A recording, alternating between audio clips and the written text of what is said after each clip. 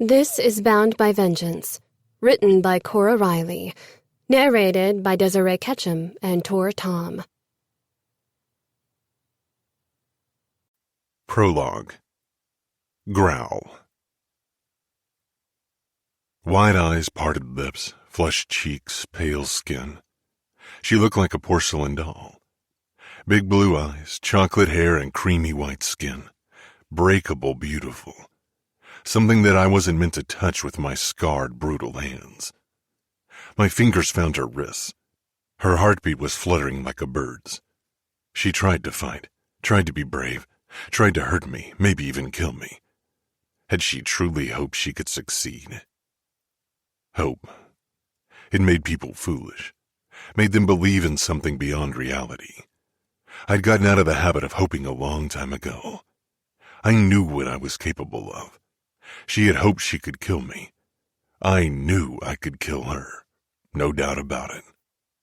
My hand traced the soft skin of her throat. Then my fingers wrapped lightly around it. Her pupils dilated, but I put no pressure into my touch. Her pulse hammered against my rough palm. I was a hunter, and she was my prey. I'd come to claim my prize.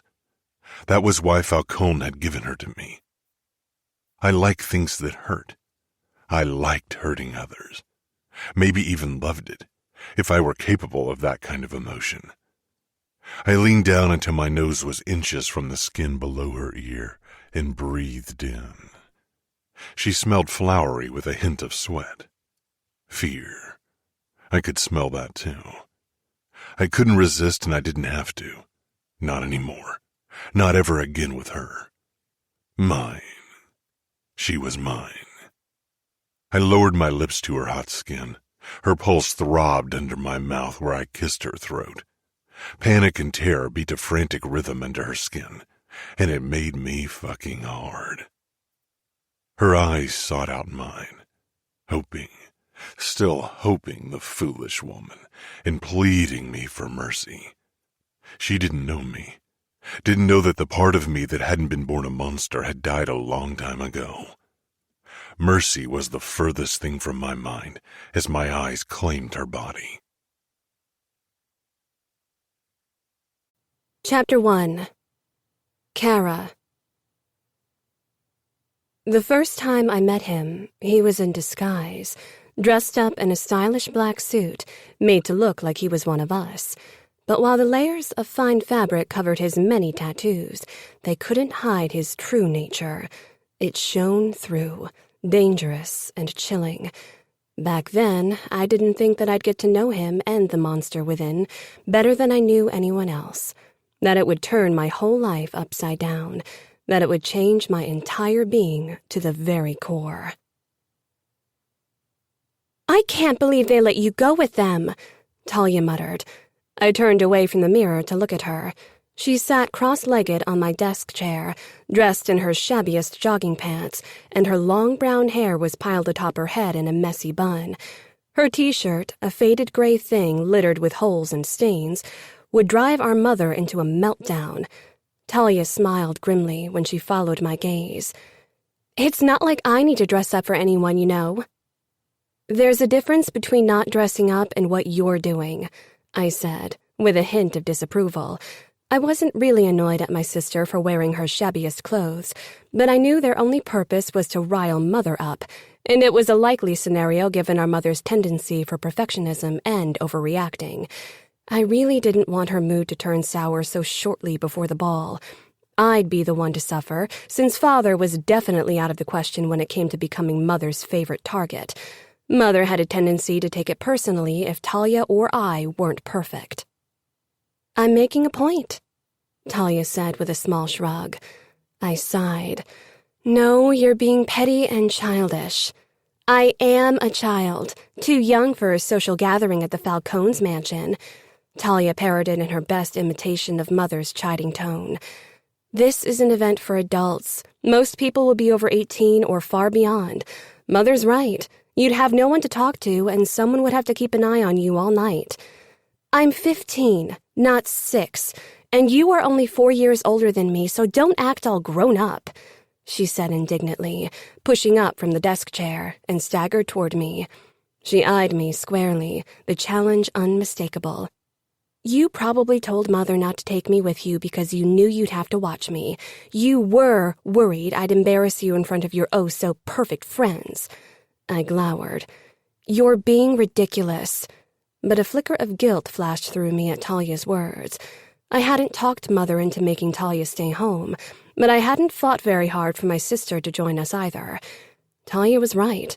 I'd been worried that I'd be stuck with her all evening. My friends tolerated her when we met at home, but being seen with a girl 4 years younger at an official gathering wouldn't sit well with them. A party at the Falcones always meant the best chance to meet eligible matches, and having to babysit your friend's sister didn't really help with that endeavor. I wanted this night to be special. Something from my train of thoughts must have shown on my face because Talia scoffed. I knew it!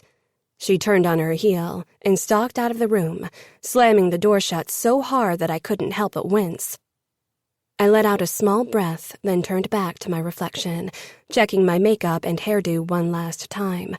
I'd watched countless tutorials of beauty bloggers to make sure I got the smoky eyes look right. Everything needed to be perfect. Mother was a harsh critic, but Trish and Anastasia were even worse.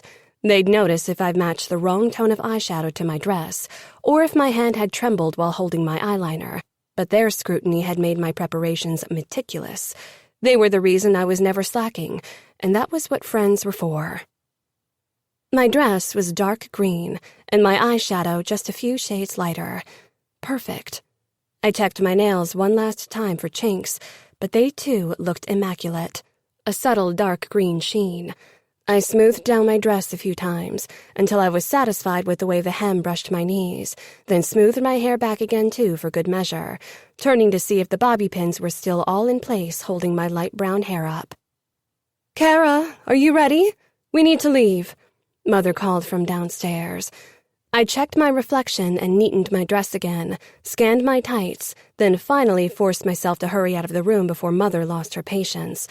I could have spent hours checking my outfit for possible mistakes if I'd had the time. Mother stood in the doorway when I came downstairs, letting the cool autumn air into the house. She was checking her golden watch, but the moment she spotted me, she grabbed her favorite winter coat, a splendid thing that had cost many Ermines their lives, and put it on over her long dress. Even with the temperatures being unusually cold for Las Vegas in November, a fur coat was completely over the top. But since Mother had bought it many years ago in Russia and loved it to pieces, she used every chance she got to wear it, no matter how inappropriate. I walked toward her, ignoring Talia, who leaned against the banister of the staircase, a sulk on her face. I felt sorry for her, but I didn't want anyone or anything to ruin this evening for me. Father and Mother hardly ever allowed me to attend parties, and tonight was the biggest event of the year in our social circles. Everyone who aspired to be someone in Las Vegas had tried to get an invitation to Falcone's Thanksgiving feast. This would be my first year attending. Trish and Anastasia had been lucky enough to attend last year, and if Father hadn't forbidden me from going, I'd have gone too. I'd felt small and left out whenever Trish and Anastasia had talked about the party in the weeks prior and after, and they'd done so non-stop, probably because that gave them the chance to gloat. Give Trish and Anastasia my best, and Cosimo a kiss from me, Talia said sweetly. I flushed. Cosimo. He'd be there as well. I'd only met him twice before, and our interactions had been more than a little awkward. Talia, put those horrendous rags into the trash. I don't want to find them anywhere in the house when we return, Mother ordered without glancing at my sister. Talia jutted her chin out stubbornly, but even from across the room I could see the hint of tears in her eyes. Again, guilt flooded me, but I stayed tethered next to the front door. Mother hesitated, as if she too realized how hurt Talia was. Maybe next year you'll be allowed to come along. She made it sound as if it hadn't been her decision to exclude Talia from the party. Though, to be honest, I wasn't sure the Falcones would be too happy if people started bringing their younger children along, considering that Falcone wasn't known for his patience or family sense. Even his own children were sent to boarding school in England, so they didn't grate on his nerves. At least, if one believed the rumors. Falcone's children were somewhat of an off-limit topic. "Put on a coat," Mother said. I grabbed one that wasn't fur, which wasn't an easy task in Mother's wardrobe, and followed Mother out of the house. I didn't look back at Talia as I closed the door. Father was already waiting in the driver's seat of the black Mercedes in our driveway. Behind it, another car with our bodyguards was parked. I wondered how it was for people who weren't always guarded. Mother opened her coat a bit wider. This was Las Vegas, and not Russia, I wanted to tell her. But if she preferred to melt so she could stride around dressed in her fur coat, then that was her problem. No pain, no gain. Years of ballet classes had taught me that. Mother sank down on the passenger seat while I slipped into the back of the car.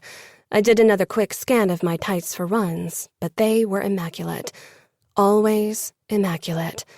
I thought companies should put a warning on their packing like, only for standing, no moving allowed, considering how easy it was to get a run while doing nothing but walking. That was why I'd stuffed 2 new pairs of tights into my purse, just in case.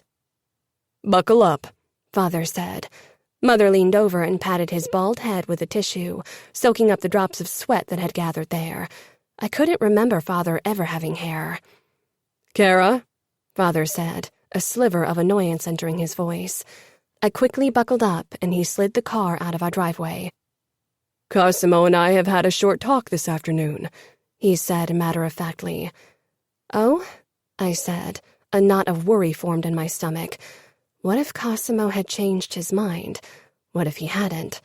I wasn't sure which option caused my stomach to constrict harder. I forced my face into a neutral expression when I noticed Mother watching me over her shoulder. "What did he say?" I asked. "He suggested you two marry next summer." I swallowed. "So soon?" A small frown appeared between Father's brows, but Mother spoke first.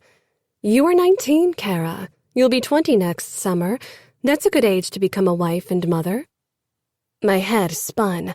While I could somehow wrap my mind around being someone's wife, I felt way too young to become someone's mother. When would I get the chance to be myself, to find out who I really was and wanted to be? "Cosimo is a decent man, and that's not an easy thing to find," Father said. "He's responsible, and he's been Falcone's financial advisor for almost 5 years. He's very intelligent." "I know," I said quietly. Cosimo wasn't a bad choice, not by any standards. He wasn't even bad-looking. There just wasn't that flutter I'd hoped for when meeting the man I'd have to marry. Maybe tonight. Weren't occasions like a party the perfect place to fall head over heels for someone? I just needed to be open to the possibility. We entered the premises of the Falcone mansion 15 minutes later and drove for another 2 minutes until the driveway finally opened up to a majestic, palace-like house and the huge fountain in front of it. The thing spewed water in blue and red and white out of its Roman statues. Apparently, a stonemason from Italy had created the thing for Falcone. It had cost more than Father's car. It was just one of the many reasons why I didn't like Falcone. From what Father had told me about the man, he was a sadistic show-off. I was glad that my family and I were on his good side. Nobody wanted to have Falcone as their enemy. Everywhere you looked, expensive cars were parked. From the sheer number, I wondered how all the guests would fit into the house without stepping on each other's feet. Several bellboys rushed toward our car the moment it came to a stop and opened the doors for us. A red carpet led up the stairs and through the front door. This was so over-the-top ostentatious it was ridiculous. I shook my head but quickly stopped at a look from Mother. She and Father made me walk between them as we headed toward the front door, our bodyguards trailing us. There, another servant was waiting for us with a professional smile on his face. Neither Falcone nor his wife was there to greet us. Why was I even surprised? The entrance hall was bigger than anything I'd ever seen. A myriad of crystal figures in all sizes stood against the walls and on the sideboards, and several huge portraits of Falcone and his wife plastered the high walls. "Be polite," Mother whispered under her breath, as we were led toward the double doors that opened up to the ballroom, with crystal chandeliers and high tables that fringed the dance floor. One wall was lined by a long table filled with canapes, Piles of langoustines and lobsters, bowls filled with crushed ice that were topped with the biggest oysters I'd ever seen, tins with Osetra caviar, and every luxurious piece of food I could imagine. The bellboy excused himself the moment we arrived inside the ballroom and rushed off to the next guests. Once inside, I let my gaze glide over the guests, looking for my friends. I was eager to join them and let my parents seek out their own preferred company, but Mother didn't give me a chance to search very long. She touched my forearm lightly and whispered in my ear, "Be on your best behavior. We'll have to thank Mr. Falcone for the invitation first." I looked past her to where Father was already talking to a tall man with black hair. Father held his shoulders in a hunch, as if he was trying to bow before his boss without actually doing so. The sight left a bitter taste in my mouth. With Mother's palm resting against the small of my back, I crept closer to my father and his boss. We stopped a couple of steps behind them, waiting for them to turn to us. Falcone's dark eyes found me first, before Father noticed our presence. The coldness in them sent a shiver down my back. His white shirt with the stand-up collar and a black bow tie made him look even more intimidating, which was difficult to pull off, considering that bow ties usually made their wearers appear comical to me. After the exchange of a few meaningless pleasantries, I was finally dismissed and rushed toward one of the waiters balancing a tray full of champagne flutes on his palm. He was dressed in a white shimmery smoking jacket and white high-polished shoes. At least the outfit made it easy to spot them. One of our bodyguards followed a few steps behind me as I strode away from my parents, while the other positioned himself at the edge of the gathered guests and kept an eye on my parents. I wondered why it was even necessary to have our bodyguards with us at a party of our supposed friends. I pushed the thought aside, wanting to enjoy this evening, and I took a glass of champagne with a quick thanks, then downed a long gulp of the prickling liquid, grimacing at the tart taste. "How can you make such a face while drinking Dom Perignon? It's the best drink in the world," Trish said, appearing at my side out of nowhere and snatching a glass of champagne for herself. "It's the water of kings," Anastasia intoned, and it was unnerving that I wasn't sure if she was joking or being dead serious. "I'm trying to get used to it," I admitted, lowering the flute from my lips. The alcohol was starting to do its magic, and for that I was grateful after the short chat with Falcone. Both my friends were styled to perfection. Anastasia in a floor-length dream in silver, and Trish in a light green cocktail dress that brushed her knees. Not that I had expected anything less from them. They told me at length about their shopping trip for new dresses for the occasion. Of course, I hadn't been allowed to go with them, despite my best attempts to convince my parents. Instead, my mother had made me wear a dress I bought for Christmas last year. My only consolation was that nobody but my family had seen me wear it, so I wouldn't embarrass myself in front of my friends. "I hear it's an acquired taste," Trish added thoughtfully. She took a small sip from her glass, her expression turning into one of bliss. "I suppose I've always had a knack for Dom Perignon, and in the past year I've certainly had enough chances to get acquired to its taste, and I intend to drink even more of it in the future." She and Anastasia shared a laugh, and I cursed my parents again for sheltering me as much as they did. If Trish and Anastasia could brave the supposed dangers of our world, then so could I. Trish gave me a teasing smile, then hugged me with one arm, careful not to ruin either of our hairdos or makeup. Anastasia only smiled. Her bodice was a masterpiece of pearls and embroidery. "I'm worried I'll pull a thread if we hug," she said only half apologetically.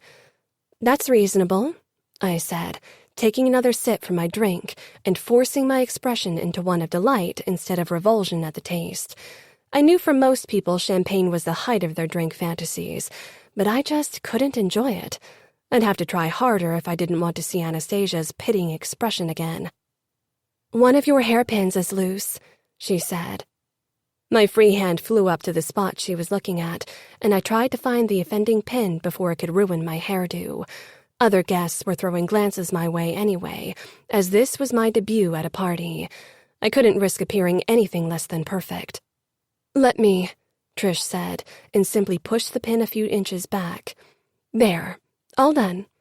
Her smile was kind. That was all? From Anastasia's reaction, one could have thought I'd committed an inexcusable fashion sin. "There's a nice selection tonight," Anastasia said, her eyes lingering on a group of men across from us, so she wasn't talking about the buffet. The men in her focus were all at least 10 years older than us, and as I surveyed the rest of the room, I realized that we were among the youngest guests.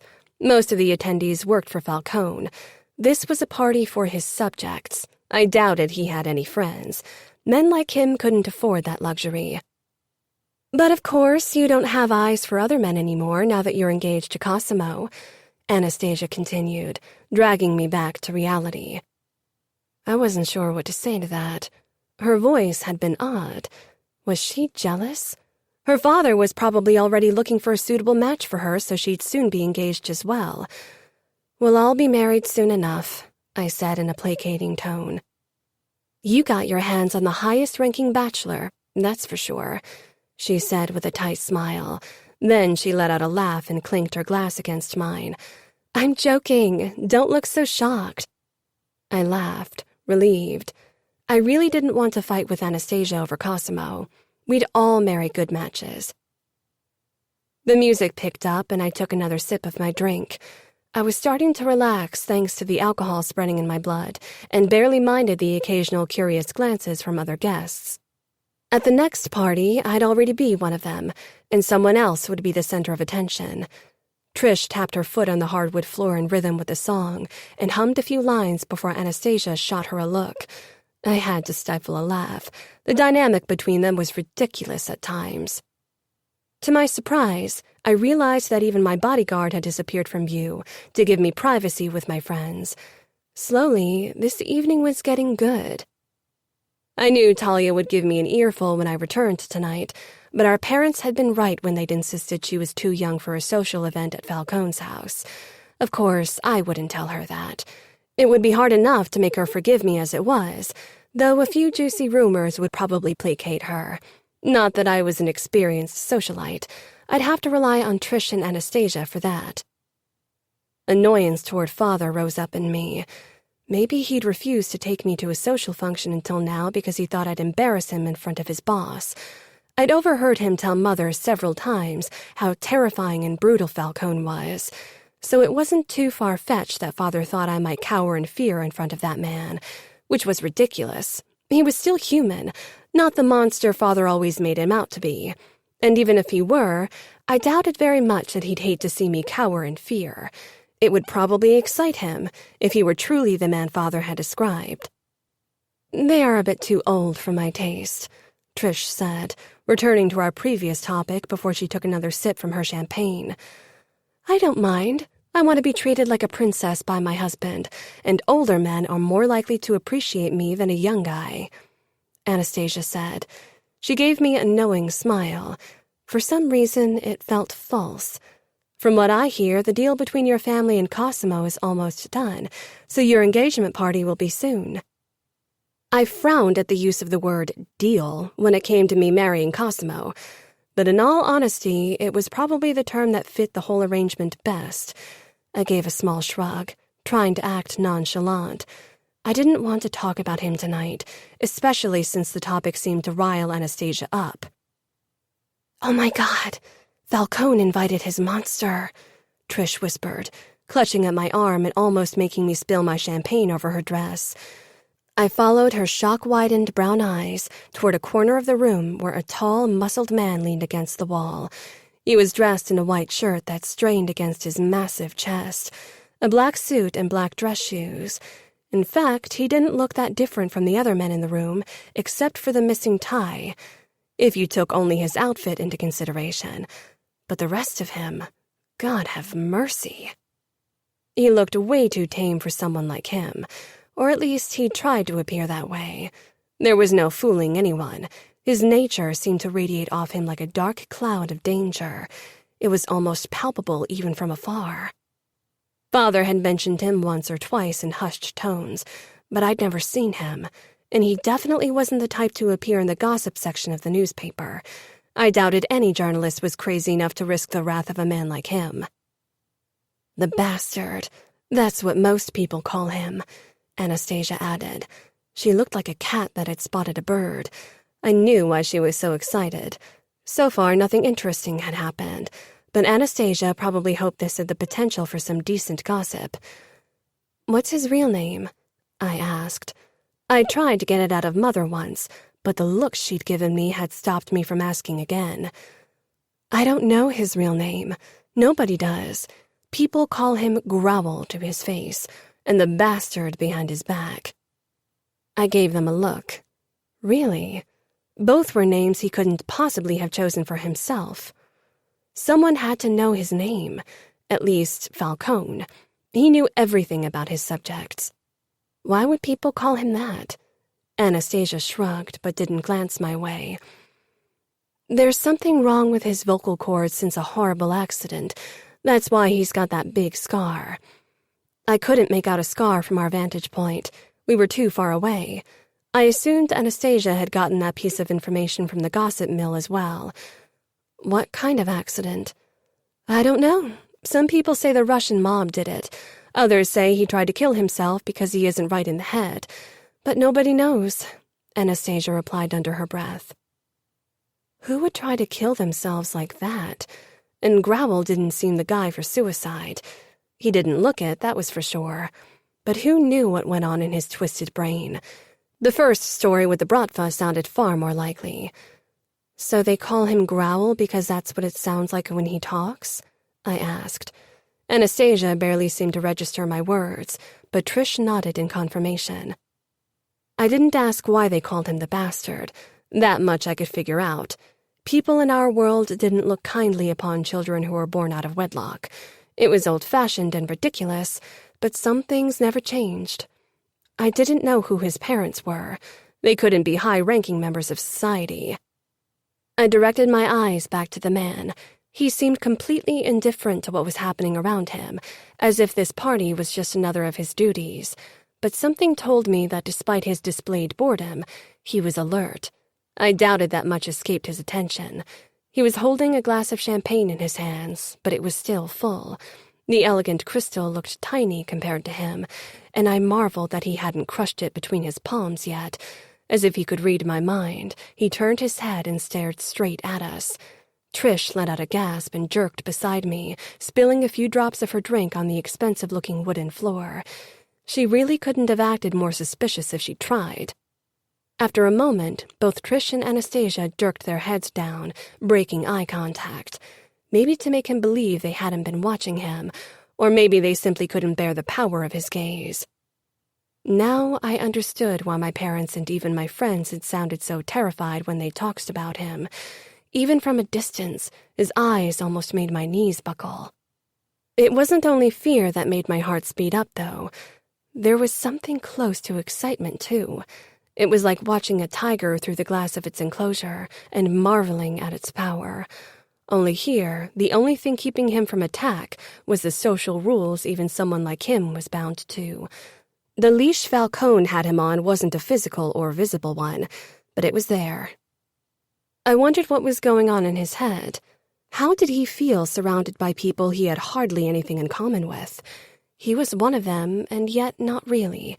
A man of the shadows, because nobody wanted him in the light.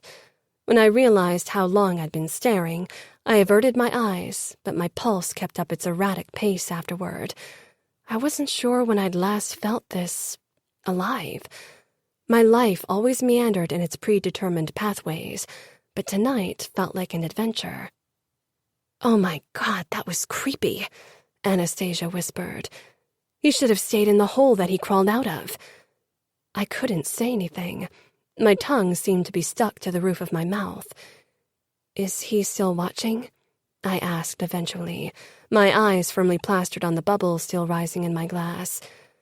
"No, he's gone," Anastasia said with no small relief. "I can't believe he came here. People like him should stay among themselves and not pretend they belong with us." I peered toward the corner he'd previously occupied, but like Anastasia had said, he was gone. For some reason, it made me nervous that I didn't know where he'd gone. He was one of those people you'd like to keep track of because you feared they could sneak up on you, and I could have sworn that I could still sense his eyes on my skin. I shivered. Paranoia usually wasn't my style. I searched my surroundings, but he was nowhere to be seen. I tried to shake off the ridiculous feeling of being watched.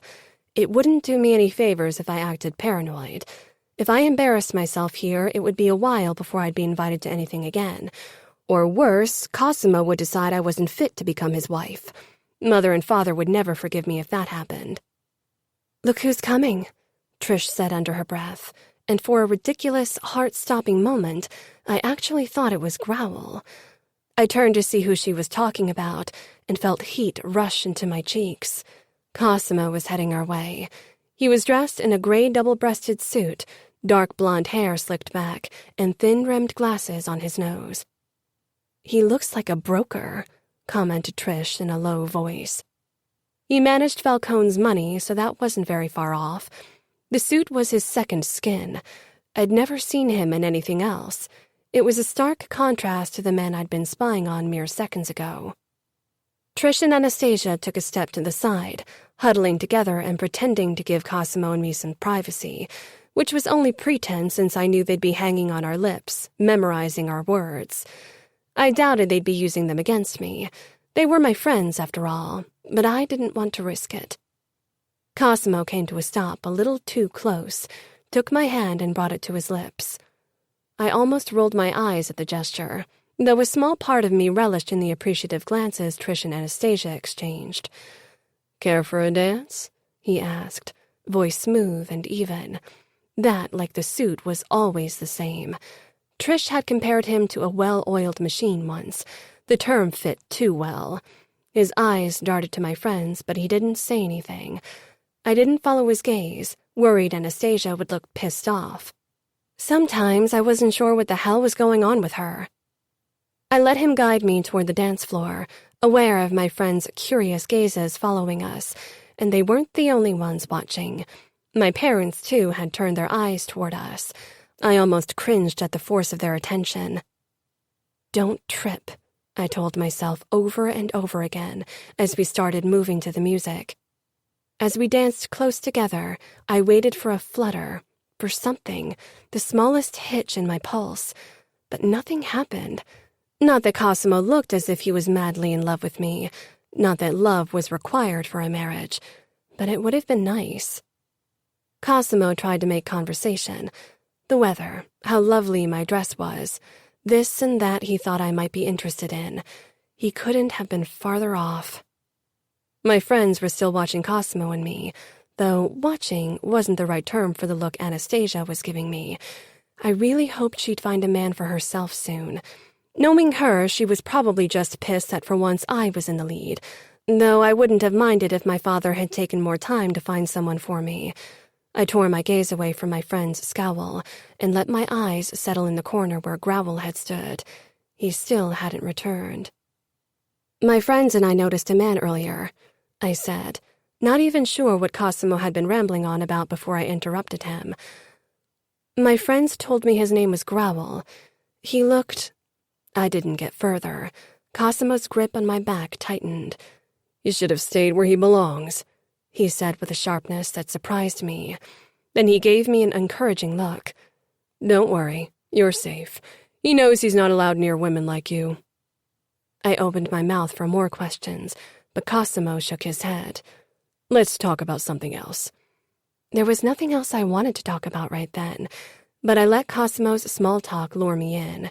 It didn't stop my gaze from searching the room for Growl, though. Cosimo led me back to my friends, and a look passed between Anastasia and him. Her scowl obviously hadn't slipped past his attention either. If I were braver, I'd have confronted her and asked what her problem was, but I definitely didn't want any trouble at my first party. Cosimo excused himself and headed toward a group of men, including Falcone. Trish handed me a fresh glass of champagne. "How was it?" "Good," I said automatically, unwilling to admit to them that I couldn't care less about my soon-to-be fiancé. "You looked cute together," Anastasia said sweetly. Surprise surged through me, and I felt myself relax at once. Apparently, Anastasia had realized there was no reason for her to be jealous of Cosimo and me. It was finally time to enjoy the party. Chapter 2. Cora. I'd lost my way. The 3 glasses of champagne that I downed didn't really help my sense of direction. This house was a maze, obviously built to impress and intimidate, and not so much as a place to feel comfortable and actually live in. At least, I could not imagine ever feeling comfortable in a place like this. But maybe the almost life-sized paintings of Falcone had something to do with it as well. His cold eyes seemed to follow me wherever I went. I fumbled for my mobile in my purse and pulled it out, but hesitated. How embarrassing would it be if I called Anastasia or Trish to tell them I'd actually managed to lose my way while looking for the ladies' room? They wouldn't let me hear the end of it. The atmosphere between us had been strained since my dance with Cosimo anyway. No need to give them any more ammunition against me. Not for the first time, I wished Talia were here.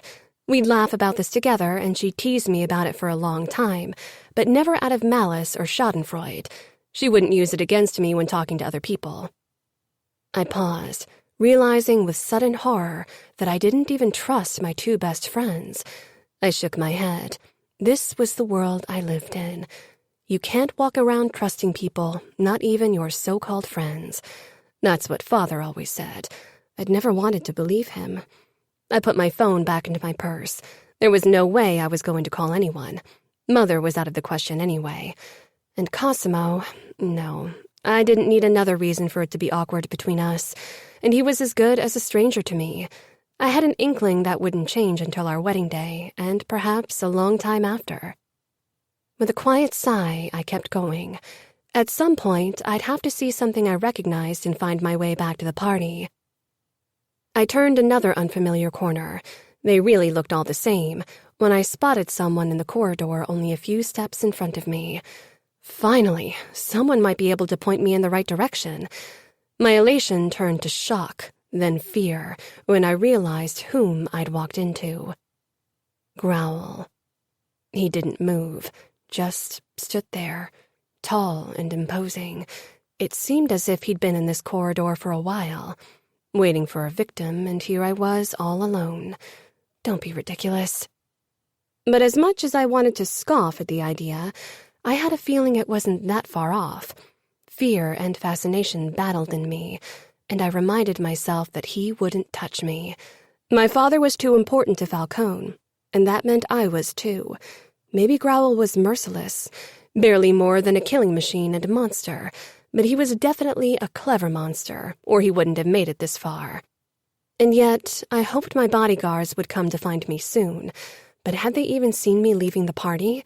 They'd tried to give my friends and me room. Now I wished they hadn't. Growl's eyes showed nothing as he watched me. The suit was too tight around his broad shoulders, and the hint of black peeked out under his too white shirt, one of his many tattoos. I'd never seen them, but you couldn't be part of society and not hear the stories. Even dressed up in a suit, masked like one of us, his tattoos showed a small hint of the monster beneath the expensive attire. I wondered how he looked without the suit. Heat shot into my cheeks at the ridiculous thought. I'd definitely drunk too much alcohol. The hint of a scowl crossed his face before it disappeared, and I realized how long I'd been staring at him again, judging him. I probably hadn't managed to hide my thoughts about him very well, a mistake that could ruin everything in our world. My parents had taught me better. The door behind him, however, looked faintly familiar. It led to the main lobby. I didn't move. Making my way back to the party meant going closer to him. It was ridiculous. I wasn't just anyone, and we weren't just anywhere. He wouldn't do anything. Even he had rules he was bound to, and one of them was that I was off limits, just like all the girls from families like mine. No matter how much nonsense Anastasia talked, that statement of hers held true. I squared my shoulders and took a few determined steps toward Growl. Closer to the party, I reminded myself as my pulse quickened. For some reason, this felt like a prowl to me. Growl was the hunter, and I was the prey, which didn't even make sense since he had hardly moved since my arrival in the corridor. "I'm Cora," I said in a rushed voice. Maybe if I could get him to talk, he wouldn't seem so dangerous anymore. But he didn't react, only watched me with an unreadable expression, and then the door behind him swung open and my mother appeared. Her eyes settled on me, then moved on to Growl, and her expression grew rigid. "Cora, your father and I are looking for you. Come back to the party," she said, completely ignoring the man in the corridor with us. I nodded and rushed past Growl. His eyes, amber, not dark as they seemed from afar, followed me, but he remained silent. When I had my back to him, a thrill shot through my body, and I had to stop myself from looking over my shoulder. The moment Mother and I were out of the corridor and in the deserted hall, she grabbed my arm in a crushing grip. "What were you thinking being alone with that man?" She practically spat the last word. Her eyes were wide and frantic. "I can't believe they let him in. He belongs in a cage in shackles, far away from anyone decent." Her nails dug into my arm. "Mom, you're hurting me." She released me, and I finally recognized the emotion on her face. Not anger, but worry. "I'm fine," I said firmly. "I lost my way and came across—" I searched my mind for a name to call him other than Growl, which seemed like too much of a nickname to use around my mother, but came up empty-handed. "Cora, you can't go running around like that without thinking about the consequences of your actions." "I was on my way to the ladies' room. I wasn't running around," I said indignantly. "Cosimo is a good match. Don't go ruin it now." I blinked, unable to believe my ears. "That's what you're worried about." Mother took a deep breath and pressed her hand against my cheek. "I'm worried about you, but that includes your reputation. In this world, a woman is nothing without a good reputation. A man, that's a different matter. They can do as they please, and it'll even help their reputation. But we are bound to different standards. We need to be everything they're not. We need to make up for their failures. That's what we're meant for. You need to be gentle and docile and virtuous. Men want everything they see. We should keep our desires firmly locked away, even if men can't." It wasn't the first time she'd said something like that to me, but the way she accentuated the word desire in her speech made me worry that she knew of my body's reaction to Growl's closeness. She needn't have worried, though. My fear of that man, of everything he stood for and what he was capable of, trumped whatever small thrill of excitement my body might have felt around him. Growl. I watched them leave the corridor. The door fell shut and I was alone again. Her vanilla scent still lingered in the air like an insistent flutter in my nose. Sweet. Girls like that always chose sweet scents. I didn't understand why they'd want to appear even more fragile by smelling like a delicate flower. I pulled at my collar. Too tight. And wrong. All wrong. The fabric against my scar. I hated it. The pressure, the crispness. Like a collar for a dog. This suit, this shirt, that wasn't me. People never let me forget it. The look on her mother's face had reminded me why I hated events like this. People didn't want me around.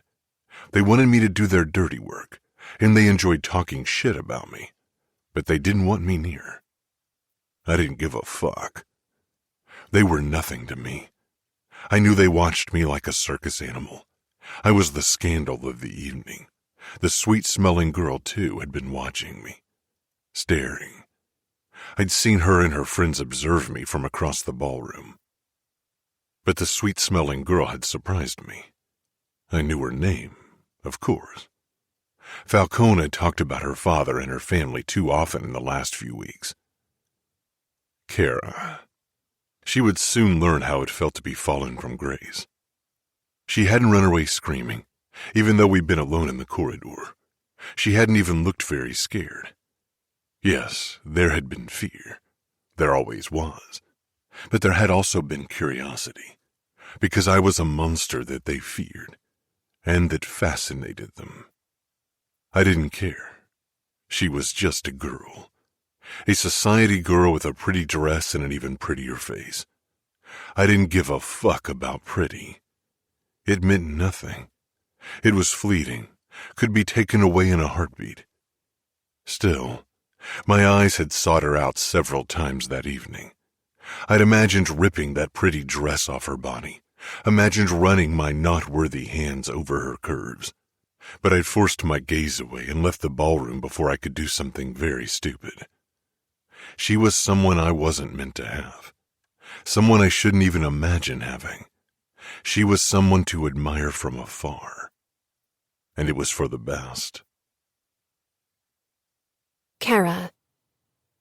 That night, shortly after we returned home, Talia snuck into my room. I could make out her slender form in the dim light streaming in through the curtains. She perched on the edge of my bed.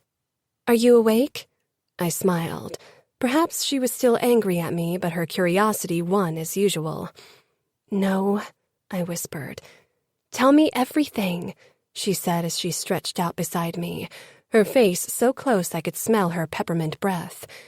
"It wasn't half as exciting as you think, trust me, but you'd have loved the pretty dresses."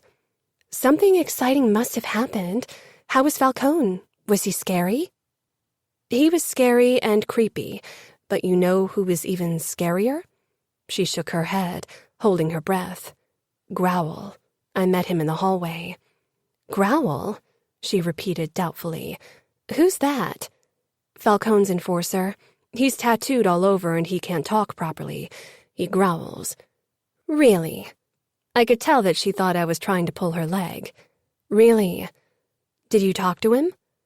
"No," I said, wishing I'd heard his voice. "He only stared at me. It was strange. I wish I could have been there. Instead, I got to watch TV all evening." "I'm sorry," I said quietly and touched her shoulder. "Perhaps next time you'll be allowed to come." "I doubt it," she muttered, then sat up. "I better go before Mother catches me." She hopped out of bed and tiptoed toward the door. Before she left, she said, "By the way, your breath smells of alcohol." I threw a pillow at her, but she slipped out and it bounced off the door. The excitement of the night still filled my body. There was no way I could fall asleep yet. Hesitantly, I slipped a hand under the covers and into my pajama bottoms. My fingers found the sweet spot between my legs, answering to the need that had called to me ever since I'd seen Growl. The cloak of darkness washed away my resistance and my worry of being caught.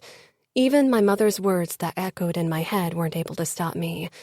"Be proper, be virtuous. This is sin." The image of that fearsome man had caused a sweet tingle in my core, and I was unable to resist. "Wrong," my mind screamed, but I banished the thought until finally my body shuddered with release. It felt thrilling to imagine this dangerous man. But seconds after, a familiar sense of being dirty washed over me. This was sin. Mother hadn't stopped saying those words to me since the day she'd caught me touching myself 2 months ago.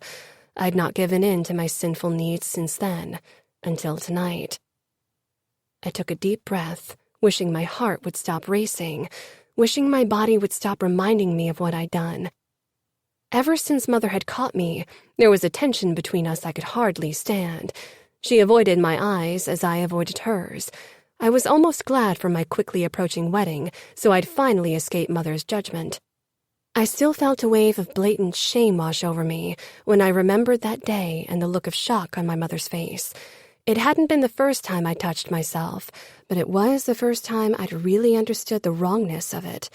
I'd sworn to myself back then to never let my body overrule my brain again, and now I'd broken that promise. In the protection of the night, I dared to let my fingers roam again, all because of a man whom I shouldn't even think of, let alone fantasize about. Wrong. I was weak and a sinner, but in the brief moments of pleasure, I'd felt more alive than at any other point in my life. Chapter 3. Cora. I knew something was horribly wrong as I watched Father during dinner. He had the nervous energy of a trapped animal.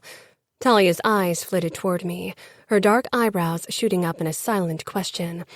She tried to act like she was all grown up, and yet she still seemed to think I knew more than her. But there were always more questions than answers in our house. I gave a small shrug and cast my eyes toward Mother, but her attention was focused on Father, the same inquisitive expression on her face that Talia was giving me. None of us seemed to get answers. Father stared intently down at his iPhone, but the screen remained black. Whatever he was waiting and hoping for, it wasn't happening. His fingers were tapping an erratic rhythm on the mahogany of our dining room table, a quiet click-click of nails on wood.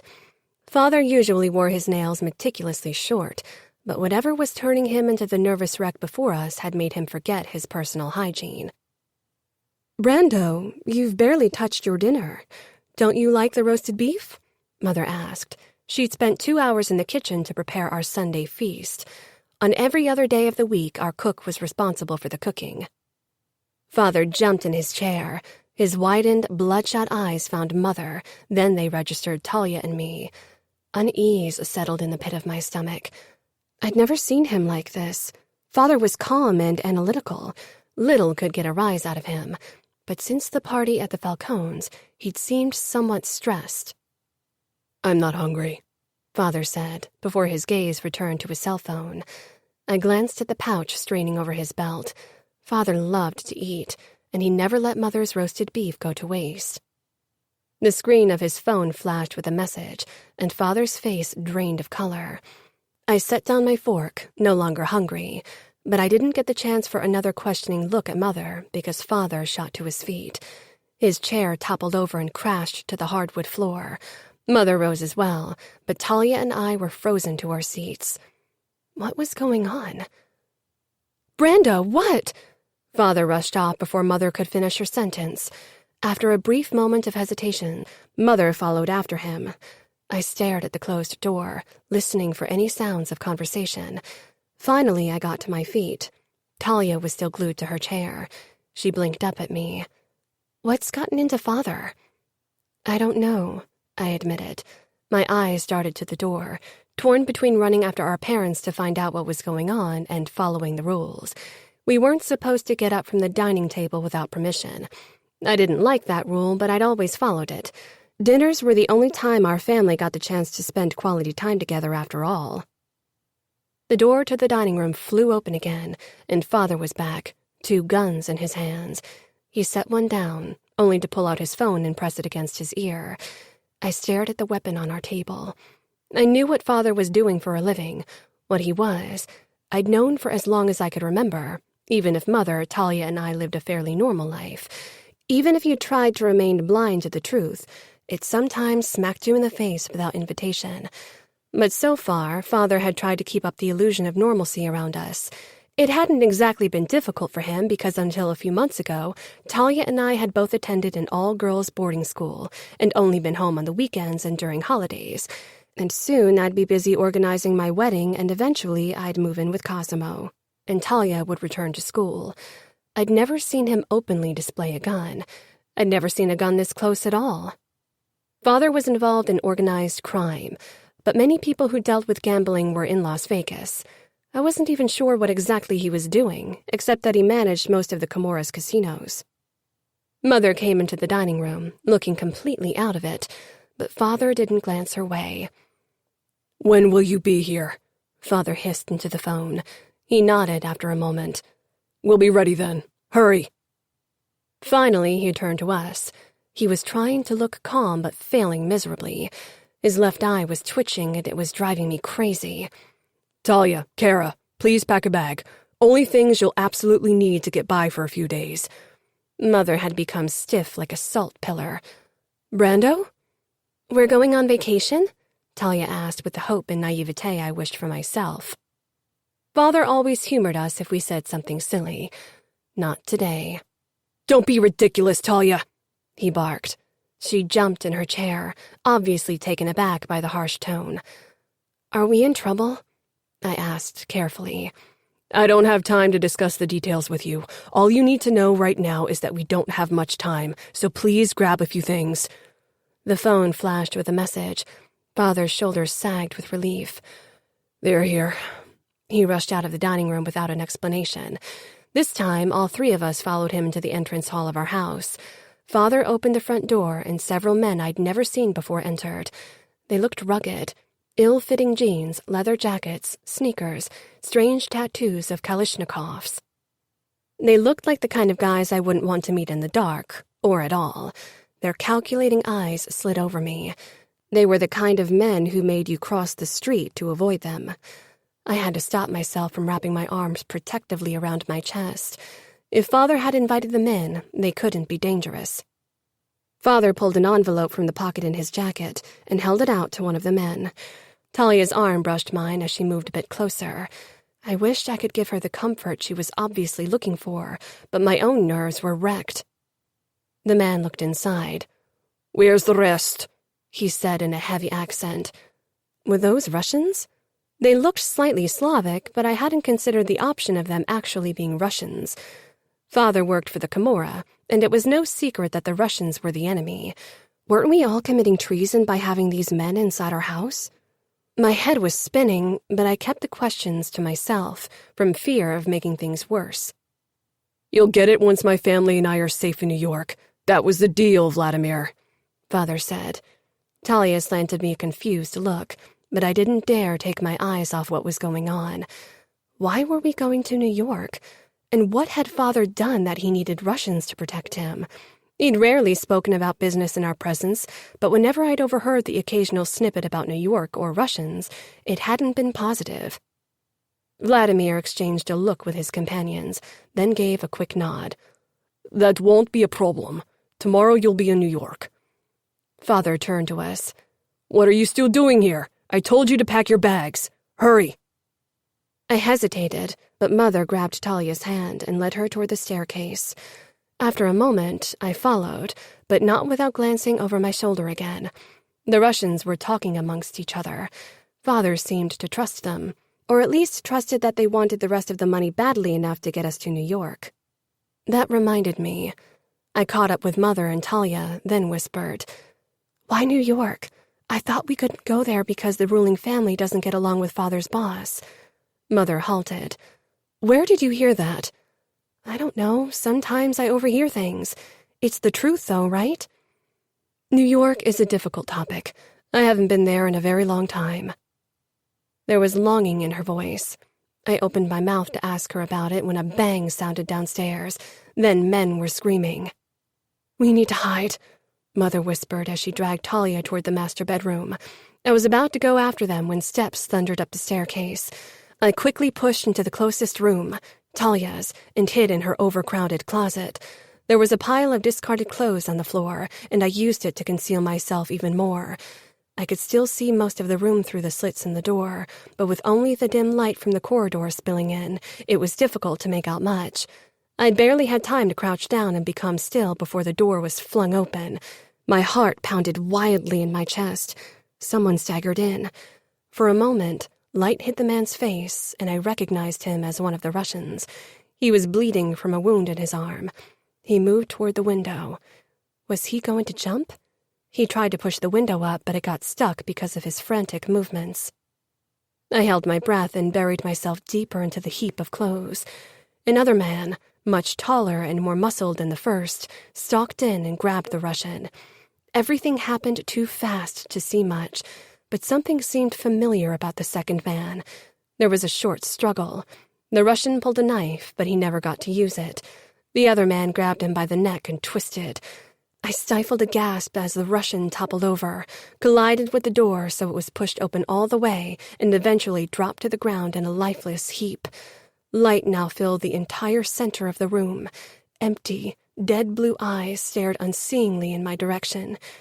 Dead. Killed. My gaze moved back up to the murderer. His back was turned to me, but I knew him.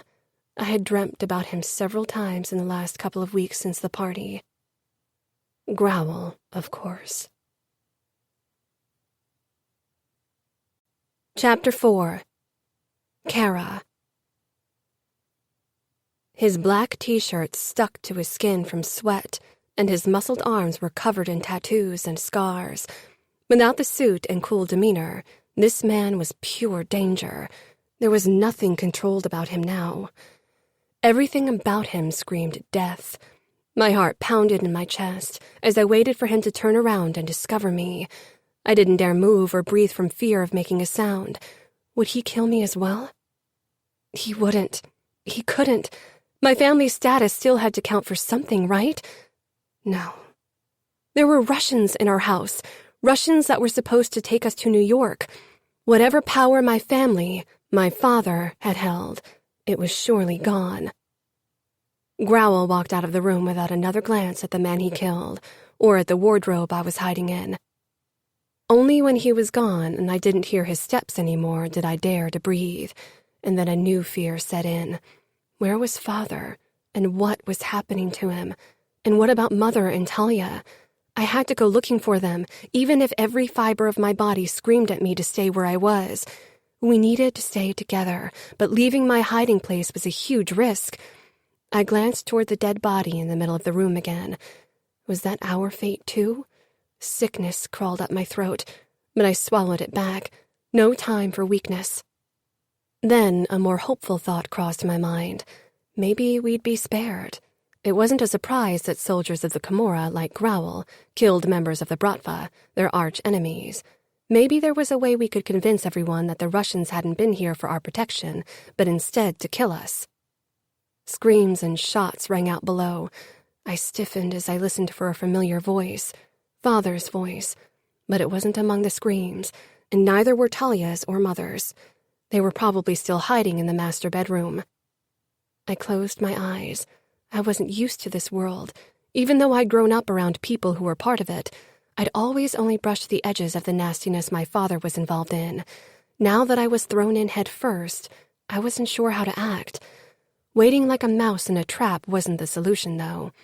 At some point, they'd search the rooms properly, and I didn't want to make it easy for them. I pushed to my feet and slowly opened the door, then stepped outside. Although I knew better, I crouched beside the Russian and pressed my fingers against his throat. He was still warm, but there was no pulse. I considered doing CPR, but then I noticed the way his neck was twisted and shoved away. A violent shudder overwhelmed my body, and for a moment I was sure I was going to have a panic attack, but the sound of voices brought me back to reality. I stood, my gaze falling on the knife the Russian had dropped during his struggle. I was about to take it when the words of the self-defense instructor who had given a weekend seminar at our school popped into my mind. A weapon you can't control is another advantage for your enemy. I had no doubt that I'd be disarmed in no time. I'd never learned how to fight with weapons or to fight at all. My friends and I hadn't taken the self-defense seminar very seriously. Now I wished I had. But we'd been so busy ogling our instructor that we hadn't had time for anything else. Indecisiveness kept me rooted. A high-pitched scream echoed through the house. Talia. I started moving without thinking and stormed out of the room. I wasn't sure how to help her, but I knew I needed to get to her. I didn't get very far, though. I crashed into someone, my temple colliding with a hard shoulder. My vision turned black, and I staggered back, gasping. I dropped to my knees. Pain shot through my legs from the impact. After a moment, I peered up and found myself staring at the man who'd killed right in front of my eyes, the man who'd scared and fascinated me since our first encounter. He was even taller this close up, and there was a long faded scar that reached around his throat. Growl. Always Growl. My fascination gave way to pure fear when his amber eyes met mine. He didn't look human in that moment. A killer. A monster. There was nothing human about his expression, or eyes, or him. His face didn't register a recognition. It didn't show any kind of emotion. Nothing. He grabbed my arm and pulled me roughly to my feet. My vision swam again. "Take her to the others," he rasped. That voice, so deep and rough, sent a shiver down my back. Another man took me by the arm and led me away. I threw another glance over my shoulder, but Growl, the man with the scar and no mercy, was gone. I hardly paid attention to my surroundings and almost fell down the stairs when my captor dragged me down them until we arrived in the living room where Father, Mother, and Talia were already gathered. Father knelt on the floor in front of Falcone, who was dressed in a pinstriped suit and a high-collared stark white shirt. Talia and Mother stood a few steps back, looking as terrified as I felt. I was pushed toward them, and Mother immediately wrapped an arm around me. The other was already holding on to Talia. I gave Mother an inquiring look, but she was watching Falcone with terrified eyes. Finally, I turned toward him as well. He'd been creepy at his party, but today he looked truly frightening. Benedito Falcone, Father's boss and the head of the Mafia in Las Vegas, was in our house, and the look in his eyes turned my stomach to ice. That he was in our living room was a horrible sign. It could only mean one thing. Father had messed up badly, and the way Father was sweating profusely only confirmed my worries. Somewhere in the house, I could still hear the telltale sounds of a brutal fight. Grunts, screams, shots. The men gathered in this room all looked like they'd come for blood. The dead man I'd just noticed in the corner and upstairs in Talia's bedroom didn't seem to be enough. Heavy steps thundered down the staircase, and a few seconds later, Growl stalked in. His hands and forearms were covered in blood. I wasn't sure if it was his own, but I doubted it. Falcone looked his way. "All clear, Growl?" he asked with mild curiosity, as if he knew the answer already, and I supposed he did. All the stories I'd heard in whispered voices flashed through my mind. Growl was invincible. The man in front of me tonight had little to do with the man I'd seen at Falcone's party. Back then, Growl had been in disguise, while other people had to put on masks. The elegant suit and cleaned-up appearance had been his, but beneath it, the same monster had been lying in wake. Now, there was no mistaking who or what he truly was. The best soldier in the ranks of the Las Vegas Camorra, and a monster. That was what people always said behind his back, and now I saw it too. He was a fighting machine without emotions, a brutal hand of Benedito Falcone. "All clear," Growl said in that deep rumble. My eyes darted to the long scar around his throat. His vocal cords must have been badly injured for him to lose his normal voice. Growl shouldn't have survived a wound like that, but somehow he had, and perhaps it had turned him into the monster he was now, or perhaps he'd only survived because he was a monster. Falcone turned away from his soldier and Growl backed away, fading into the background. I wasn't sure how he managed to do it. A man with his size and aura shouldn't have been able to blend into his surroundings that easily, to make you forget he was even there. It probably was one of the skills that made him such a feared fighter. Falcone stepped closer to Father, forcing him to tilt his head back. "I hear you've been busy these last few months," Falcone began in a pleasant drawl that made the hairs at the back of my neck rise. His grin was nasty and malicious. It promised punishment. Father swallowed, but he didn't say anything. Why wasn't he saying anything? "How much of my money have you kept for yourself, Brando?" Falcone asked, still in that horribly pleasant voice. My stomach constricted. I couldn't believe Father had stolen from his boss. He wouldn't have been that stupid. Everybody knew what happened to people who messed with Falcone. Falcone's smile widened, and he gave a small nod toward one of his men, who immediately went outside and returned a few moments later with Cosimo at his heels, as usual, impeccably dressed. What was he doing here? Perhaps he would vouch for Father. I tried to catch Cosimo's gaze, but his was firmly focused on Falcone. Father blanched at the sight of my future husband, and I knew my hope was in vain. Father opened his mouth as if to say something, but then he closed it and remained silent. I shifted forward, trying to catch Cosimo's eyes again, but his gaze didn't once seek me out. Why was he ignoring me? We were practically engaged. Our engagement party was set for New Year. Shouldn't he take care of me? He was looking at Father with an expression that made my stomach turn. This was going to end badly. "Why don't you tell me again what you told me a few days ago?" Falcone said to Cosimo, never taking his eyes off Father. "After we'd come to an agreement about the engagement to his daughter, Brando came to me and asked me if I wanted to earn some extra money.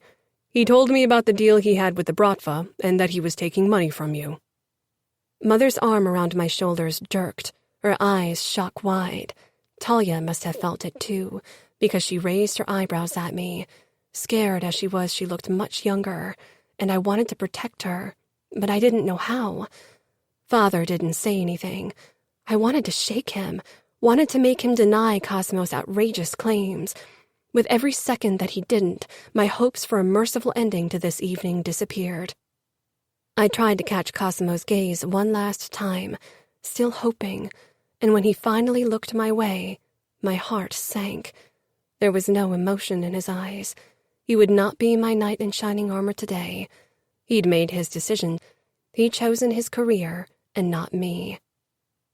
Falcone turned toward my mother with a shark-like expression. Mother stiffened, but she kept her head high. She was a proud woman. It was one of the things I admired most about her. I worried Falcone might enjoy breaking her. He was that type. He advanced on Mother, and finally Father sprang into action. "She doesn't know anything. My family wasn't involved in any of this. They are innocent." His voice rang with fear and alarm. Seeing his terror, hearing it, petrified me to no end. This wasn't a game. Talia looked at me for help again. God, how I wished I knew how to help her, how to help my family, but I was useless. Falcone stopped right in front of my mother, closer than was socially acceptable. Mother didn't flinch back, though most people would have under his stare. I hoped for the same strength if Falcone confronted me. He reached for her throat, and for a crazy moment I thought he was going to strangle her. Father made a move to get up, but Falcone's men pushed him back down. Falcone curled his fingers around Mother's golden necklace. "But they're reaping the rewards of your betrayal, aren't they?" Father shook his head. "I didn't buy the necklace with that money." He trailed off, a pained expression on his face. That was a guilty plea if I'd ever heard one. I wanted to cry. Father had really stolen from the mob. That meant his death, and maybe ours as well. Falcone wasn't known for his kindness.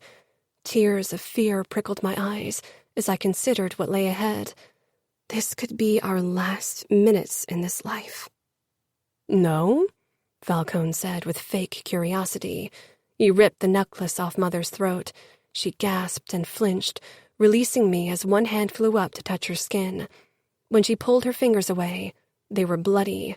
The gold chain had cut her. Then he pointed at Talia's earrings. Talia took a step back. "And those?" He reached for one earring. "Leave her alone," I said before I could stop myself.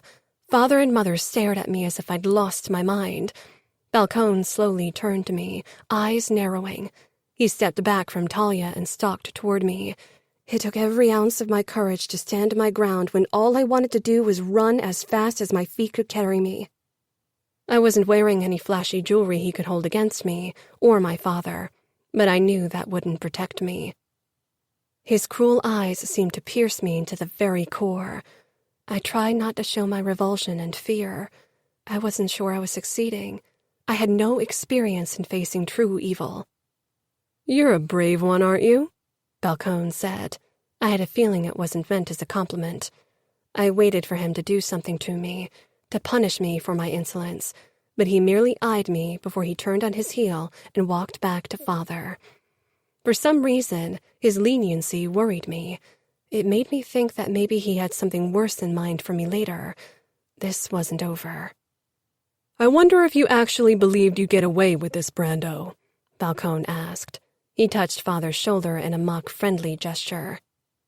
"I always made more money than any of your other managers. I'll work for free for as long as you want me to. I'll make it up to you, I swear." "You'll make it up to me?" Falcone repeated. "You betrayed me. You stole from me and gave my money to the filthy Russians, my enemies. How are you going to make it up to me?" "I'll do anything," Father said. Falcone touched his chin in contemplation. It looked as if he'd practiced the move countless times in front of the mirror. "There is something you can do for me." Father nodded eagerly, but I wasn't as optimistic. The look in Falcone's eyes promised nothing good. Falcone pulled a gun out of a holster under his jacket and held it against Father's head. "You can die." He pulled the trigger. I cried out, taking a step forward to help my father, and so did Mother, but two men stepped in our way. Talia screamed, a high-pitched sound that made the hairs at the back of my neck stand up. I peered toward Father, expecting the worst, but he didn't topple over. He was unharmed. I shook, horror being replaced by relief. Father closed his eyes, his lips moving in silent prayer before he glanced up at Falcone. There was definitely relief in his gaze, but also trepidation.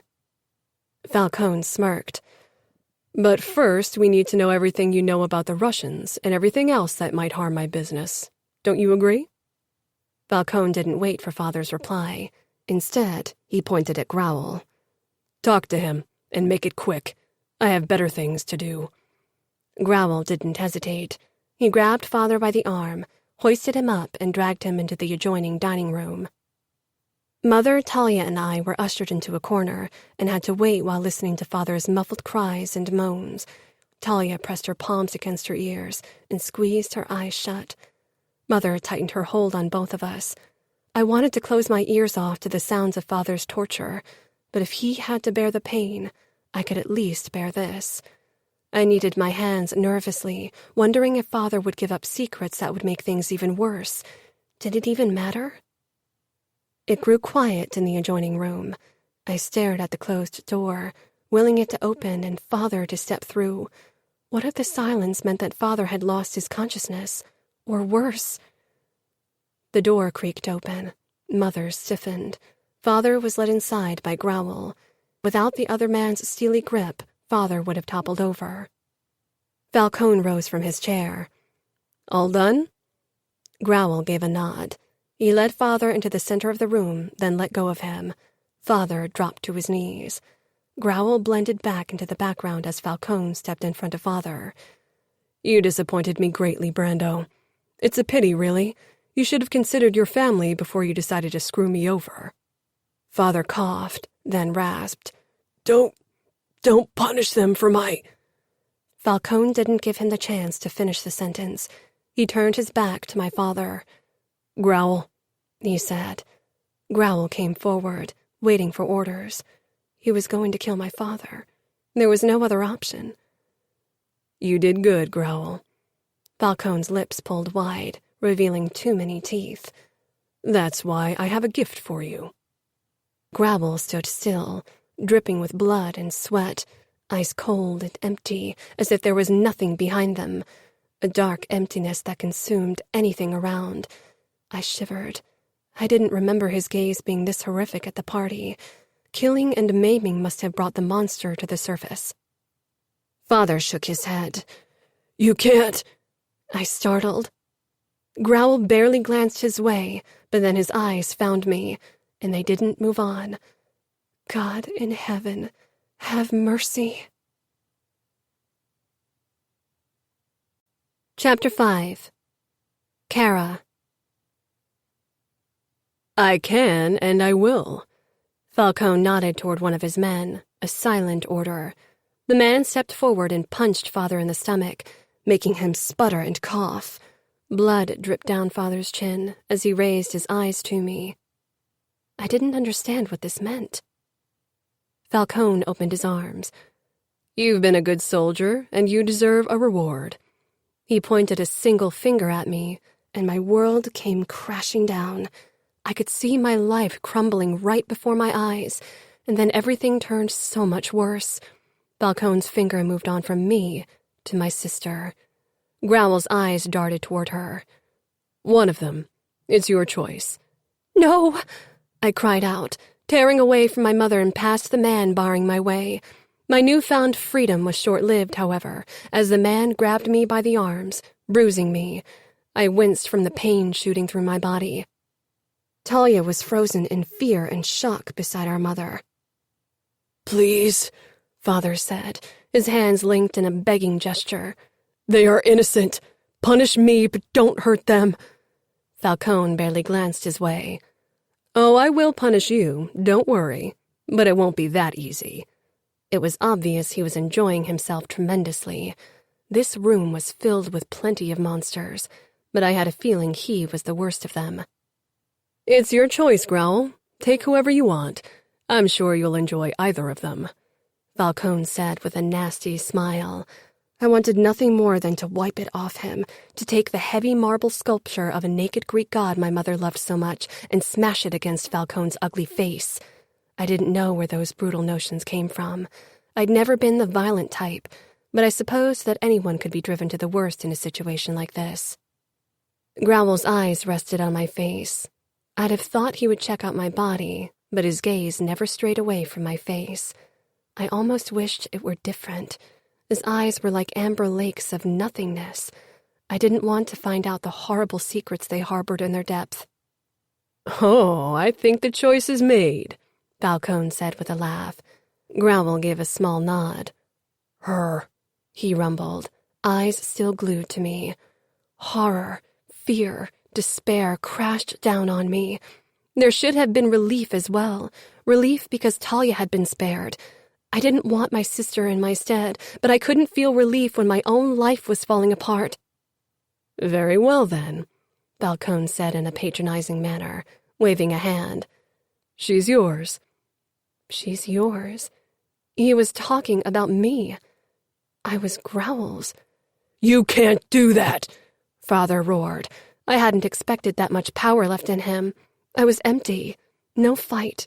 Nothing. All gone. Take me. She's just a child, Mother pleaded. Falcone laughed again, a menacing sound. "Who'd want an old prune when they can have a juicy peach?" "Now watch your mouth," Father hissed. Maybe I would have admired his sudden bravery more if he wasn't the reason for our demise. "I won't stand by while you insult my wife and give my daughter to that—" He glared at Growl with disgust. "That monster!" Falcone nodded. "You're right. You shouldn't have to watch this." He pointed his gun at Father, and my mouth opened for a scream, but before a sound escaped, Falcone pulled the trigger. This time it wasn't for show. The bullet tore through Father's temple. His head whipped back violently, eyes widened in shock. His body toppled backwards, his legs getting stuck under his back in an awkward angle. A scream ripped from my throat. Finally. Too late. What had happened? How was this happening? It seemed too surreal, like something from a movie, something that couldn't possibly take place right in front of my eyes. A dream. A nightmare. "No!" Mother screeched. She stormed toward Father and fell to her knees. She patted his chest helplessly, as if that would wake him. It almost appeared like she was looking for his wallet, and for a horrible moment something like a laugh wanted to bubble out of me, but at the same time my throat felt too tight. It was hard to breathe, and perhaps that wouldn't have been the worst thing right now, to stop breathing until everything faded to black. Mother cradled Father's head in her lap, but when she pulled back her hands, they came away covered in blood and something white. Blood. Brain. Oh, God. My vision blurred and bile traveled up my throat. I swallowed hard, forcing myself to keep face among the horrible creatures surrounding my family and me. For some reason, I looked down at my own hands as if they too would be covered in blood. They weren't. I couldn't help but wonder how it would feel if Falcone's blood covered my hands, how it would feel to end his life like he'd done with Father's. I suspected it would feel marvelous, and it scared me that I even entertained those thoughts. "Your job here is done, Growl. Mike and Mima will take care of the rest. Take your reward home and enjoy her. I'm sure she'll keep you entertained for a while." It took a moment before I realized he was talking about me. Before I could react, Growl appeared in front of me, massive and tall, smelling like gunpowder and blood. My gaze flitted up to his face, but the look in his eyes made me recoil, and I stared at his chest instead, at the muscles straining against his shirt. He clutched my arm. His grip was tight, on the verge of painful, but I didn't pull away. Behind him, my mother was still kneeling beside Father, a horribly empty expression on her face. Growl nudged me in the direction of the door, and when I didn't react, he started pulling me along. Talia's tear-filled eyes met mine. I tried to rip away from Growl's grip, but it was like he wasn't even human. He hardly seemed to notice my resistance. I was a bothersome fly attacking a lion. "Wait!" I screamed, and to my surprise, Growl actually halted, an uncomprehending expression on his face. I twisted until I could see Falcone again. "What about my sister and mother? What happens to them?" "That's none of your business," he said with that malicious grin. Then he glanced at Growl. "Take her out of my sight. I'm growing tired of her." Growl tightened his hold and dragged me away despite my protests. Talia tried to run toward me, but was stopped by another of Falcone's men. Mother was beyond our reach, trapped in her sadness. "Cora!" Talia cried, her eyes pleading with me to do something, to help her. But how? Growl opened the door, and then we were outside. Talia screamed again, but her words weren't intelligible. The door closed between us, and Talia's terrified cries died away. I walked on autopilot. Not that it would have changed a thing if my legs had given way. Growl would just have dragged me along. I finally drew my eyes away from my home. I couldn't bear looking back at it a moment longer, knowing that I might never see it again. As my gaze settled on the tall man pulling me toward an enormous black Hummer, the fear for my sister and mother took a back seat as my own fate registered. Falcone had given me to his cruelest fighter. If I survived today, would I even want to live any longer? Maybe death would seem like the sweetest mercy after Growl was done with me. Chapter 6. Growl. My mind was racing as I pulled Cora toward my car. I'd often thought about the first time I'd seen her at Falcone's party. I'd regretted ever attending that fucking party, especially because her image had haunted my sleep in the weeks after. I'd felt like a monkey in a suit, and I knew I looked that way too. Something, a monster. They wanted to keep in a cage until they needed to unleash it. I knew Falcone only invited me so people would have something to talk about. Even after all these years, they still regarded me as the monster to fear. I was a monster, no question. But I wasn't the only monster in that room. I wasn't even sure I was the worst. I'd killed the most people with my own hands. I couldn't deny it, and I didn't want to. I was fucking proud of what I'd done. Most of it, at least. It was the only thing I was good at. Killing. I was the best. And maybe my talent for killing made me one of the worst monsters. But I knew how easily the order to kill and maim rolled off the tongues of many men gathered at that ball. How they relished in their power to do so. I wasn't sure if that didn't make them just as bad. But it wasn't my place to decide anyway.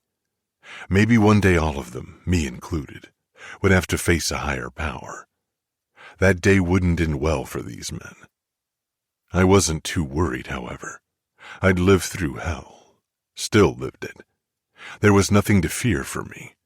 Nothing waiting for me beyond death could possibly do worse damage than had already been done. There was nothing of me that hadn't been broken. Nothing left to destroy. Except for my body, perhaps. But I wasn't worried about that either. I knew pain.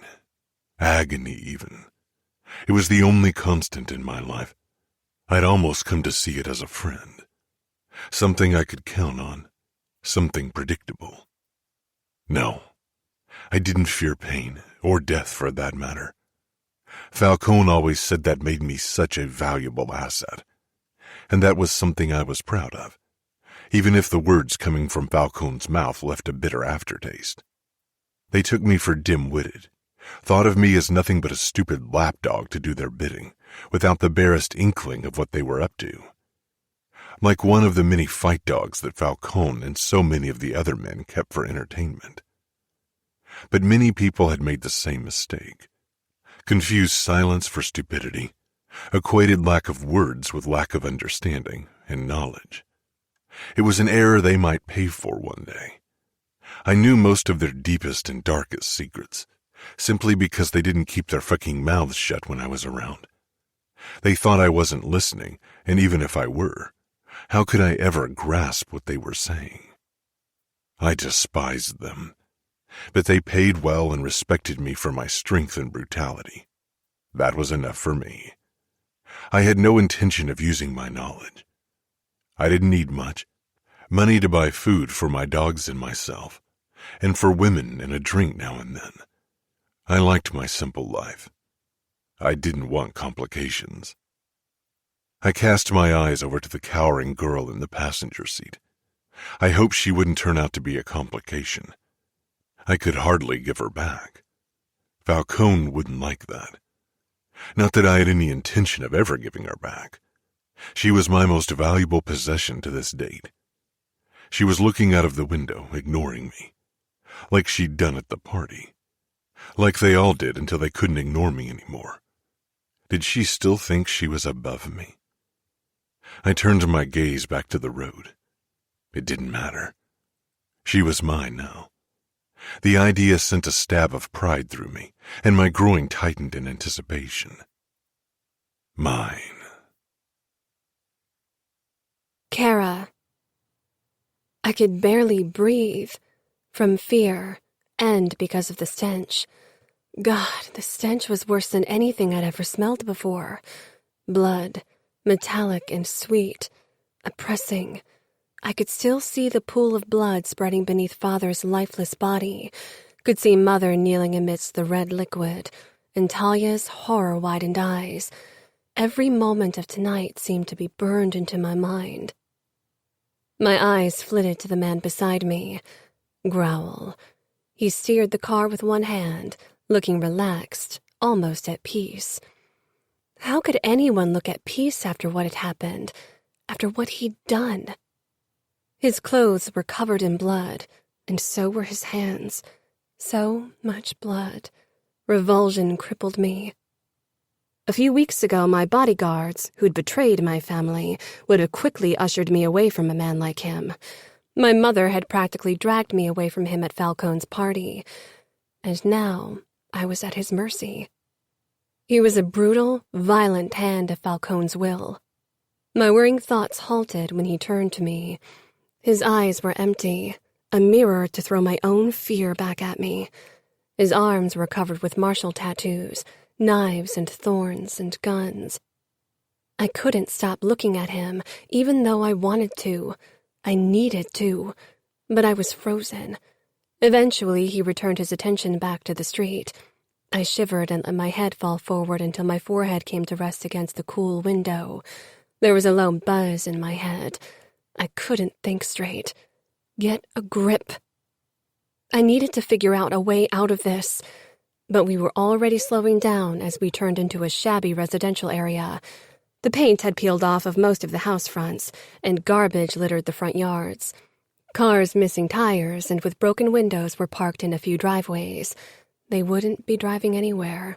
This was the end for them, and for me. Growl stopped the car in front of a garage, which was freshly painted. Then he climbed out. Before I could come up with a plan, he was at my side and opened the door. He grabbed my upper arm and pulled me out. My legs could hardly support my weight, but he didn't seem to care. He led me around the car, over cracked pavement and an overgrown front lawn. A group of teenagers were clustered together 2 houses down, listening to music and smoking, and across the street, a woman with a tattered tank top and tattoos snaking up her arms took out the garbage, looking like she would be giving birth any second. I opened my mouth to call for help. Growl released a harsh breath. Do it. Scream. They won't help you. They have their own problems. I hesitated. The teenagers and the woman were actually looking at us, watching how Growl was dragging me toward his house, and they didn't even blink. Even the blood on Growl didn't seem to shock them. There was resignation in their expressions. It seemed to seep from their pores. They didn't have the energy to take care of themselves, to take control of their own lives, to fight for their futures, much less for mine. I pleaded with my eyes anyway, hoping, still hoping after everything. The woman was the first to look away and walk back into her own house, and moments later, the teenagers returned to whatever they'd been doing. Those people didn't care what was happening to me. They wouldn't help me. We arrived in front of a door. The paint had peeled off, revealing sun-bleached wood. Growl opened it. It hadn't been locked. My eyes darted toward the group of teenage boys again. They didn't look like they passed up an opportunity to break into a house that wasn't even locked.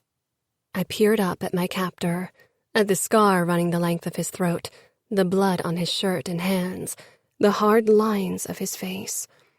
Growl met my gaze head-on, and my legs almost buckled under the darkness in his amber eyes. He didn't say anything. "Even in this area, nobody dares to cross you," I whispered. "That's true, but that's not why I don't have to lock my door. Most of the people in the area are junkies and have nothing to lose." Growl pulled me into his home and closed the door. The inside of the house was even worse than its exterior. The AC was running at the maximum, turning the small corridor where we stood into a freezer. I shivered violently, but Growl seemed immune to the cold. There were no pictures on the walls, no decoration at all. This house was a lonely, dark place. All the doors were closed, but behind one of them, I heard sounds I couldn't place, like tapping. Did he have another woman locked in one of them? Tears pressed against my eyes. This was it. Everything was over. Had the fight already drained out of me? He dragged me into a room. His bedroom? The only pieces of furniture were a bed and a wardrobe, but what the room lacked in furniture, it made up for with wall decorations. Daggers and knives mocked me from every direction. Growl released me and I stumbled forward. I dropped to my knees. The only other option would have been to fall onto the bed, and I wasn't going anywhere near that thing. I quickly turned, throat tight with fear, as Growl watched me from the doorway. He looked like he'd risen from hell, a man wrapped in darkness, death and blood, a monster. Oh God, oh God, oh God. "I'll be back," he murmured, before he turned and closed the door. Chapter 7. Cora. "I'll be back." I didn't hear a lock. Was he so sure of himself that he didn't think he needed it? His steps moved away until I couldn't hear them anymore. What was he doing? "I'll be back." That had sounded like a threat. My eyes found the bed and I quickly got up. I wasn't stupid. I knew what he was going to do once he returned. How was I going to get out of this? I tried to stifle my panic, but my heart didn't stop racing and my hands were damp with sweat. The blades flashed in the corner of my eye. I knew I wasn't a fighter, and I didn't know how to handle a knife or any other weapon. I'd never had to hurt somebody. I wasn't sure if I was capable of it. I approached one of the daggers. It was the least flashy one, no curved or zigzagged blade. It was the one that scared me the least. I reached out and curled my fingers around the handle. It didn't feel wrong like I'd expected, but I didn't kid myself into thinking I could do more with it than hold it. I took it off the wall. It weighed more than I'd expected, and somehow I was relieved to have something substantial to hold on to. My eyes flitted around the room. Adrenaline had mostly banished my terror for now. I hurried toward the window, but there were bars in front of it. A bubble of hysteric laughter bubbled up my throat, but I swallowed it. No sense in going crazy. Yet. The windows were covered in a layer of dust, giving the illusion that the outside world was even farther away. Not that the outside of the house was any more enticing than the inside. This was a hopeless place altogether. I backed away from the window and clutched the knife tighter. This was my only chance. It might as well have not been one at all. Steps rang out, and for a moment I was frozen with indecision and fear. Maybe things would only get worse if I attacked Growl, but I wasn't sure how that was possible. There was no light in his eyes, no mercy or kindness, nothing I could cling to and hope for an acceptable fate. Maybe there was little hope of me succeeding, but... My eyes darted to the bed, only queen-sized, which was strange for a man of Growl size. The blankets were dark red, probably to hide bloodstains. I shuddered as images bloomed in my mind, one more horrible than the next. I sprang into motion, fear now greater than indecision, and hid behind the door.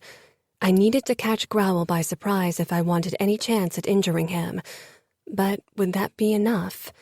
I had a feeling that Growl was like a bull in the corrida. A few wounds wouldn't bring him down. An image of Growl with several knives buried in his chest, still coming after me, flitted through my mind. I needed to aim to kill.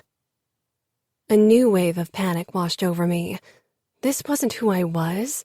This wasn't who I wanted to be. For the first time in my life, I hated my father.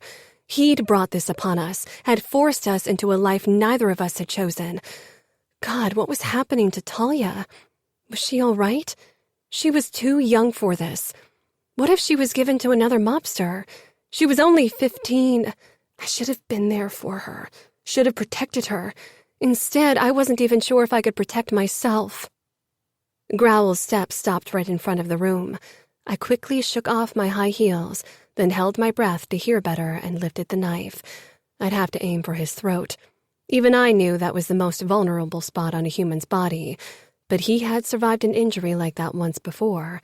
How could I hope to succeed in killing him when others had obviously failed? He was much taller than me, so I'd have to drive the knife upwards. Would I be able to put enough force behind the stab? The door started to open, and then Growl's tall form came into view. Adrenaline pumped in my veins as I lunged at him. Growl brought his bare arm up to fend off my attack. The blade sliced along his inked forearm and blood welled up at once, but his face didn't show pain. He made a grab for my arm, but I dodged him, using my smaller form to evade him. I slammed the knife upwards again, almost blindly. With a low sound deep in his throat, Growl gripped my wrist. I cried out in pain from the force of it and dropped the knife. Cold fear slammed through me as I watched my only weapon land on the floor with a resounding cling. My eyes shot back up. Growl's face was a mask of nothing, but I didn't kid myself into thinking that he wasn't furious. This man had killed people for lesser transgressions. I jerked back, but his fingers around my wrist were relentless. That didn't stop me, though. I only had this one chance. He could very well decide I wasn't worth the trouble and kill me. I kicked at him, but missed due to his quick reflexes. He thrust me toward the bed like I weighed nothing. I had no chance of stopping my fall and landed on my stomach on top of the mattress. The air rushed out of my lungs, and for a moment I was certain I'd die from lack of oxygen, but then I sucked in a deep breath. I tried to push myself up, but Growl's muscled body pressed up against my back, trapping me between him and the bed. Panic shot through me. I bucked my hips in an attempt to free myself. When that didn't work, I lashed out with my arms, trying to hit Growl. With an impatient sound, he flipped me around, so he straddled my hips and grasped both of my wrists in one palm. Now I had no choice but to look into his face, to look at every inch of his frightening body. He'd changed out of his blood-covered clothes and now wore a tight white shirt that was stained with his own blood from the wound on his arm. His hands were rough and scarred. They looked almost alien-like against my pale skin. A horrible, terrified sound pressed out between my lips. Growl's strange and motionless eyes found mine. His cheekbones and chin were sharp lines in his face. There was nothing soft about this man, least of all his heart. His grip on my wrists didn't loosen. He did nothing except stare. I knew I should look away. Wasn't that what you were supposed to do if you were faced with a dangerous dog? But I was not just trapped by Growl's powerful body, but also by the terrifying look in his eyes. His breathing was calm, with no sign of our fight. For him, this was nothing.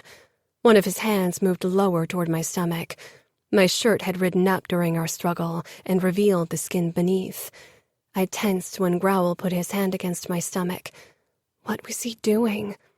He stared intently at his hand, resting against my paler skin. His fingertips and palm barely touched me. Slowly, his gaze rose again to meet mine. Growl was watching me like I was an unknown species, something he couldn't possibly understand. And perhaps that was true. I made another half-hearted attempt to free myself, but it was almost laughable. Perhaps if he'd been capable of that kind of emotion, Growl might have actually laughed at me. "Stop," he ordered calmly. And for some reason, I did stop. Growl. I did have a reputation, and I was fucking proud of it. My reputation was feared, respected, and that was a great deal more than anyone expected from someone like me. The worthless son of a whore. The bastard. The boy who never spoke. I was meant for the gutter. I'd never had something to myself. Never even dared to dream about owning something so precious. I was the unwanted bastard son who'd always had to content myself with the leftovers of others. And now Falcone had given me what only a few weeks ago had been out of my reach. Someone I wasn't even allowed to admire from afar. One of society's most prized possessions. Thrown at my feet because I was who I was. Because they were certain I would break her. I was her punishment. A fate worse than death. A way to deliver the ultimate punishment to her father, who had displeased them so greatly. And a warning. Nobody would dare to oppose Falcone, if that meant their precious daughters might end up in the hands of a man like me. Cora. A name fit for someone like her. Someone too beautiful for a place like this. Too beautiful for someone like me. A princess and a monster. That's what we were. Wide eyes, parted lips, flushed cheeks, pale skin. She looked like a porcelain doll. Big blue eyes, chocolate hair, and creamy white skin. Breakable, beautiful, something that I wasn't meant to touch with my scarred, brutal hands. My fingers found her wrists. Her heartbeat was fluttering like a bird's. She tried to fight, tried to be brave, tried to hurt me, maybe even kill me. Had she truly hoped she could succeed? Hope. It made people foolish, made them believe in something beyond reality. I'd gotten out of the habit of hoping a long time ago. I knew what I was capable of. She had hoped she could kill me. I knew I could kill her. No doubt about it. My hand traced the soft skin of her throat. Then my fingers wrapped around it. Her pupils dilated, but I put no pressure into my touch. Her pulse hammered against my rough palm. I was a hunter, and she was my prey. The end was inevitable. I'd come to claim my prize. That was why Falcone had given her to me. I liked things that hurt. I liked hurting. Maybe even loved it, if I were capable of that kind of emotion. I leaned down until my nose was inches from the skin below her ear and breathed in. She smelled flowery sweet with a hint of sweat. Fear. I imagined I could smell that too. I couldn't resist, and I didn't have to. Not anymore. Not ever again with her. Mine. She was mine. I'd never liked sweet things, but perhaps she would change that. I lowered my lips to her hot skin. Her pulse throbbed under my mouth where I kissed her throat. Panic and terror beat a frantic rhythm under her skin, and it made me fucking hard. Her eyes sought out mine, hoping, still hoping, the foolish woman, and pleading me for mercy.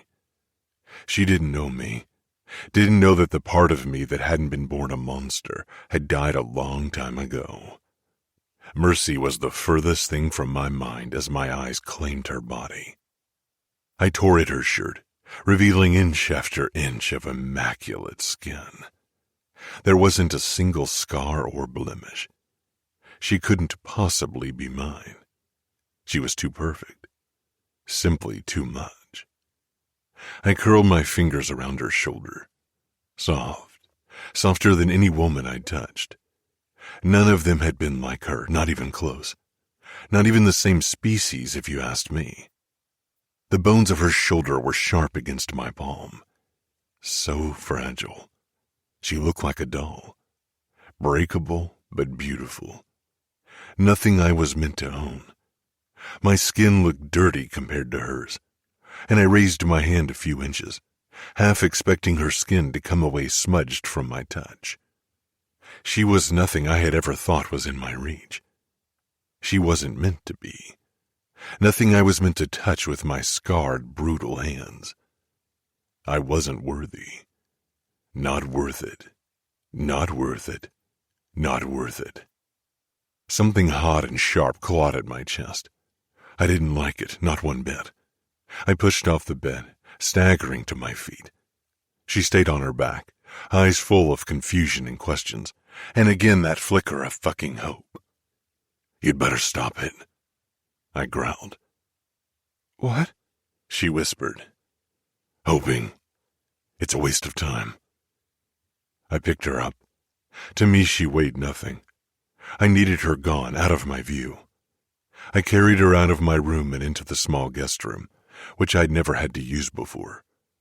She trembled against me, and for some reason it made me even angrier. I dropped her on the bed, and she let out a shocked breath.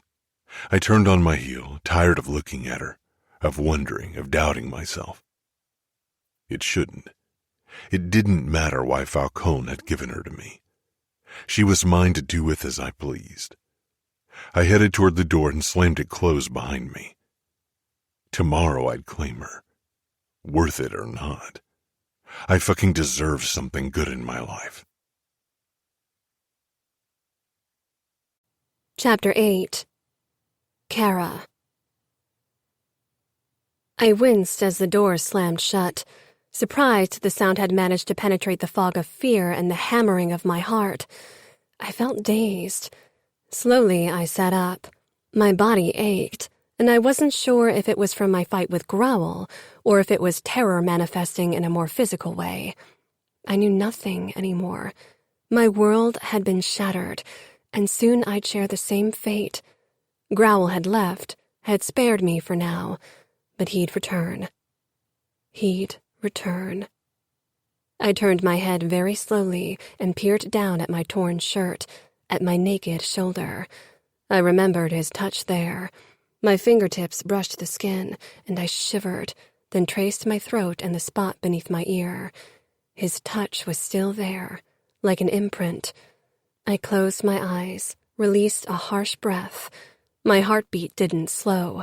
My heart raced, as if it was eager to beat its way out of my chest, away, far away from my body. I wished it were that easy, leaving your body, drifting off to better places and times. But this was foolish thinking. There would be no miracle that would take me away from this place, from Growl's reach. Most of my life I'd lived in a bubble, removed from the harsh reality that so many people faced. I couldn't allow myself that luxury anymore. If I wanted to flee my fate, I'd have to save myself. No one would come to my rescue. Not my bodyguards who now served Falcone, probably always had. Not my traitorous fiancé. Not my father, who had probably already been dumped somewhere no one can find him, or been given to Falcone's fight dogs as a snack. My chest clenched, but I fought the emotion. There was no sense in pitying the dead. They had nothing to lose anymore. But I had. My mother had. Talia had. I let out a shuddering sob and quickly clamped my palm over my lips. I didn't want Growl to overhear me, lest it excited him and he changed his mind about sparing me for tonight. I crawled toward the edge of the bed and put one foot on the hardwood floor, then waited for my muscles to stop shaking before I dared to get on my feet. My legs felt unsteady. Everything did. I looked around. This room was even sparser than the last. The walls were empty, the wooden floorboards completely scratched. Bloodstains marred my shirt. It was ruined. I couldn't bear wearing it a second longer. I ripped it off my body and wrapped my arms around myself. There were no clothes in the one shabby cupboard I found. Everything I owned was still at my house. There wasn't another door except the one Growl had left through, so I didn't have a bathroom to myself. There was nothing except the shabby furniture. I sank back down onto the mattress. Maybe I could try to sneak out of the house after nightfall. I draped the blanket over my shoulders, covering myself up. If Growl returned, I didn't want to be wearing nothing except for a bra, as if clothes would stop him. I heard sniffing and then scratching at the door. My body tightened with fear as I crept toward the door. It sounded like dogs. When I arrived in front of the door, a deep bark sounded, and I jumped back. The dog sounded big, dangerous. Hadn't Father once mentioned that Falcone bred fight dogs for entertainment? My head swam. This was all too much. I backed away and dropped back down on the bed. What if the dogs found a way inside? They would probably tear me into tiny shreds. That was what they had been bred and trained for. Rumors said that Falcone made millions with bets on dogfights. My heart sank. I would never be able to leave the house without the dogs noticing. Even if I'd managed to creep past Growl, and that seemed unlikely considering his vigilance, the dogs were an insurmountable obstacle. I curled myself into a tight ball on the bed and buried my face in the pillow. It smelled stale, unused. Growl probably didn't have many overnight guests. The idea almost made me laugh. I wrapped my arms around my legs and closed my eyes. Outside, a couple was screaming obscenities at each other. Cars were driving by with screeching tires and doors were slammed. I wasn't sure how long I lay like that, but night fell around me, and with it came a bone-chilling silence. I wanted the screaming and banging and screeching wheels back. This utter silence made me feel as if I were already dead. I listened harder for sounds, and then wished I hadn't, because suddenly there was scratching and creaking and rustling. I wasn't sure what part of it my mind had conjured and what was reality. I was tired and thirsty and hungry. Maybe I'd die from thirst or hunger. Maybe Growl would just forget about me. Starving couldn't be that bad compared to what might lie in my future if I stayed alive, could it? Stop it. I had to stop these crazy thoughts. Going crazy wouldn't get me out of here. I needed to keep my wits about me, needed to figure out a plan. An image of my mother and Talia flashed behind my closed eyelids. So vivid, it was as if they were right before me. Happiness and deep sadness overcame me at the image. Would this memory be the only thing left of them? Would I ever see them again? Tears welled in my eyes, and I didn't stop them, let them squeeze past my lids and trail down my cheeks. It felt good, a relief after pretending to be strong. I wasn't, not really. But maybe I could learn. I could be strong for my family, or what was left of it. If not for me, at least for them. I could gather what little courage I possessed and fight against Growl. Again and again, until one day, perhaps I'd escape my prison. Growl. I hated feeling. Hated the sharpness and intensity of it. Hated being reminded that I was still human in that regard. I needed to be the monster everyone expected of me. I wanted to be that monster. I'd fought so hard to be something, anything. More than the bastard and the scar around my throat. More than the son of a whore. I wanted to be more. Always more. I pushed the gas pedal hard. Perhaps I should have run. I needed to get rid of that excess energy, of that dangerous tightness encompassing my chest. But where I needed to go was too far. I couldn't wait that long. I needed to release some tension now. Needed to get rid of that sensation in my body. I needed to become myself again. Needed to remind myself of who I was, of what I was. In the past, I'd had to do so almost daily. Convince myself of my worth, of who I was. But recently I had felt like I'd arrived. And now that girl so out of my league was ruining everything. I pulled up in front of the Baton Rouge in the non-parking zone, ignoring the car behind me that honked. I threw open the door and got out of the car. The bouncer didn't say a word about the hazardous way I had parked, only took a step back as I stalked past him without a word of greeting. I was almost sad the asshole hadn't told me off. I wanted to break bones, wanted to maim and kill. The inside of the brothel was stuffed with whores in their johns. There was false laughter and too sweet perfume. There was sweat and sex and smoke in the air. There was a tension so thick, you could cut it with a knife.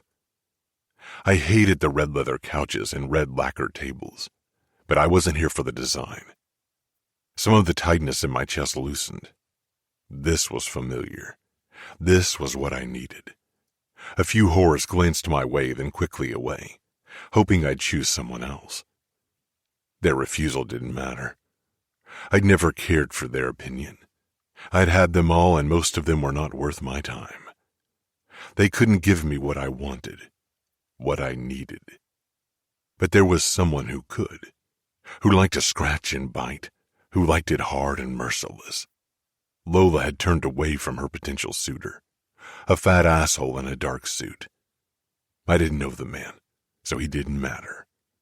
I knew everyone who mattered in this town, everyone you shouldn't cross, and most of them were clever enough not to get in my way anyway. Fat Guy clamped a meaty hand down on Lola's thigh, but she shook him off and opened her legs wide for me. Her dress moved up, revealing a clean-shaven pussy, a piercing glittering in the dim overhead light. Fat Guy glowered, then followed Lola's gaze toward me. His expression fell. He quickly slid off his stool and disappeared from view, looking for another whore. I didn't give a fuck. I walked past the bar toward the back before I stepped into the second room on the right. It was vacant, but the smell of sex, disinfectant, and rubber lay heavy in the air. I stalked toward the bed, and seconds later the door closed behind me. "Hard day," Lola said in a raspy voice. No question, a statement. She knew better than to ask questions. I knew she was close when the smell of stale and fresh smoke closed around me. When she didn't have a drink or a dick in her mouth, she was smoking. I turned. Her lips were coated in red lipstick, looking glossy and false. Everything about her did. Her black hair, dyed too many times, fell straight down her back, held down with hairspray and whatever else women use to make their hair do things it wasn't meant to do. Her lips twisted into a flirty smile, while her eyes, rimmed with too much makeup, flickered with eagerness. Oh yes, she liked it. She wasn't out of my reach. I grabbed her arms and twisted her around, then threw her down on the bed. My hand tangled in her hair, pulling hard as my other hand opened my zipper, pulled down my pants, then shoved up her skirt and drove into her in one sharp, merciless thrust. She cried out, in pain or lust. I didn't know, didn't care. She twisted her arms back, raked her long nails over my thighs, drawing blood. I hissed and fucked her harder, and harder, until the image of porcelain skin left my mind, until I was back to being who I was meant to be. A monster. Nothing else. Chapter 9. Cora. I was awoken by a sound I couldn't place, like claws on wood. My eyes flew open, staring up at a white ceiling, not my canopy bed. A few dark stains dotted the white that was actually more gray, as if someone had swatted flies or mosquitoes and not bothered to clean up afterward. Confusion slithered through my sleepy mind, and then everything that had happened came crashing down on me. I jerked into a sitting position. It took a moment before I figured out the noise I'd heard. The dogs. They were in front of my door again, sniffing, scratching. I really needed to go to the toilet, but with the dogs waiting for me, that was out of the question. Not that I even knew where the bathroom was. I stood slowly, legs shaky, and peered out of the small window. It looked out into a small garden. The lawn hadn't been mowed in a while, and like the house, the garden, too, was devoid of any decoration. Someone was screaming in the neighboring house. A woman, followed by a man, the same couple I had overheard last night. I leaned against the windowsill, analyzing my surroundings. I'd always been good at math. I liked things neat and predictable, and where had all my well-laid-out plans gotten me? The fence caging in the garden was topped with barbed wire. Could I get over it? Probably not without hurting myself badly, and then Growl would just have to send the dogs after me and they'd follow the trail. And what about the neighbors? Would they help me hide, or would they just call Growl in a hope of reward? Probably the latter, considering the people I had encountered so far. The door screeched. I whirled around, body tensing with fear. Growl stepped inside, his eyes landing on me. I quickly covered my bra with my arms. He seemed less unhinged than last night, and though his gaze slid over my half-naked upper body, his expression didn't show any reaction. His right forearm was bandaged where I'd cut him. Above it there were more marks, scratches that I didn't remember inflicting, But I'd been in a panic, so I wasn't sure what exactly I'd done. He followed my gaze briefly, but didn't react. He didn't seem to resent me for injuring him. I hoped that was a good sign. "You are awake," he said in a low voice. He'd never raised his voice the few times I'd heard him speak, but his words carried enough power anyway.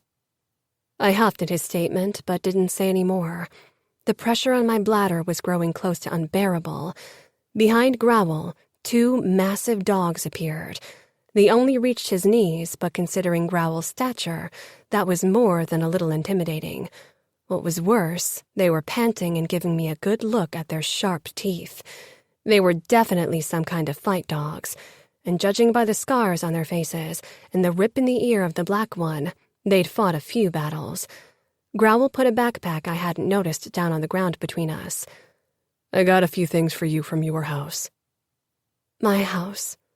I tried to conjure up an image of my cozy, beautiful home, but images from last night were all I could come up with, and I'd rather not remember my house at all than like that. I stepped forward. "Did you see my mother and sister?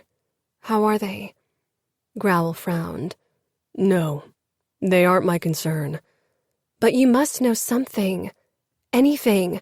What did Falcone tell you before you came to our house?" "I didn't ask Falcone what his plans were. You shouldn't ask so many questions. I don't have the answers," he said tersely, and was about to turn around. "I need to go to the bathroom," I babbled. I felt ashamed that I had to ask someone if I was allowed to go to the bathroom. Growl paused, frown deepening. "Then why didn't you go?" I almost laughed. "Because I don't know where it is, and I thought I was supposed to stay in the room." "You can walk around the house whenever you want. I won't lock you into your room. You aren't a child." "Only a prisoner." One of his dark brown brows twitched, but I couldn't link the reaction with an emotion. I didn't know him well enough, and I doubted anyone knew him like that. To be honest, I wasn't sure if he was capable of emotions at all, or if his facial expressions were just his body's natural reaction to outward influences, or something he'd learned to imitate from being around other people. When the silence became unbearable, I asked, "So I can leave if I want to?" Growl's amber eyes pierced me to the core. "You can try," he rumbled. "But I will find you no matter where you go. I will follow you to the end of the world." "How romantic," I whispered with false bravado. "You are mine." "I'm not," I snapped. "I wasn't a trophy Falcone could hand out to his soldiers." He tilted his head, appraising me. "Come on." He turned without waiting for my reaction. I couldn't believe him. I grabbed the backpack from the ground and was about to follow when I saw the dogs standing in the hallway in front of the room. I jerked to a stop. They both watched me calmly, but with definite interest. My pulse picked up again, and I thought I was too tired to be afraid anymore. Definitely not. "They won't hurt you. They are good dogs," Growl said, waiting for me down the narrow corridor. I wasn't sure, but I thought I heard a hint of amusement in his voice. "They don't look like good dogs," I said hesitantly as I crept closer to them.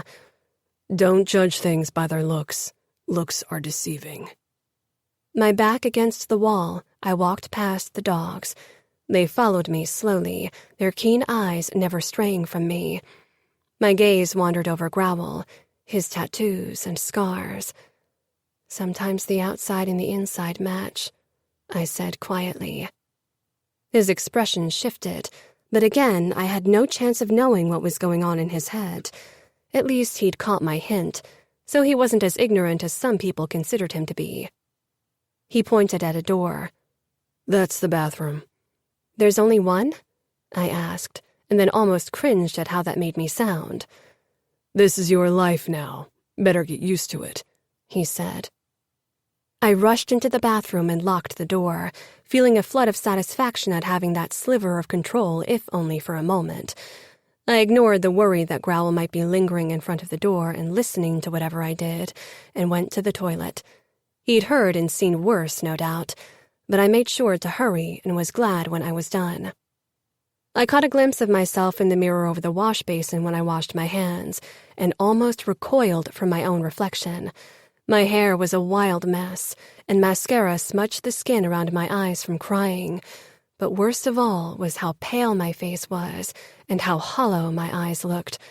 Only one day, and not only my life had changed, but my body too. I didn't want to imagine how much worse off I'd be in a few weeks or months. I didn't want to imagine having to live through that many days with Growl as my captor.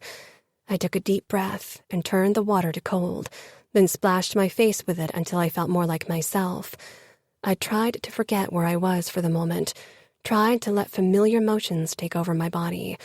When I peered into Growl's bathroom cabinets for a toothbrush, I was greeted by the same emptiness that I'd encountered elsewhere in the house. There was a toothbrush and toothpaste, a razor, and deodorant. No cologne or other body care products. I put some toothpaste on my forefinger and used it to brush my teeth.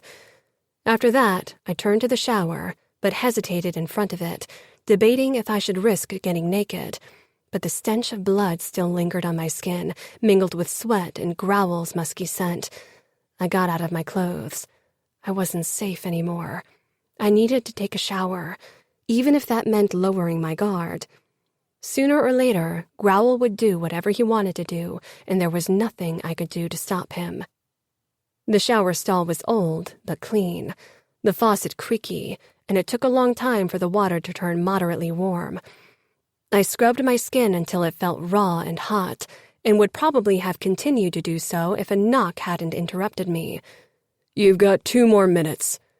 I turned the water off. Despite my first instinct to provoke Growl, I didn't want to risk him coming in. I quickly dried myself off and then opened the backpack. My breath hitched when I caught sight of my clothes. It was strange how little things suddenly meant so much. I carefully took out a cream-colored cotton dress that hugged my body. I'd wanted to donate it because it wasn't en vogue anymore. Now it felt like the most precious thing I owned. I slid the soft fabric over my body and put on tights. Being dressed in my old clothes felt wrong in this place, like a relic from better times. When I left the bathroom, Growl wasn't there, nor were his dogs. I lingered in the hallway, unsure what to do or where to go. The walls were grayish-white, like in my room, and the dark wood floor had seen better days. The scent of coffee drifted over to me, and eventually lured me into a big kitchen. Growl leaned against the kitchen counter, a cup of coffee in his hand, and his dogs lying on blankets in a corner of the room. His gaze was directed at a message on his mobile. There weren't any chairs or a table. Apparently, Growl preferred to take his meals while standing. He looked up, and his eyes traveled the length of my body, lingering on my legs and hips and breasts. I forced myself to remain calm, to hide the nerves the heat of his gaze created. He wore a tight white shirt that didn't manage to hide his muscles, nor the outlines of too many tattoos. My eyes drifted to the scar around his neck. "Here," he said, pushing a cup of coffee over to me. "Drink." "I prefer my coffee with milk," I said. "No milk in the house. Black or nothing." I took the cup, relishing the heat of it, and downed a few gulps of the hot liquid. His attention had returned to the cell on the kitchen counter again. "There are eggs in the fridge if you are hungry." I stared at him. "Are you serious?" I asked, setting the cup down hard on the counter.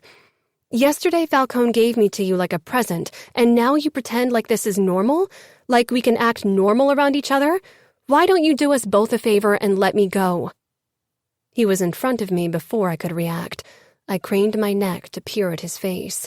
I was trapped between him and the kitchen. He grabbed me by the waist and hoisted me up on the counter, then pressed between my legs, bringing our faces close together. I held my breath, stunned by his sudden movement. My heart was beating frantically against my ribcage, but I tried to hide my fear of him behind my hatred. His hand cradled the back of my head, keeping me in place, and then his mouth came down on mine, his tongue sliding past my lips. I made a sound of protest, but it was swallowed by Growl's mouth. He tasted of coffee and the hint of toothpaste. His lips were soft, but not his kiss. His tongue claimed my mouth. The kiss was dominant, overwhelming. I jerked my head back, panting, and glared at him. I hated him for who he was, but worse for what he'd made me feel. For the barest moment, I'd allowed myself to drown in the kiss because it managed to make me forget everything, helped me drown out the sadness and fear and worry, and in that short instant, it had felt wondrous and good. So good that my body had tingled, and I'd felt it in my fingertips and toes, everywhere. It was wrong. God, so wrong. Like the man in front of me. I wiped my mouth, and then, just like that, the tingling was gone, and what was left was revulsion. "Don't touch me," I hissed. "Ever again." He smiled humorlessly. "Why?" "Because you repulse me. You are a monster, and I don't want your hands on me, not when they're covered in blood." Growl. Emotions. I'd never quite understood them. Most people had too many and showed them too willingly. Women especially seemed too unconcerned about showing that part of themselves. Cora was no different. Hate. It had been plain on her face. She hated me. Everyone did. She feared me. Everyone did. I was used to that kind of reaction. I didn't care. I wasn't a smart man, not even close to being as smart as her. I knew it, and maybe that made me smarter than most of Falcone's men. I knew my limitations, felt them every day and accepted them, but never let them stop me. But despite my lack of smarts, I knew that Cora wasn't really a reward for me. That wasn't why she'd been given to me. Of course she was a reward, was the greatest gift someone like me could hope for, was more than someone as dark and dirty as me deserved. But that wasn't why Falcone had made her my gift. This wasn't a reward for me. It was a punishment for her and her father. And of course I was a true punishment. I knew that, and maybe I should have felt insulted, should have felt guilty, should have refused a gift like that. But I wasn't that kind of man, and that was why Falcone had chosen wisely. I was the punishment no one deserved, least of all her. But now that I had her, Cora, my gift, I would never let her go. The kiss, it had given me a taste of what was to come, of Cora, and damn, she tasted sweet with a hint of bitterness from the coffee. Sweeter than any woman I'd kissed, but there hadn't been many, and my last kiss was a long time ago. I didn't like to kiss the whores. Not because they took other men's cocks into their mouths, though that bothered me too, if I was perfectly honest with myself, but mostly because it was too intimate. I'd never understood the value of kissing, when sex and a blowjob brought quicker satisfaction.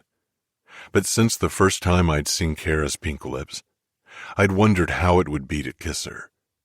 In the beginning, it had been a ridiculous fantasy, one that would never come true, but then it had become a possibility.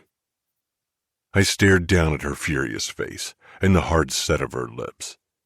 I wanted to kiss her again, taste her again, but I had learned to control my desires.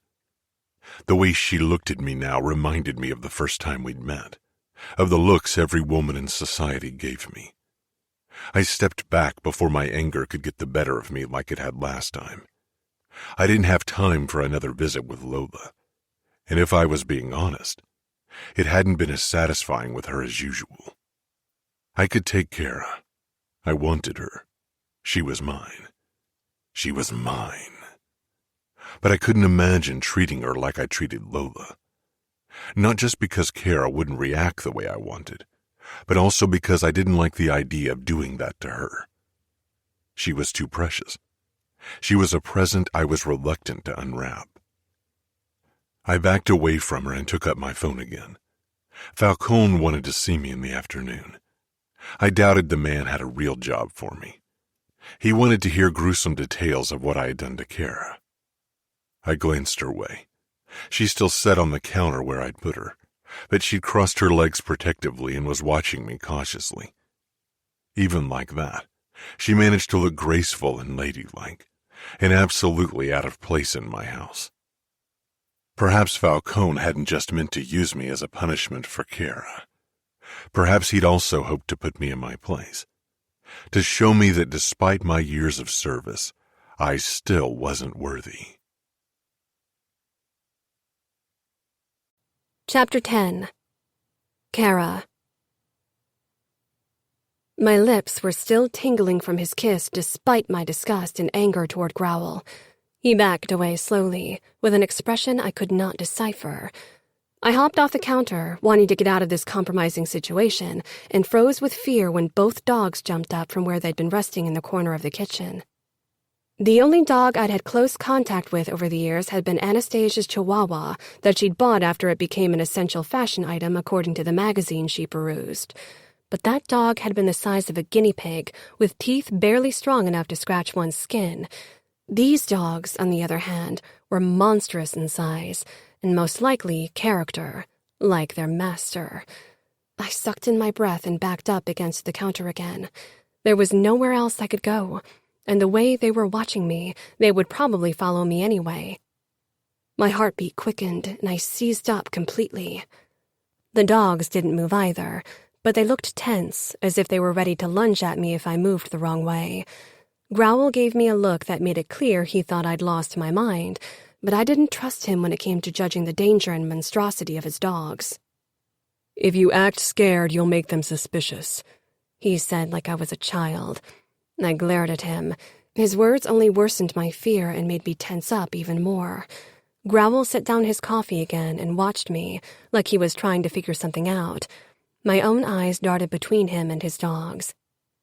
Growl stalked toward me, his arm coming my way. I flinched away, expecting a punch. He looked frustrated as he froze with his arm in midair, and the lack of understanding on his face grew even more. "What are you doing?" he rumbled, slowly lowering his muscled arm. There were more scratches on his upper arm I noticed now. I was pretty sure they couldn't all have come from me. A red dot began spreading on his bandages slowly, and I grimaced. Growl lowered his gaze to his injured forearm and blew out a breath. "You are a lot of trouble," was all he said. He raised his eyes to mine. I couldn't read his expression. "Maybe you should go see a doctor," I said, instead of the nasty comeback I had in mind. So far, Growl had been more civil than I thought possible, and I couldn't risk provoking him into a change of mood. "I don't need doctors. I stitched the wound up myself. I've done it before. But you cut me pretty deep, and I shouldn't move the arm so much." I thought I'd barely left a mark on him with the knife from his reaction yesterday, but he was probably too careful to show the extent of his injury during a fight, although to call the short struggle between us a fight was laughable. "Why did you shy back?" he asked. I'd hoped he'd forgotten about my reaction to his approach. I shrugged and turned my attention back to the dogs watching us. They still hadn't moved from their spots at the end of the kitchen, except that the black one had sat down. "I thought you were going to hit me," I said eventually. Silence followed until I couldn't stand it anymore and lifted my gaze to find Growl staring at me with blatant confusion. "Oh, come on," I muttered, growing angry, despite my best intentions not to provoke him, but his shock was ridiculous. "Don't act like that's impossible. I saw you yesterday. I saw you kill a man with your bare hands by twisting his neck." "Where were you? I didn't see you anywhere." "In the closet," Growl nodded. "He was the enemy." "And I'm not?" For some reason, he seemed closer than before, and his scent finally registered. Not of sweat and blood and death like last night, but fresh and musky. It seemed too normal for someone like him. "No. Enemies need eliminating because they mean danger, and often death. You don't." "I tried to kill you last night," I said indignantly. He didn't say anything, and that was worse than an insult. I crossed my arms. I was starting to tire of this conversation, of the situation, of everything. I closed my eyes, but the moment I did, images from last night came back up, and I quickly opened them again. I really wished Growl would stop watching me with that intent expression. He looked like an explorer who discovered a new species. "What's going to happen now?" I asked quietly. "I have work to do, and you'll stay here and watch TV. I laughed. Had he misunderstood me on purpose? "That's not what I meant. Will you keep me locked up here until I die or you grow tired of me?" "I haven't given it much thought yet. I didn't know Falcone would give you to me, or I would have made plans," he said. Plans for my captivity. How considerate. So what now? Everything seemed so meaningless. My life had never been free. There had been rules and expectations, but now I had no choices at all. "I will go to work, and you will stay here." I gave up. Either he couldn't or he didn't want to understand me. "Will you take them with you?" I nodded toward the dogs. Growl shook his head. "They will stay here with you." Their white teeth drew my attention toward them. "Are you sure they won't tear me apart?" Growl turned to his dogs. "Coco, Bandit." They didn't hesitate. They waggled toward him, then sat down and looked up at him in adoration. "They are well trained," he explained. "You can come closer." I nodded, but didn't move from my spot against the kitchen counter. The way they were panting, I got a good look at the size of their teeth. He frowned. "You'll have to get used to them. You'll spend a lot of time with them in the future, and I won't always be around to help you." The idea of him being helpful to me was ludicrous. I certainly wasn't eager for his presence. "If you want to touch them, you should always give them the chance to smell you first, at least until they know you better. They are distrustful dogs. Most people haven't given them much reason to be trustful." He held his hand in front of Coco's, then Bandit's nose before he patted their heads. "If they move back, let them. Don't try to pet them if they don't want you to." How was I supposed to know when they wanted to be petted? Not that I had any intention of touching them without good reason, or without Growl close by. They scared me. I couldn't help it. They looked like they knew how to tear things into shreds. Their many scars spoke of their hard past. "They are fighting dogs, right?" Growl nodded. "They both fought in many fights. They won most of them." "I bet you won a lot of money with them then," I muttered, hoping he could hear my disgust. Why would people enjoy watching dogs tear each other apart? But I'd never understood the appeal of boxing matches either. The boxers, at least, chose to fight of their own free will. He patted Coco and Bandit once more before he turned his full attention to me. "I never sent them into fights. I bought them when they were getting too old to win." His voice was gentler when he talked about his dogs, even though it still held the hard edge of a growl due to his injured vocal cords. "Why?" "Because they would have been killed, and after what they went through, they deserve to live in peace for the rest of their lives." Was there actually a flicker of kindness in this man? It seemed unlikely, but the way he took care of his dogs, I couldn't deny the possibility. Maybe he felt a connection with the dogs because they'd been forced into a life of violence. There wasn't much known about Growl's past, but nobody was born like that. Nobody was born evil. Perhaps he, too, had been forced into this existence. Perhaps he'd never experienced a normal life. It didn't justify his actions, but it was an explanation that helped me understand him better, and understanding was always the first step to a solution. If I wanted to get out of my horrible situation, I'd first have to find out more about my captor, even if that meant actually spending time with him. "So you never bet in dogfights? I hear some people made millions with it." Looking at his shabby home, I was certain that he could use the money. He shook his head. "I don't care about money, and even if I did, I wouldn't want to win it by letting dogs tear each other apart." This man was an enigma. He gestured for me to come closer again. "Come. You need to get to know each other, and I don't have much time left." I took a few hesitant steps closer, and when neither dog stirred, I bridged the remaining distance between us. "Get down on your knees," Growl ordered, and the words brought another image into my head that unsettled me even more than the dogs with their big teeth. I quickly shoved the memory away and crouched down. Growl took my hand, startling me. I barely stopped myself from pulling away. His palm was calloused and warm, not unpleasant. I held my breath when he positioned my hand in front of the light brown dog's muzzle. It sniffed, then wagged its tail mildly. Next, Growl put my hand down on its back. This is Coco. She's 8 years old, and I've had her for 2 years. Coco seemed like too tame a name for a dog like that. I ran my hand down the length of Coco's back.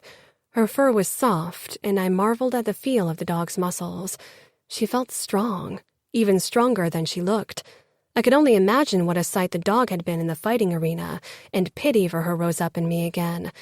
Her brown eyes were curious and kind. I couldn't see a hint of aggression.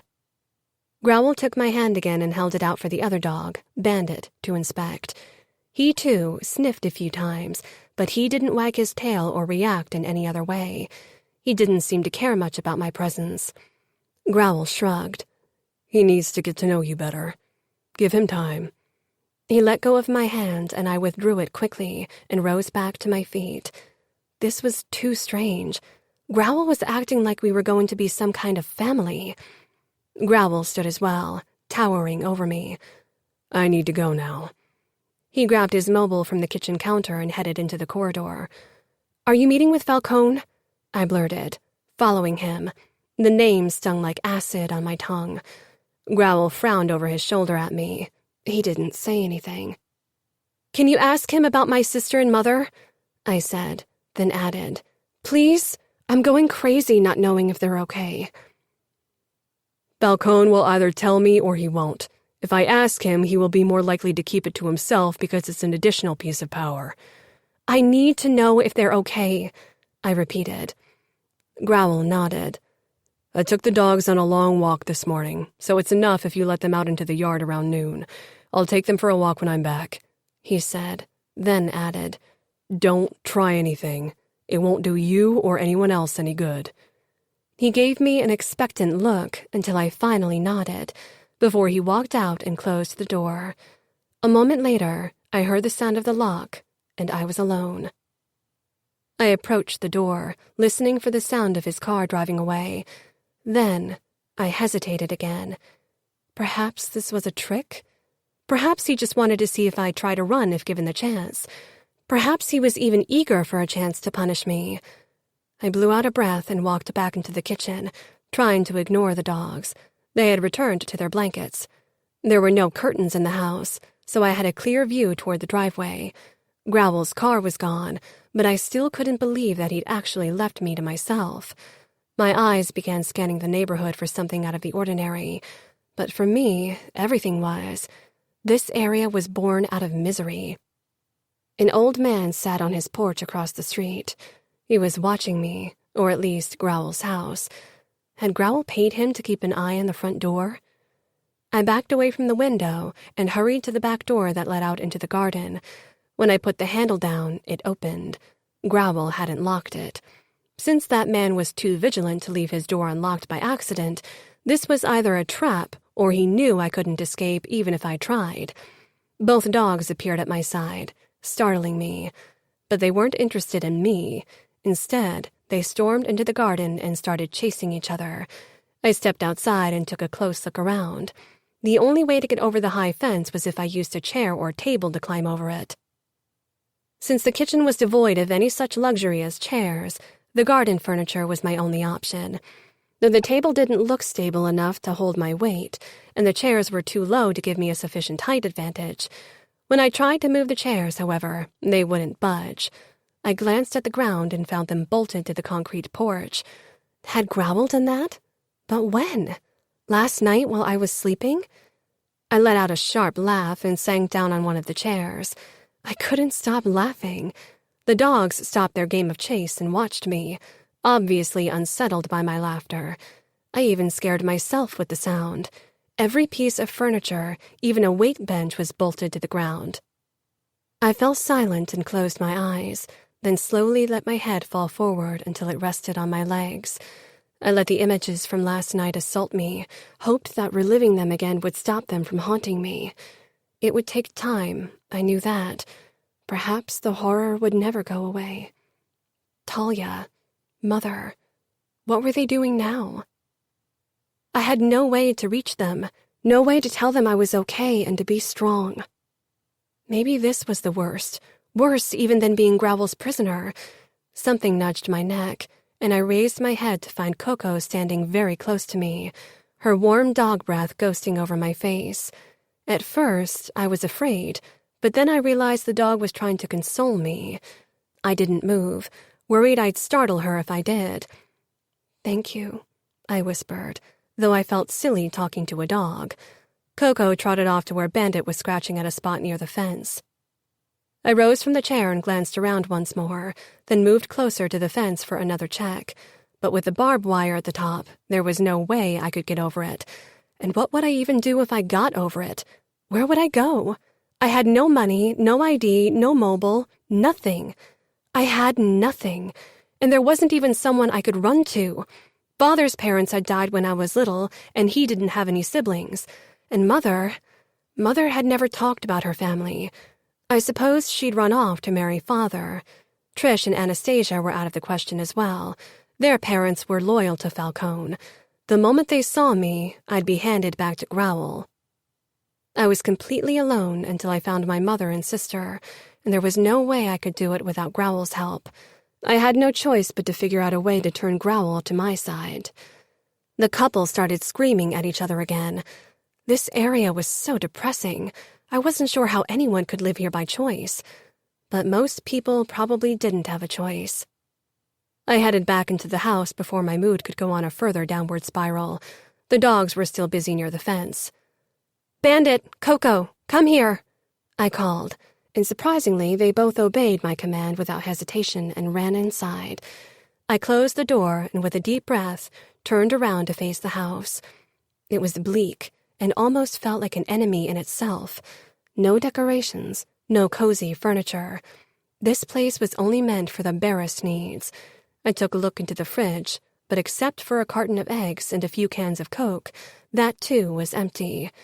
I considered preparing an omelet, though I'd only done that once before. I wasn't really hungry anyway. I returned to the living room and sank down on the sofa.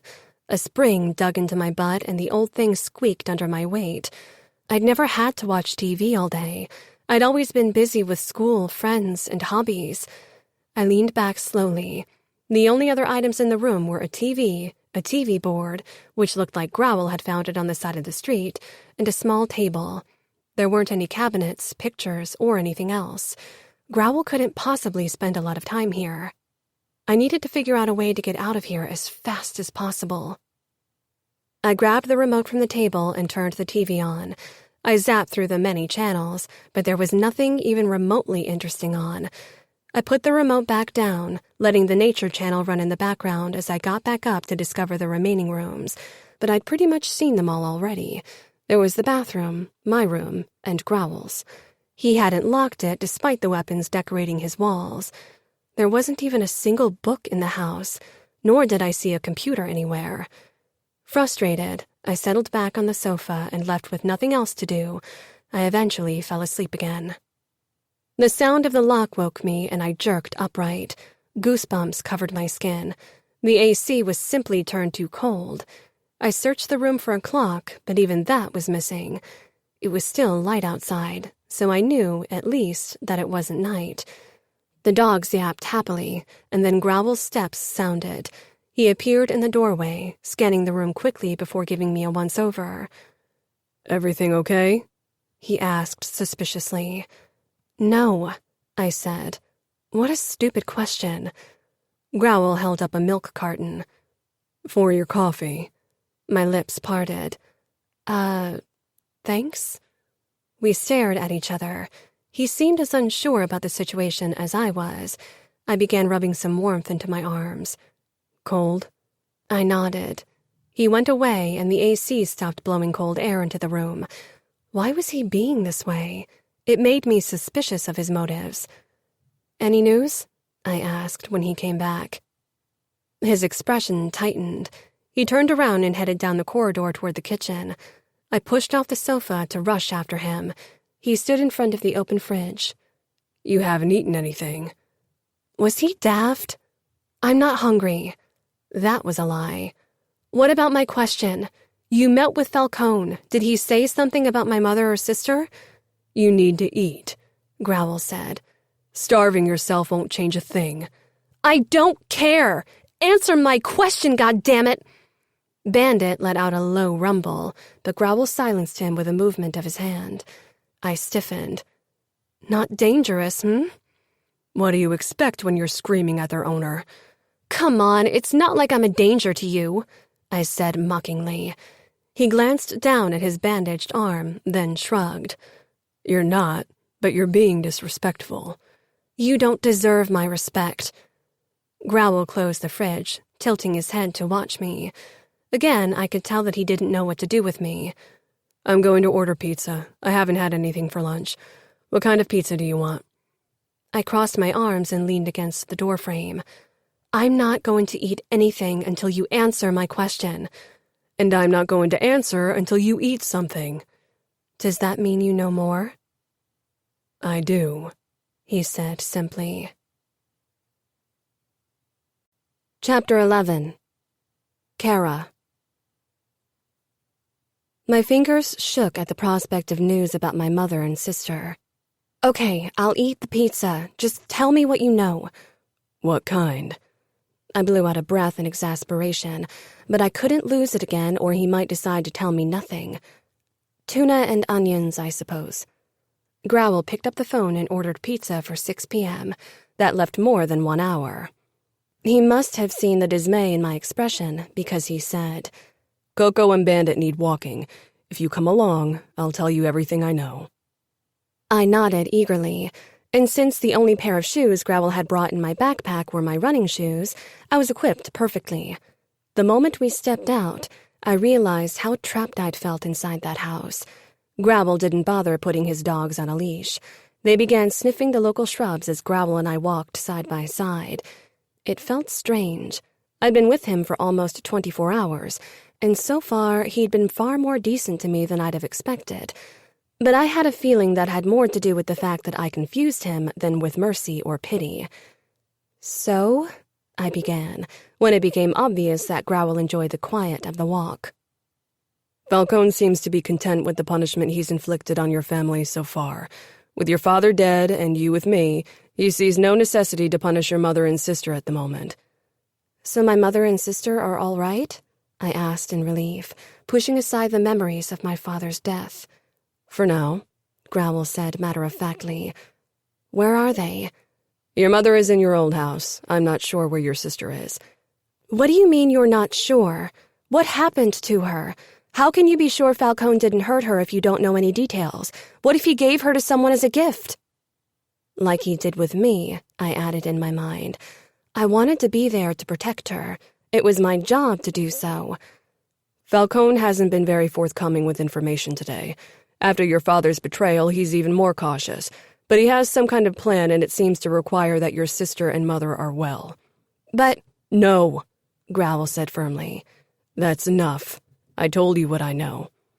His brows drew together and he shook his head, more to himself than to me. I still marveled at how tall he was, towering a head over me. My eyes traced his muscled arms, inked from his wrists up to the edge of his t-shirt and beyond. Especially the skull and the snake baring its teeth gave me the creeps. I wondered how much more of his body was covered like that. We should keep going or we'll miss the pizza, Growl said. My eyes shot up to his face. How long had I been staring at him again? His jaw was tight, his eyes filled with a fire that made me nervous. I quickly walked ahead, and he fell into step beside me shortly after. We didn't talk again. Growl. I staggered into the yard toward my fitness area. I needed to let off some steam, and my workout was due anyway. Something was fucking wrong with me. I had Cora in my house. I was allowed to do with her whatever I wanted. And what had I done so far? Nothing. Something about her made me incapable of just grabbing her and having my fucking way with her. I'd never forced a woman to sleep with me. Perhaps that was it. I liked it when they fought me, when they bit and scratched and sometimes even screamed, but not because they didn't want it, because they did. I had no trouble hurting people, hurting women, but that was different. That was my job, and I enjoyed it. There was no denying it. But sex was something else. I didn't want to force a woman. I wanted the woman to want me. Of course, many of the whores I'd had in the past probably hadn't really wanted me either. But they'd done it by choice because they wanted the money. I could live with that. And Lola? She definitely liked me more than her other Johns. I sighed and put more weight on the barbell. With a grunt, I pressed it up. The worst was the way I'd caught Cora looking at me today. She liked the sight of my muscles. I was fairly sure she was attracted to me on some base level. Yet she hated me too, and that was stronger than any desire she might feel for me. Fuck, I wanted her. The door creaked, and Cora stepped out onto the porch. When she noticed me doing my workout, her eyes widened a tad. Then they traveled the length of me before she caught herself and looked somewhere else. I groaned inwardly. I wasn't one for games, or for analyzing the subtleties of a woman's behavior. This was giving me a fucking headache. Her gaze settled on the porch table. Did you bolt it to the ground so I couldn't use it to get over the fence? How did she come up with that kind of logic? No, I said, putting the barbell into the holder. I didn't know you'd live with me. Did you want to use it to get over the fence? I'd suspected she might try to escape. I'd also known that she wouldn't succeed. Why are there no tables or chairs in your kitchen? She asked. And why are there no books? Why? Why did she always have to ask questions? I got up from the bench and stretched my arms. Again. That look. Fuck it. I crossed the distance between us and pressed her against the wall. Her squeak of surprise was silenced by my mouth. I plunged my tongue into her mouth, relishing in the fucking sweet taste of her. She shivered against me. That wasn't only fear. Fuck. She was attracted to me. I knew it. I kissed her harder, fucking tasting every corner of that pure mouth. Her nipples rubbed against my chest through our clothing. I wanted to pinch and suck them. I wanted to eat her pussy, have her juices on my face. I wanted all of her. Her kiss was unpracticed, hesitant, but mine wasn't. I didn't give her time to consider, to doubt. I slid my hand below her skirt and pressed my palm against her crotch. Even through her panties and her tights, I could feel the heat radiating off her pussy. She tensed, but didn't push me away. I pressed a finger between her folds, rubbing her clit through the fabric, and she moaned into my mouth, then stiffened again. Her wetness was starting to soak her tights, and my cock sprang to life. Fuck. I wanted to take her right here on the porch until she screamed my name. Her palms started pushing against my chest, and she tore her mouth away from my lips. Stop it, she gasped, then firmer. Stop it. She shoved me hard, and I yielded, taking a step back and dropping my hand from her pussy. Her eyes were dazed. She glanced at my cock straining against my pants, then at the neighboring houses, and flushed an even darker shade of red. She whirled around and stumbled into the house. I let her, even though it was one of the hardest things I'd ever done. I stared down at my bulge. Then I lifted my finger to my mouth and licked her taste off. Fucking sweet and salty. Cora's body responded. Only her fucking mind was still messing things up. I knew now that she'd been wet for me. There was no way I would be able to keep my hands to myself. I wanted to taste her, wanted to make her body overrule her mind. I would give her a good lick, make her come hard, until she was soaking, and then I'd have her. Cora. I didn't stop running until I'd closed the door to my room behind me. What had I done? What had I let Growl do? God, my heart was pulsating wildly in my chest. I could feel the thud even between my legs. I covered my eyes with my hand and took a deep, shuddering breath. I'd never felt this unhinged before, but being driven by instincts, my mind had been blissfully silent. I'd wanted to feel his fingers so desperately, even through the fabric the touch had ignited me. Why did my body do that to me? I hated Growl, and yet my body responded to him. He wasn't poster boy pretty. He was edgy and dark and scarred. And my body wanted him because of it. I shuddered, dropped my hand, and staggered to my bed where I let myself fall. Being near Growl felt like falling too. Part of me wanted to return to the yard and let Growl finish what he'd started. I could regret my actions later, could perhaps even convince myself to blame Growl for everything. Maybe this was some kind of Stockholm Syndrome? Did that work for sexual attraction as well? I gasped out a laugh. I was losing my mind. The throbbing between my legs still hadn't stopped. If possible, it had gotten even worse. I put my hand on my lower belly, then stopped. This wasn't right. Even just fantasizing about someone like Growl was wrong, and touching myself while doing it, surely that was a sin. My mother would never forgive me. I curled my hand into a fist on my stomach. I'd be strong. I wouldn't let my body dictate my actions. I was better than that. The next 2 mornings, I didn't want to face Growl and waited until I heard him leave the house before I walked out of my room. I couldn't hide forever, but my embarrassment was still too fresh. At least he didn't seek out my company. As usual, I first checked the front door and windows to find them locked. The dogs lay in their beds, wagging their tails half-heartedly as I passed them. I considered patting them, but I didn't dare without Growl close by, which was kind of amusing considering that not too long ago, I'd considered him the most dangerous thing in my life, and he probably still was. I headed to my usual spot on the sofa and startled at the sight of 6 books neatly stacked on top of the living room table. I didn't know any of the authors, but it was a mix of romances and thrillers. I lowered myself to the sofa, stunned by Growl's consideration. I was more confused than ever. Why was he treating me with respect? I picked up the book at the top and began reading, trying to immerse myself in another world and silence my thoughts. When he returned in the evening, he brought pizza again and put it down on the living room table next to my new books. My face burnt with shame when his gaze finally settled on me.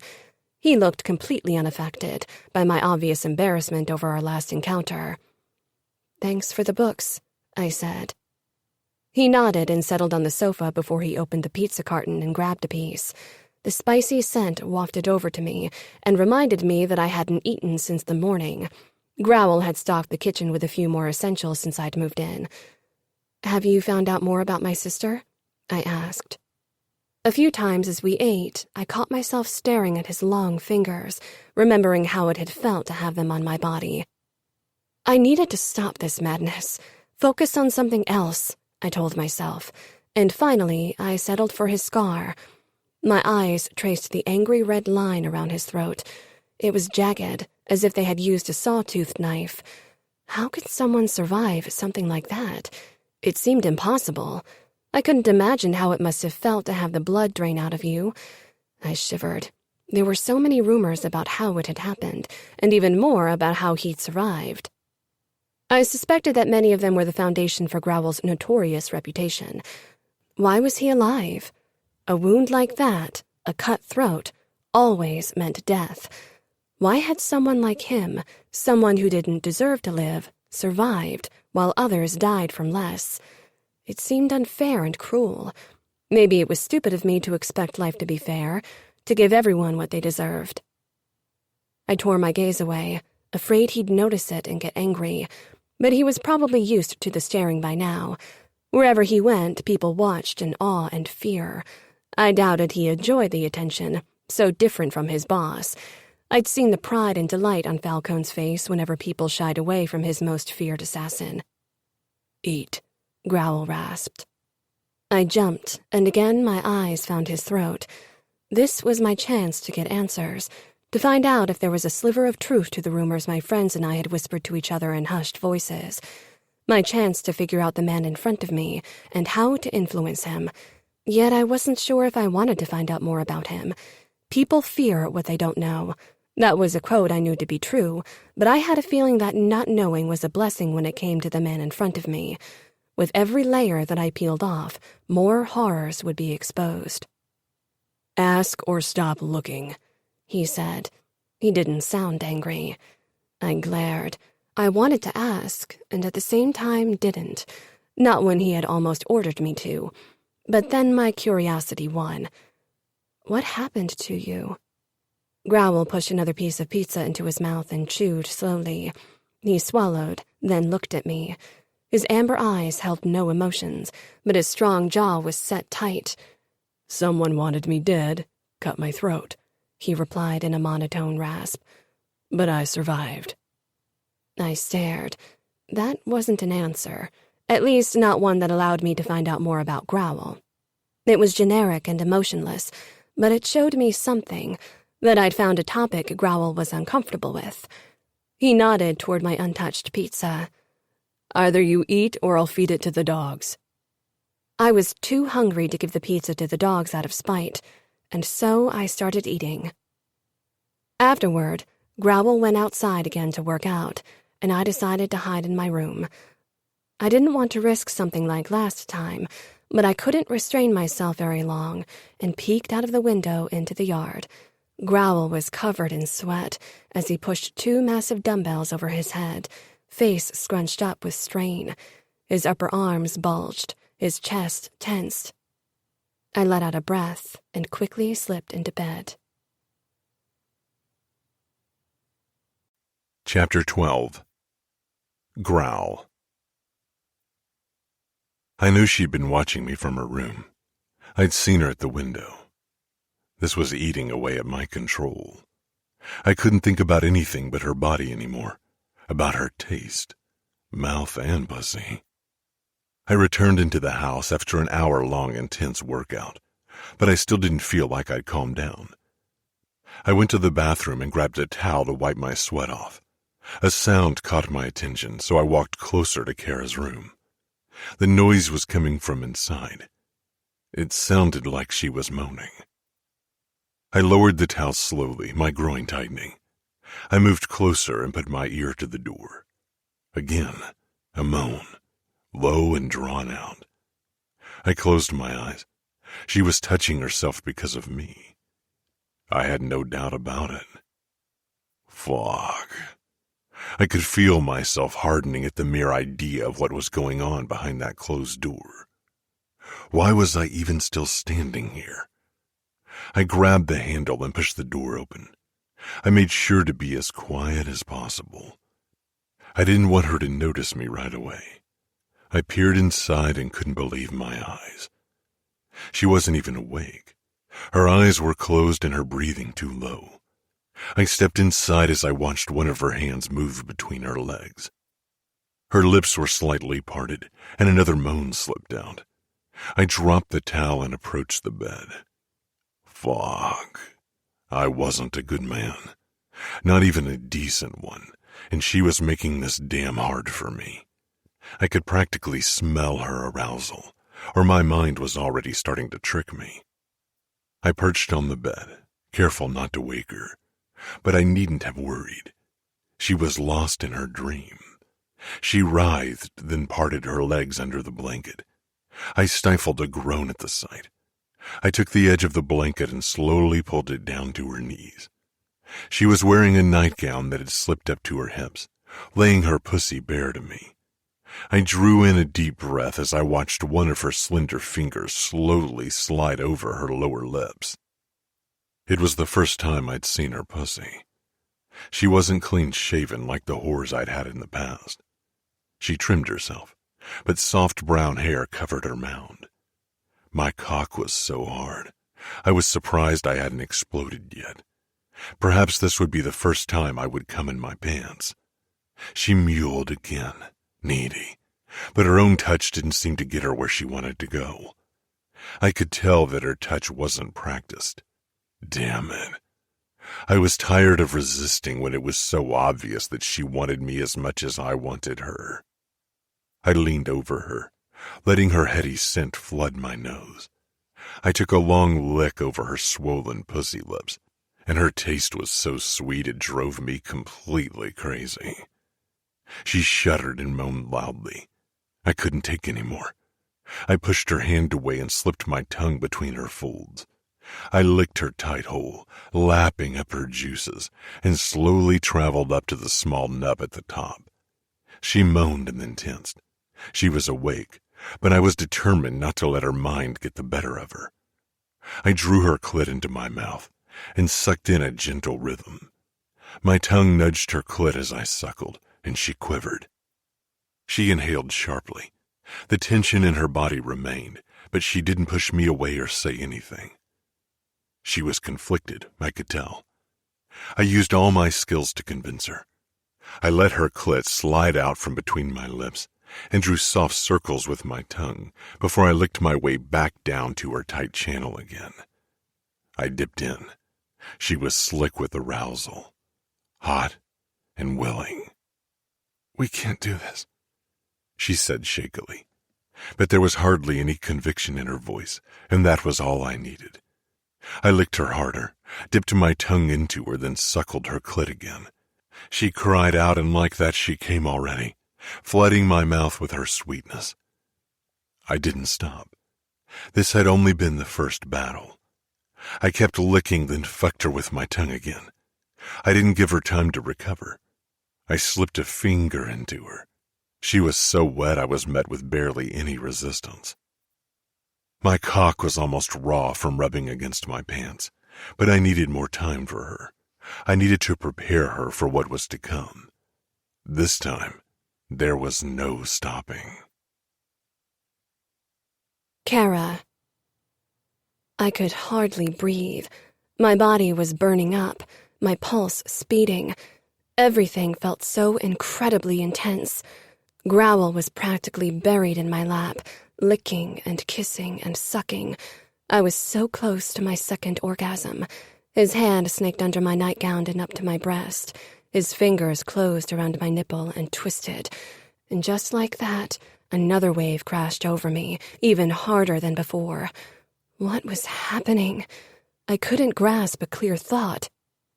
I hardly noticed him getting out of his clothes, and only realized what was going to happen when he crouched over me.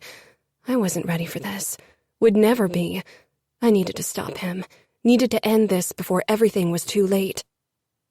He climbed between my legs, parting them. His eyes held mine. I couldn't move, couldn't say or do anything. I'd feared this moment when Falcone had gifted me to Growl, and now it was happening, but so different from how I'd imagined it. And then he started pushing into me, and I clung to him tightly, my fingers gouging the inked skin of his upper arms. He was tearing me apart. He didn't slow, didn't stop, but he watched my face, laid me bare with his gaze in so many ways. Wasn't it enough that I was lying naked beneath him? Did he have to strip away the wards over my soul? Did he have to make me feel even more vulnerable than I already was? I gasped. It hurt. In so many ways. Was this how losing yourself felt? My body yielded, and yet I was tearing apart. Not physically, though. I wish my inner tumult would manifest in a physical way. Pain wasn't enough. Not this pain. Not when it mingled with hints of pleasure. I wanted to lower my eyelids, wanted to black out the world around and the man above me, but I kept my eyes open, kept looking up into that striking face of my captor, my owner, and now lover. Hatred should have been at the forefront of my mind, but it wasn't. It was still there, still strong, but it was battling with other emotions. Emotions I didn't want to feel. Compassion and understanding. Gratefulness for his almost kindness, and even hints of pity. With every thrust, Growl seemed to rip a piece of me away. I wasn't just losing my innocence. I seemed to be losing parts of myself. Then stop him. Do it, as long as there's still something left of you. My nails buried deeper into Growl's arms, and he grunted, eyes flashing with pleasure. He was enjoying it. And in turn, my own body hummed with delight. He never slowed, never took his eyes off me. His muscled chest glistened with sweat, Pain gave way to something warmer, something that thrilled through my body more than any sting could. I drew my fingers up to Growl's shoulders, scratching, leaving a red path along my way, and relishing in it, and in the droplets of blood that dotted the spot where I'd clung to him. Growl began shaking, head falling forward, and he let out a groan before he dropped to the mattress beside me. Red half-moon-shaped marks littered his arms, proof of what had happened. Not proof of a struggle, of resistance, of a fight. Not proof of what should have been. I couldn't draw consolation from those marks. They weren't signs of my unwillingness, of a brave struggle against Growl's taking of me. No, I'd let him conquer me, had relished it even. What was wrong with me? How could I have let it happen? I can only imagine what Trish and Anastasia would say if they saw me now. They'd be shocked and disgusted, and they would talk about it for days. But they didn't matter. Not anymore. Mother and Talia did, and they would judge me just as well if they knew. How could they not? How could anyone not condemn me for what I'd allowed Growl to do? Is this how losing myself feels? That question still ghosted around my brain, but now another question had been added to the mix, one that scared me even more. How could you lose yourself if you never had the chance to find yourself? I pushed the thought away, banished the myriad of thoughts crowding my brain. I couldn't take them anymore. Growl lay panting next to me. His face looked relaxed, blank, more so than ever before, as if through the carnal act of sex he'd managed to free himself, managed to banish whatever demons haunted him. This wouldn't be the last time, and I wasn't horrified by the idea. Despite the soreness and even pain that throbbed between my legs, I wanted it again. I allowed myself that moment of realization. The damage was done. I had nothing more to lose. Growl sat up and swung his legs over the edge of the bed. I jerked into a sitting position as well. Was he already leaving after what we'd done? Growl peered at me over his shoulder, and now his gaze on my naked skin didn't make my body hum with delight and triumph. I drew the blankets up over my chest, clinging to the crisp fabric like I'd clung to Growl's strong arms mere minutes before. I didn't voice my questions, didn't want to sound desperate and needy, especially when he was the last person I should need. For a moment, we both seemed to be frozen, but then I averted my eyes under the power of my own shame, and Growl rose to his feet. From the corner of my eye, I watched him gather his clothes from the ground, but he didn't bother getting dressed. Instead, he walked out and began to close the door, but stopped. There's something for the pain in the bathroom. He paused, and I wondered if he'd say something else, but he just closed the door. I waited for his steps to fade away before I freed myself of the blankets and quickly slid out of bed. I couldn't bear being in it now.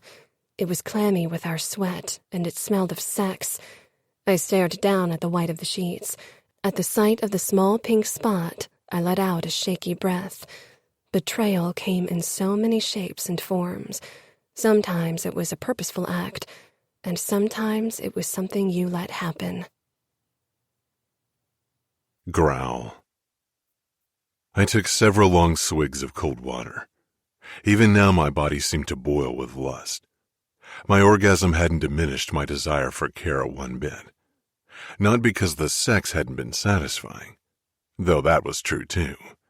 I'd had stronger orgasms, had had better sex, but whatever had happened between me and Cora had been the most intense thing I'd ever experienced. It didn't even make sense. She wasn't someone who could sate my hunger, and she wasn't someone I'd have usually chosen to satisfy my desire.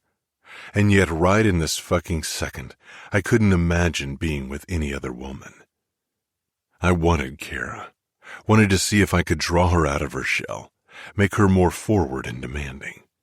I wanted to release her hunger. She tried to hide it, but tonight I'd caught glimpses of it, and I wanted more. Before Cora, I'd been satisfied with what I had, with the cards I'd been dealt. But she made me want more, and that wasn't exactly safe in this world. What was she doing to me? Cora's door opened and closed, quietly. She didn't want me to hear, like so often when she crept through the house. But if my life had taught me anything, it was vigilance. There wasn't a sound that got past my hearing. Her steps were careful, and then they stopped, and another door opened and closed. I took another gulp of water and was about to put it back into the fridge and go to bed, but then the shower sprang to life. She was taking a shower. I never showered right after sex. I liked the smell of it and the sticky feeling. I liked being reminded of what I'd done. But women always liked things clean, at least women like Cora. The whores I usually dealt with, they showered too, of course, but that was for practical reasons. They couldn't go walking around stinking of their last John when their next client came along. I tensed. Another sound disturbed the monotone sloshing of water. Sobbing. I pushed away from the kitchen counter and stalked into the corridor and stopped in front of the bathroom door. The sobbing was a low sound, meant to be drowned out by the shower. It wasn't meant for me. Cora was crying. I reached for the door handle, my fingers clutching the cold metal until my bones ached from the pressure. I let go and stepped back. Why was she crying? Anger surged through me, burning hotter than lust. I turned on my heel and stalked away from the sound of her tears, and I didn't stop until I was outside on the porch. Both dogs had followed after me, and now watched me with curious eyes. I curled my hands into fists and stared up at the night sky. I'd never found the sight calming or even inspiring. For me, it had always looked too vast, too uncertain, something I couldn't control or comprehend, not even begin to. Cora, she too was like the night sky. As beautiful, there was no doubt about it. I could control her, at least physically. But what went on behind that perfect face, that was completely out of my grasp. Her brain worked in ways mine would never be able to. I like things simple, uncomplicated.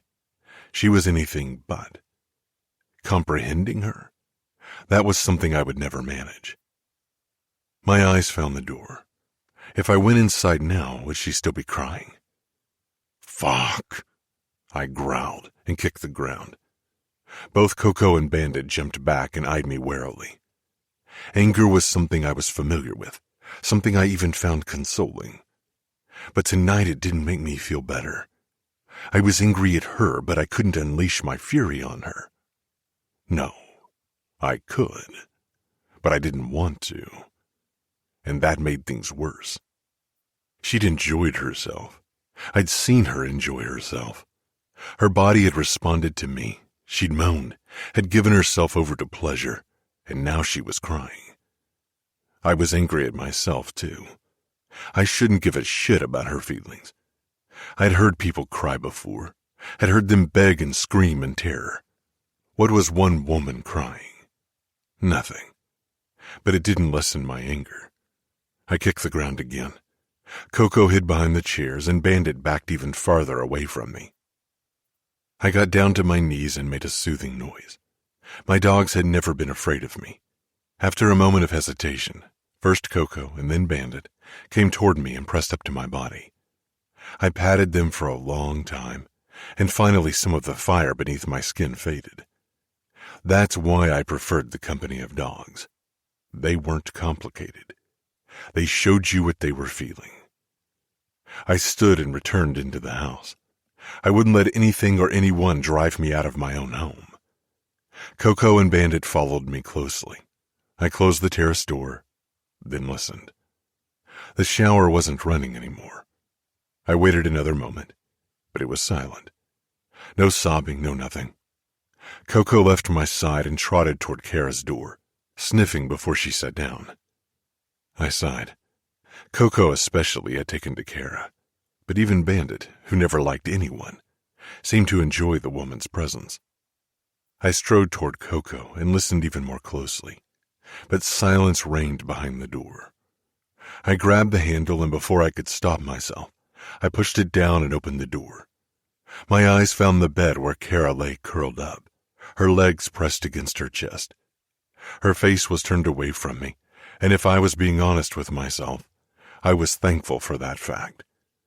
I didn't want to see her tear-stained face. Her breathing was even, and she hadn't tensed when light had spilled in. She was truly asleep. That didn't make me feel better. The sight shouldn't have made me feel anything at all. Chapter 13. Cora. I considered staying in my room, but it would have been stupid to do so. I hated myself for what had happened last night, but perhaps I could use it to my advantage. I wanted to get on Growl's good side, so he would help me and my family. Sleeping with him was perhaps the first step in the right direction, no matter how crazy it sounded. When I walked into the kitchen, Growl wasn't there, but the door to the yard was ajar. I stepped outside to find Growl sitting on one of the chairs staring off into space. The dogs were at his feet, sprawled out on their sides, but they briefly glanced my way, their ears twitching. Growl's eyes turned to me, and my cheeks heated, but I returned his gaze. There was a flicker of surprise on his face when I approached him. I sank down on the chair across from him, wincing slightly. Goosebumps erupted on my skin from the cold morning air. "You all right?" he rumbled, brows drawing together. I nodded. "I'm fine," I said. I didn't want to discuss my soreness with Growl. "There's coffee for you inside," Growl said. Then he rose, and I thought he wanted to avoid me, but he returned a few minutes later with a cup of coffee. He put way too much milk in it, but I was glad for his consideration. I took a sip, then asked a question that had been bothering me for a while. "What's your real name? Growl was given to you after that thing with your vocal cords." "Was it?" he asked calmly. I frowned, suddenly unsure, but nobody was called Growl at birth. "Yes, because of how you sound." We are so grateful that you are here. This audiobook is free. Take a break, breathe, and enjoy this peaceful and beautiful thing.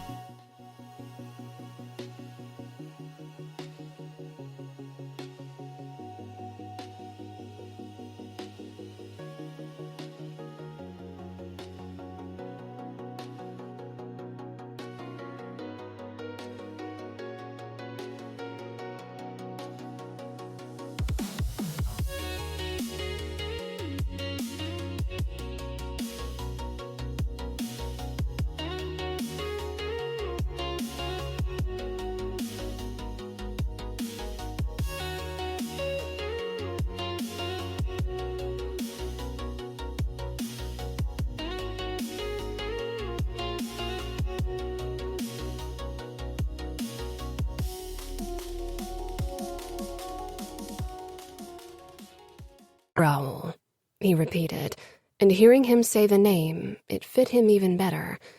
"So what was your real name?" "What does it matter?" "I just want to know," I said quietly. He stared off again, as if lost in the past. "I've been Growl for a long time. That other name, it doesn't matter anymore." "Why do you say that? It's the name your mother chose for you." "But the boy given that name doesn't exist anymore. He was erased forever." "So you don't mind people calling you Growl? Isn't it frustrating to be reduced to that small part of you?" "Growl is a name that scares people. It's the name that fits me now. It's a name that holds power and meaning because I worked hard." "But isn't your old name better than a name that reminds you every day of what happened to you?" I wanted to ask him about the events, but he was already tense, and I had a feeling he wouldn't be very forthcoming with more information if I asked him now. "I don't need a reminder. I won't ever forget. It's here." He pointed at the scar on his throat. "And here," he added, indicating his temple. I could only imagine what kind of images haunted him at night. Perhaps that was why he could handle his own actions so easily, because the horrors of his past overshadowed anything else. We sat in silence for a while, each lost in our own thoughts until Growl had to leave to do Falcone's bidding. He appeared eager when he returned home that night. I put down my book on the coffee table. It was the third I'd finished so far. Growl immediately joined me in the living room, but he didn't sit down and stayed in the doorway instead, always cautious not to get too close except when we were being intimate. "I have news," he said calmly. Falcone had a few drinks today, and that always gets him talking. He told me more about your sister. She's hidden away in one of his properties. I sucked in a breath. He didn't say where? And why is he hiding her? What does he want with her? What if they are hurting her? I clutched my knees. The mere idea of my sister being hurt in any way tore at me. Growl drew nearer, obviously uncomfortable with my distress. I doubt it very much. Your sister is too valuable as leverage to hurt her. That's not to say that Falcone won't do it if he sees it as beneficial for his goal. I don't understand. What goals? What does it mean? Falcone needs to control your mother, and he's threatening her with the possibility of doing to Talia what he did to you, giving her to someone who would hurt her. Your mother isn't in a good state of mind right now. Apparently she feels guilty because of what happened to you and would do anything to protect your sister when she couldn't protect you. It's not her fault. Growl smirked in a twisted way, perhaps because we talked about him like he was a curse. But to be honest, that was exactly why Falcone had given me to him, because everybody feared Growl. What I don't get is how my mother could be useful to Falcone in any way. She's never been involved in Father's business. She's always just been a housewife. The only thing she knows is how to organize a dinner party and where to buy the best shoes. I cringed at how horrible that sounded, but it was the truth. I couldn't see how Falcone could use either of those things. Your mother doesn't have to know anything about business. Her blood is what matters. I froze. What do you mean? Growl searched my face as if he couldn't believe I didn't know. Your mother isn't from Vegas. She was born in New York but ran off with your father. I'd suspected that Mother had run off with Father. She'd hinted at something like that. But New York? I thought back to the few times I'd talked about New York with my mother. She had always avoided the topic. I had never given it much thought, but it all made sense now. And yet it still didn't explain why that made her an asset for Falcone. I peered up at Growl, more confused than ever. Do you know who Salvatore Vidiello was? He asked as he perched on the armrest of the sofa. The thing creaked under his weight. Salvatore Vidiello? Everybody knew that man. Even people who had nothing to do with the mob knew who he was. His death had been all over the newspapers. Of course, he was the head of the New York Familia, but he's dead now. Growl nodded. He is, and your mother is his sister. My eyes grew wide in surprise. My mother is related to the head of the New York Familia? She is. I suppose she and her brother never got along very well. That was another reason why she left New York. Okay, but why would Falcone care if my mother was related to Salvatore Vidiello? Because that means she's the aunt of the current head of the Familia, and that makes her the perfect contact person. I thought Las Vegas wants nothing to do with New York. They hate each other. That's what my father always said. That's true, Growl agreed. Falcone wants the Familia dead, and the Chicago outfit as well. But his power is waning. The Russians have grown too strong in Las Vegas, and now that Chicago and New York are working together, Falcone worries that the Russians will lose interest in those cities and focus all their energy on taking control over Las Vegas. If Falcone wants to hold his city, he needs the support of the other families, and that won't be easy. He's made a lot of enemies over the years. I snorted. I'm not surprised. He's a sadistic bastard and never really cared about working together with anyone. Why should the Vidiellos even consider coming to the Camorra's aid? Because of your mother. Apparently, Luca Vidiello is very family-oriented, or at least he's been since he married Aria. If your mother, as his aunt, contacts him and asks for help, Falcone's chances are much better than without her. Why hasn't Falcone asked my mother before? Why now? Falcone has been trying to solve things on his own as he did in the past. But now that your father has betrayed him with the help of the Bratva, even Falcone realizes that he needs to do something soon or Las Vegas is lost. I say let the Bratva have the city. They can't possibly be any worse than Falcone. The city will be better off without the bastard. Perhaps, Growl said with a shrug. But that's your answer. And as long as Falcone hopes for New York's support, and as long as your mother does as he says, she and your sister will be safe. But what if New York refuses to help Falcone? Then Falcone will probably threaten to kill your mother and sister. That could change Luca Vidiello's mind, though I doubt that he'll risk New York for an aunt he doesn't know only because Falcone threatens to kill her. Luca has almost as much blood on his hands as I do. He can make hard decisions. But if that happens, my mother and sister will die. It's a possibility. And even if Luca agrees to help, Falcone will keep my mother as a prisoner and my sister as leverage. They won't be better off than me. Growl's face tightened, but he nodded in agreement. Their only chance is to escape from Las Vegas. If they go to New York, Luca will probably take them in. His wife will certainly convince him. New York. That was the solution to everything. When can I see my mother? I want to talk to her to make sure she's doing okay. Growl raised his eyebrows. Do you think I lied to you? She's doing as well as possible, considering everything. Believe me. I do, I said, but I need to see her. Please. Growl sighed. It's not that easy. Falcone keeps a close eye on her. He won't be happy if you go to her. There has to be a way, I said imploringly. Growl shook his head. I don't know why I'm even telling you all this. This could be treason. I'm working for Falcone. Or perhaps he'd figured you'd tell me and he hopes it'll make me easier to control. He can't truly believe you won't mention anything to me, I said. Growl looked doubtful. He was slipping away again. I wasn't sure how to bind him to me. The only time he'd let down his guard at all was when we'd had sex. I scooted a bit closer to him, but I'd never had to use my body to get what I wanted. I could tell Growl hadn't stopped admiring my body from the moment he'd come in. He still wanted me, so last night hadn't been enough. If only I knew how to seduce him. I wasn't sure what to do at all. My body was definitely already imagining how it would be to feel his touch again. I tried not to let the thoughts of appropriateness ruin this for me, but I'd always been taught to act reserved and like a lady. Seducing someone wasn't something my mother would have ever condoned. I faltered, my eyes tracing Growl's muscles straining against his thin t-shirt, then lower to his strong thighs bulging against his jeans. My belly filled with warmth at the sight. I had already slept with him. This was easy now, I tried to tell myself. Growl must have seen something in my expression, because he let out a low groan and pulled me toward him, claiming my mouth for a kiss. When he pulled away, he rasped, Do you even know what you're doing? Chapter 14. Cora. Did I know what I was doing? God, no, I didn't. The only thing I was sure of was that my body wanted him, had wanted him from the first moment we'd seen each other, and now I could justify my desire with something else. He was my only chance to get what I wanted, and if that required using my body to get it, I was willing to do so.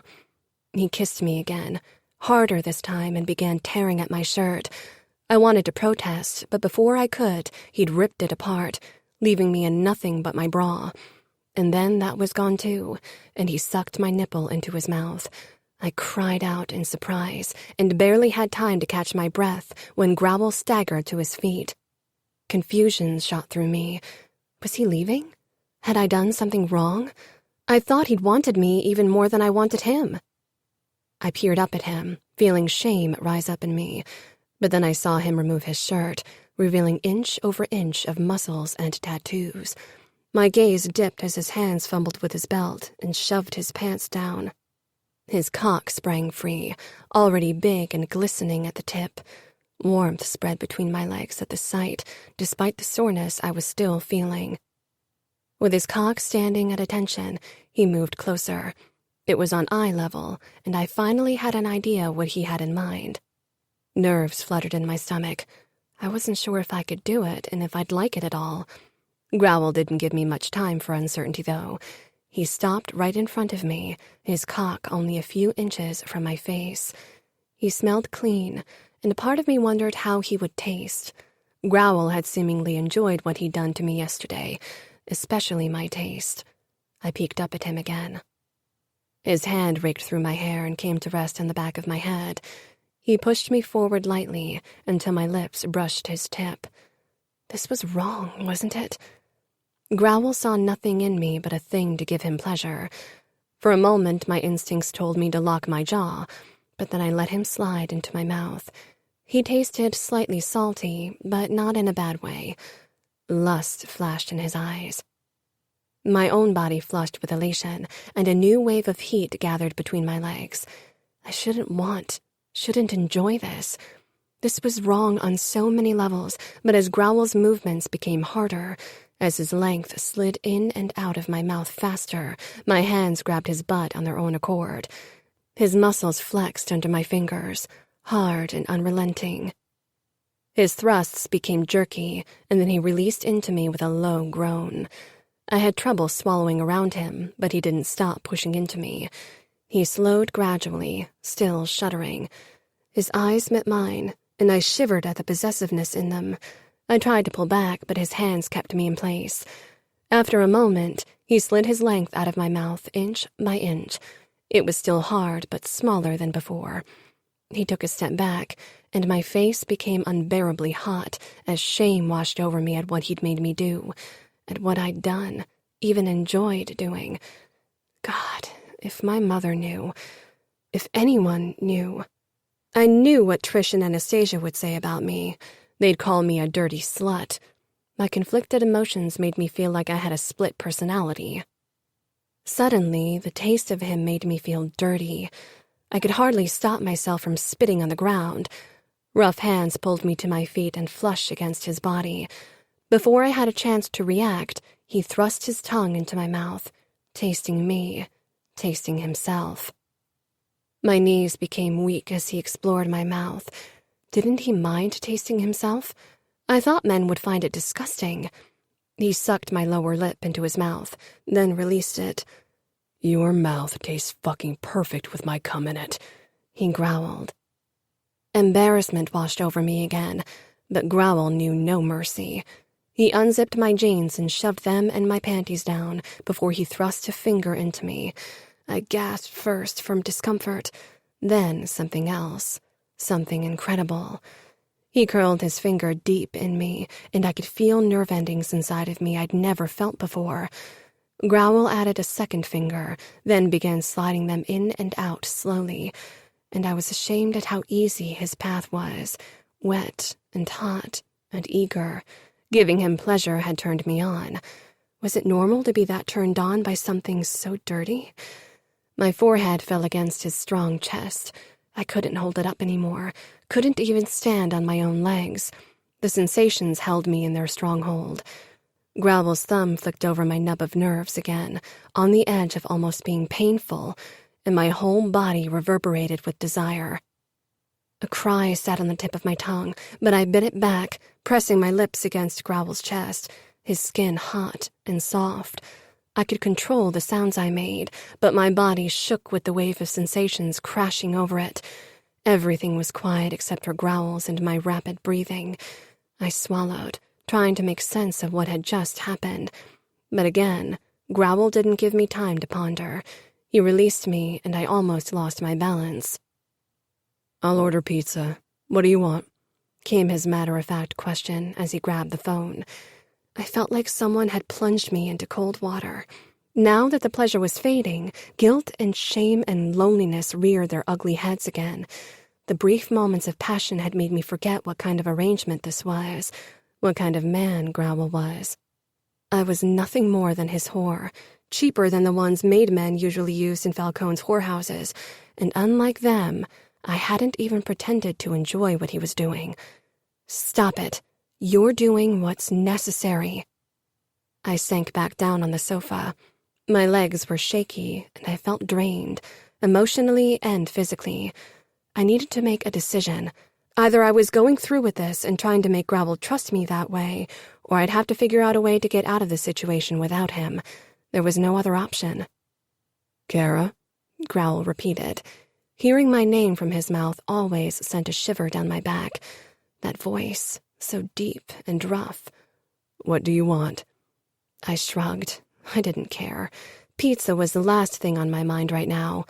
It was obvious that Growl enjoyed being with me physically, but on an emotional level, I wasn't getting anywhere.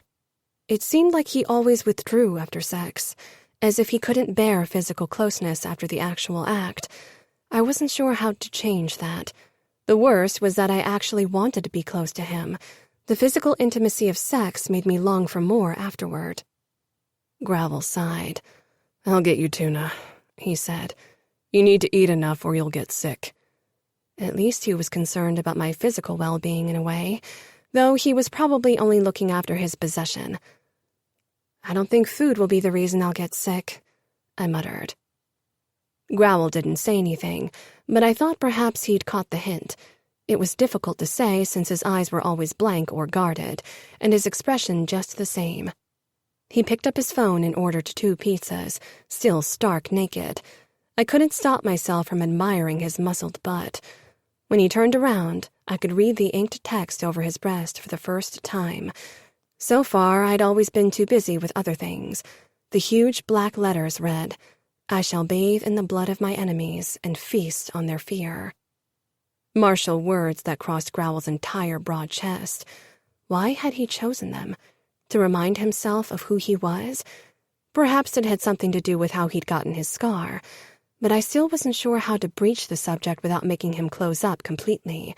It was obvious that he didn't like to talk about the topic. Growl grabbed his pants from the floor and put them on. My own shirt was ripped, and I wasn't really in the mood to put on my tight-fitting jeans. "Do you have a shirt for me?"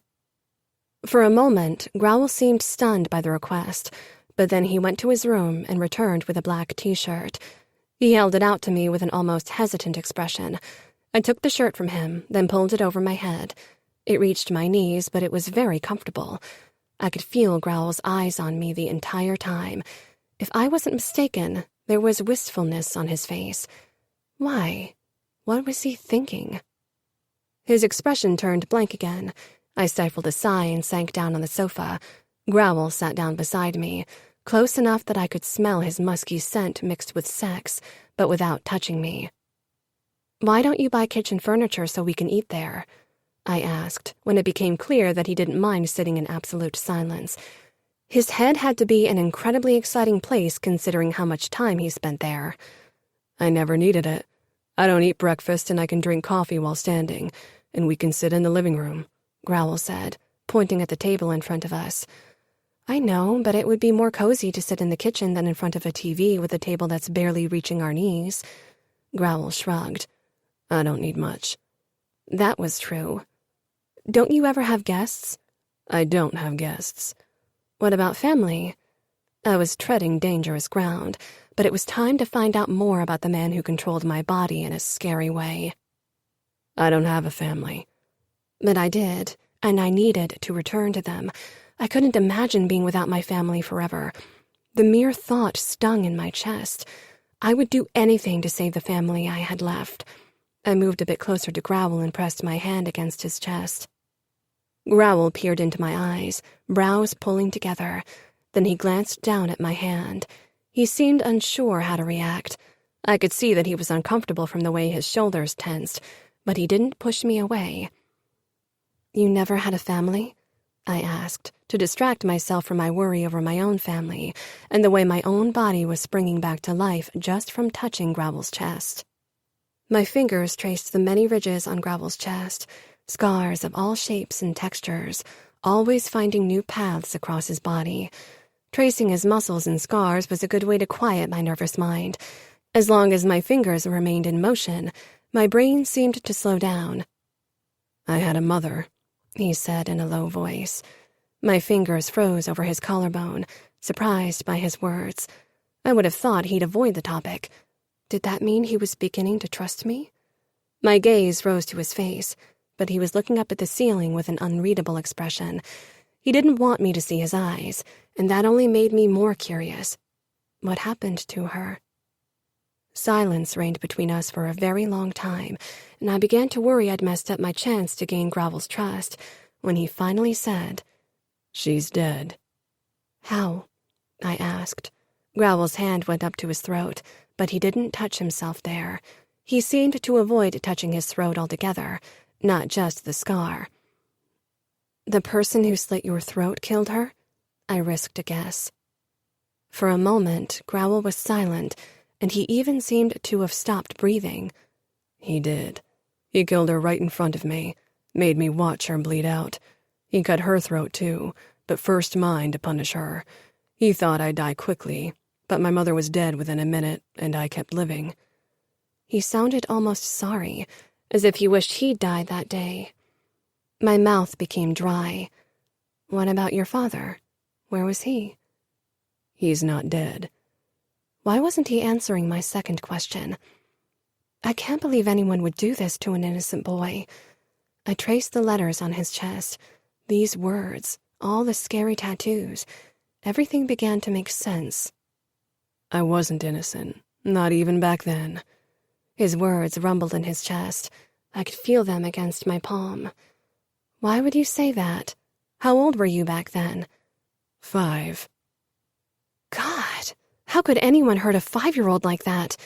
People called Growl a monster. Even I thought of him like that. But whoever had almost killed Growl as a small boy was so much worse. Everyone's innocent at that age.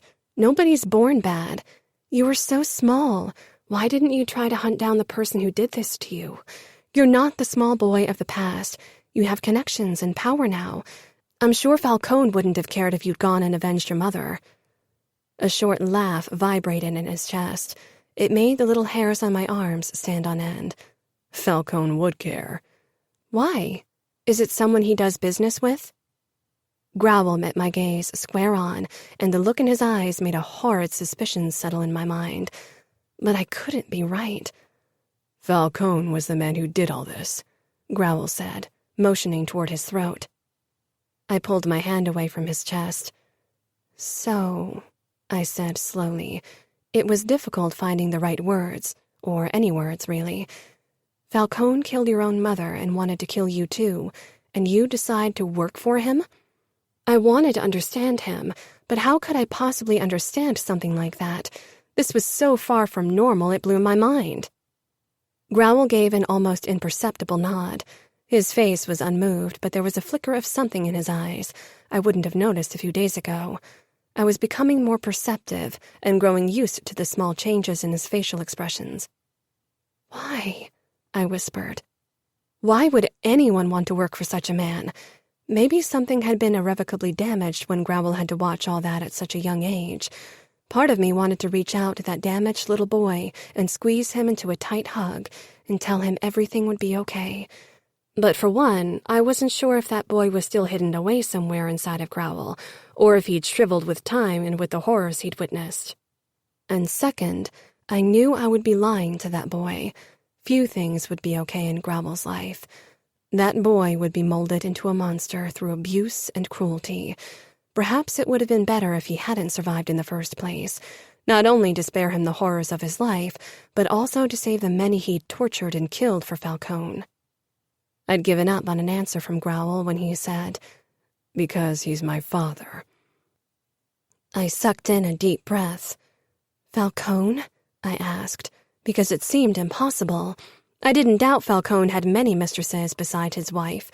A man like him couldn't be faithful, but it simply seemed impossible that word hadn't gotten out, that people didn't mention Falcone's name in one breath with Growl, the bastard. My eyes searched Growl's face, but if there was something of Falcone in his features, it remained hidden to me. He nodded again. "That was one of the reasons why he wanted to get rid of me, and why he killed my mother. She threatened to tell people. Falcone doesn't let anyone threaten him." "He killed your mother, the woman he had a child with," I said slowly. Growl didn't react. How could he do that? What kind of monster would do something like that? I winced, suddenly worried I'd gone too far. For some ridiculous reason, Growl was loyal to his cruel father. "A monster like me," he murmured. Like father, like son? Growl shrugged. I could tell that he was done with our conversation, but I was way too agitated to let the topic drop so quickly. Maybe you shouldn't take your father's horrible nature as an excuse to be a monster yourself. Maybe you should strive to be better. He let out a low breath, which might have been a laugh. I wasn't sure. I'm not joking. He rose to his feet. "I'm not a monster because of my father. I'm a monster because I chose to be." I doubted that was the truth. He'd been a young boy when he'd experienced horrors even grown men could hardly imagine. It's never too late to change and to make up for your mistakes. Growl shook his head. "You're naive if you think that's an option. I won't change. I don't want to. My life is good as it is. You're working for the man who killed your mother. I don't believe you can live with that. I have for a very long time. If I were you, I'd want to get revenge. Growl smiled darkly. But you aren't me, and you don't know me. He turned around and left the room. A second later, I heard the back door open and close. He was right. I didn't know him. Yet. But today he'd handed me a few pieces of the puzzle that was him, and I was determined to get the remaining pieces as well. Chapter 15. Cora. I decided not to push Growl further regarding Falcone and what happened. I had a feeling that he would close up completely if I tried again too soon. At least he didn't seem angry enough about my questions to stop sleeping with me. When we lay next to each other in my bed after Growl had driven me to 3 orgasms, my mind was racing for a way to make him stay with me. He usually left directly after we were done, giving me no chance to get to know him better. We didn't even touch afterward, or hadn't so far at least. Now Growl's arm was lightly brushing mine. It wasn't by accident. Perhaps deep down he longed for closeness beyond sex. His eyes were half closed and his breathing was already slowing. His muscled chest glistened with sweat. "What happened to my father after you took me to your house?" I asked. Growl opened his eyes. "He was dead." "I know," I whispered harshly. "That's not what I meant. Where is his body? What did you do with it?" Growl turned his head toward me, frowning. "What does it matter? He's gone." People bury their dead for a reason, because they need a place to feel connected to them, a place where they can go to say goodbye or talk to what remains of the people they love. It's what humans do. Growl didn't seem to understand. "Maybe. I can't see how that helps." "You don't have to understand," I said quietly. "Just accept it. I really need to know where my father's body is. I need to say goodbye to him to find peace."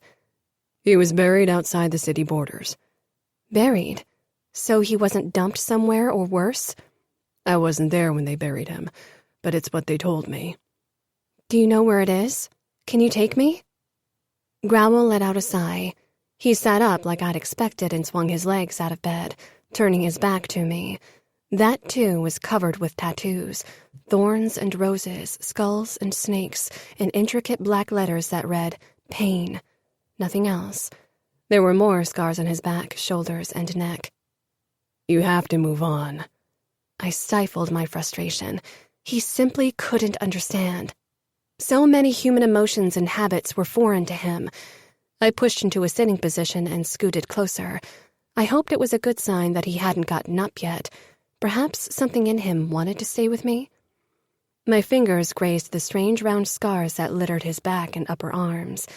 They didn't look like gunshot wounds, more like someone had burned Growl. After a moment of hesitation, I asked quietly, "What are those?" Growl peered over his shoulder, amber eyes softer. "Cigarette burns." My fingers froze. He sounded so detached, as if we weren't talking about his body. "Who did this to you?" "Perhaps I asked someone to do it to me," he said. "Why would anyone ask for pain?" "I like pain. Learned to like it over time." "You like it?" I repeated, dropping my hand from his skin. Did he ask someone to burn him? Was he that messed up? The idea didn't sit well with me. Someone who did this to themselves would probably do much worse to others, though the fact that surprised me was ridiculous. I knew what Growl was, more monster than man. A corner of his mouth twitched in an almost smile. That small gesture managed to change his entire face, making him seem more approachable, less dangerous. But the usual hard line returned to his lips too quickly. "Not getting burned. I didn't ask for those scars," he said roughly. "When I was a kid, I wasn't into pain yet." My eyes trailed over the many burn marks, counting almost a dozen. "Someone did this to you when you were a kid?" I paused, unsure about the next question. "Your mother?" That would at least explain why Growl didn't want to avenge her. Growl shook his head. She wasn't the best mother. She worked as a whore. Her addiction and job didn't really help with raising a kid, but she never beat me or hurt me physically. I licked my lips. This was dangerous territory I was treading. My curiosity made me eager for more, but at the same time I was equally scared of the horrors I'd hear and what they would make me feel. With every piece of Growl's past and his character that I uncovered, it became more difficult to not feel compassion and more. Then who did? I asked, despite my worries. After my mother died and I was released from the hospital, Falcone gave me to one of his henchmen, Bud, who was responsible for one of the brothels. He was a pimp, really, and didn't want a kid around, but he couldn't give me away if he wanted to get in Falcone's good graces, and so he kept me. But he was a sadistic bastard, and when he grew tired of beating the shit out of his whores, he liked to torture me. Why didn't Falcone stop him? I shook my head. I don't know why I'm even asking. The guy almost killed you. It's not like he's a decent human being or anything close to that. He didn't kill me, though he could have, and he never actually touched me. He let one of his men cut my throat, and Bud always made sure that he beat and burnt me where nobody could see it. So you think Falcone didn't know what was going on? The whores knew, and they liked me. They could have told him about it. But he didn't do anything, I concluded. Growl shrugged. The beatings made me stronger. After a while, you don't experience pain like other people do. It becomes familiar, almost like a friend. You stop fearing it, and even like it. That explained the tattoo on his back. I moved so I could see his face, and was stunned by the almost serene expression there. I hoped it was a perfect mask, because if he was really this calm about the whole thing, there was little hope for him. When his eyes met mine, I saw a flicker, a crack in the perfect mask he'd built over time, and almost exhaled in relief. I put my chin down on his shoulder, bringing my face closer to his. There are other things that make people strong, not just pain. It's horrible what happened to you. Someone should have protected you. All the people who stood by while you were tortured, they should rot in hell. You shouldn't care, Growl murmured. I know. I didn't say more. Did I really care? The man in front of me today didn't deserve my pity or help. He wasn't the helpless boy from long ago anymore, and yet part of me felt for him. I couldn't help it. For several heartbeats, we stared at each other, and unspoken words seemed to hang in the air between us. I was so close to breaking down Growl's walls, so close to gaining his trust.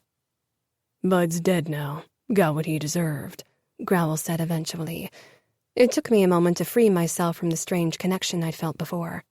Did you kill him? It was scary how easily the words left my lips, and how little impact they had on my conscience.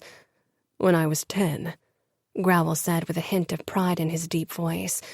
Perhaps that should have made me uneasy, and maybe it would have, even though Bud had deserved to die, if the idea of getting deadly revenge on Falcone hadn't dominated my thoughts in the last couple of weeks.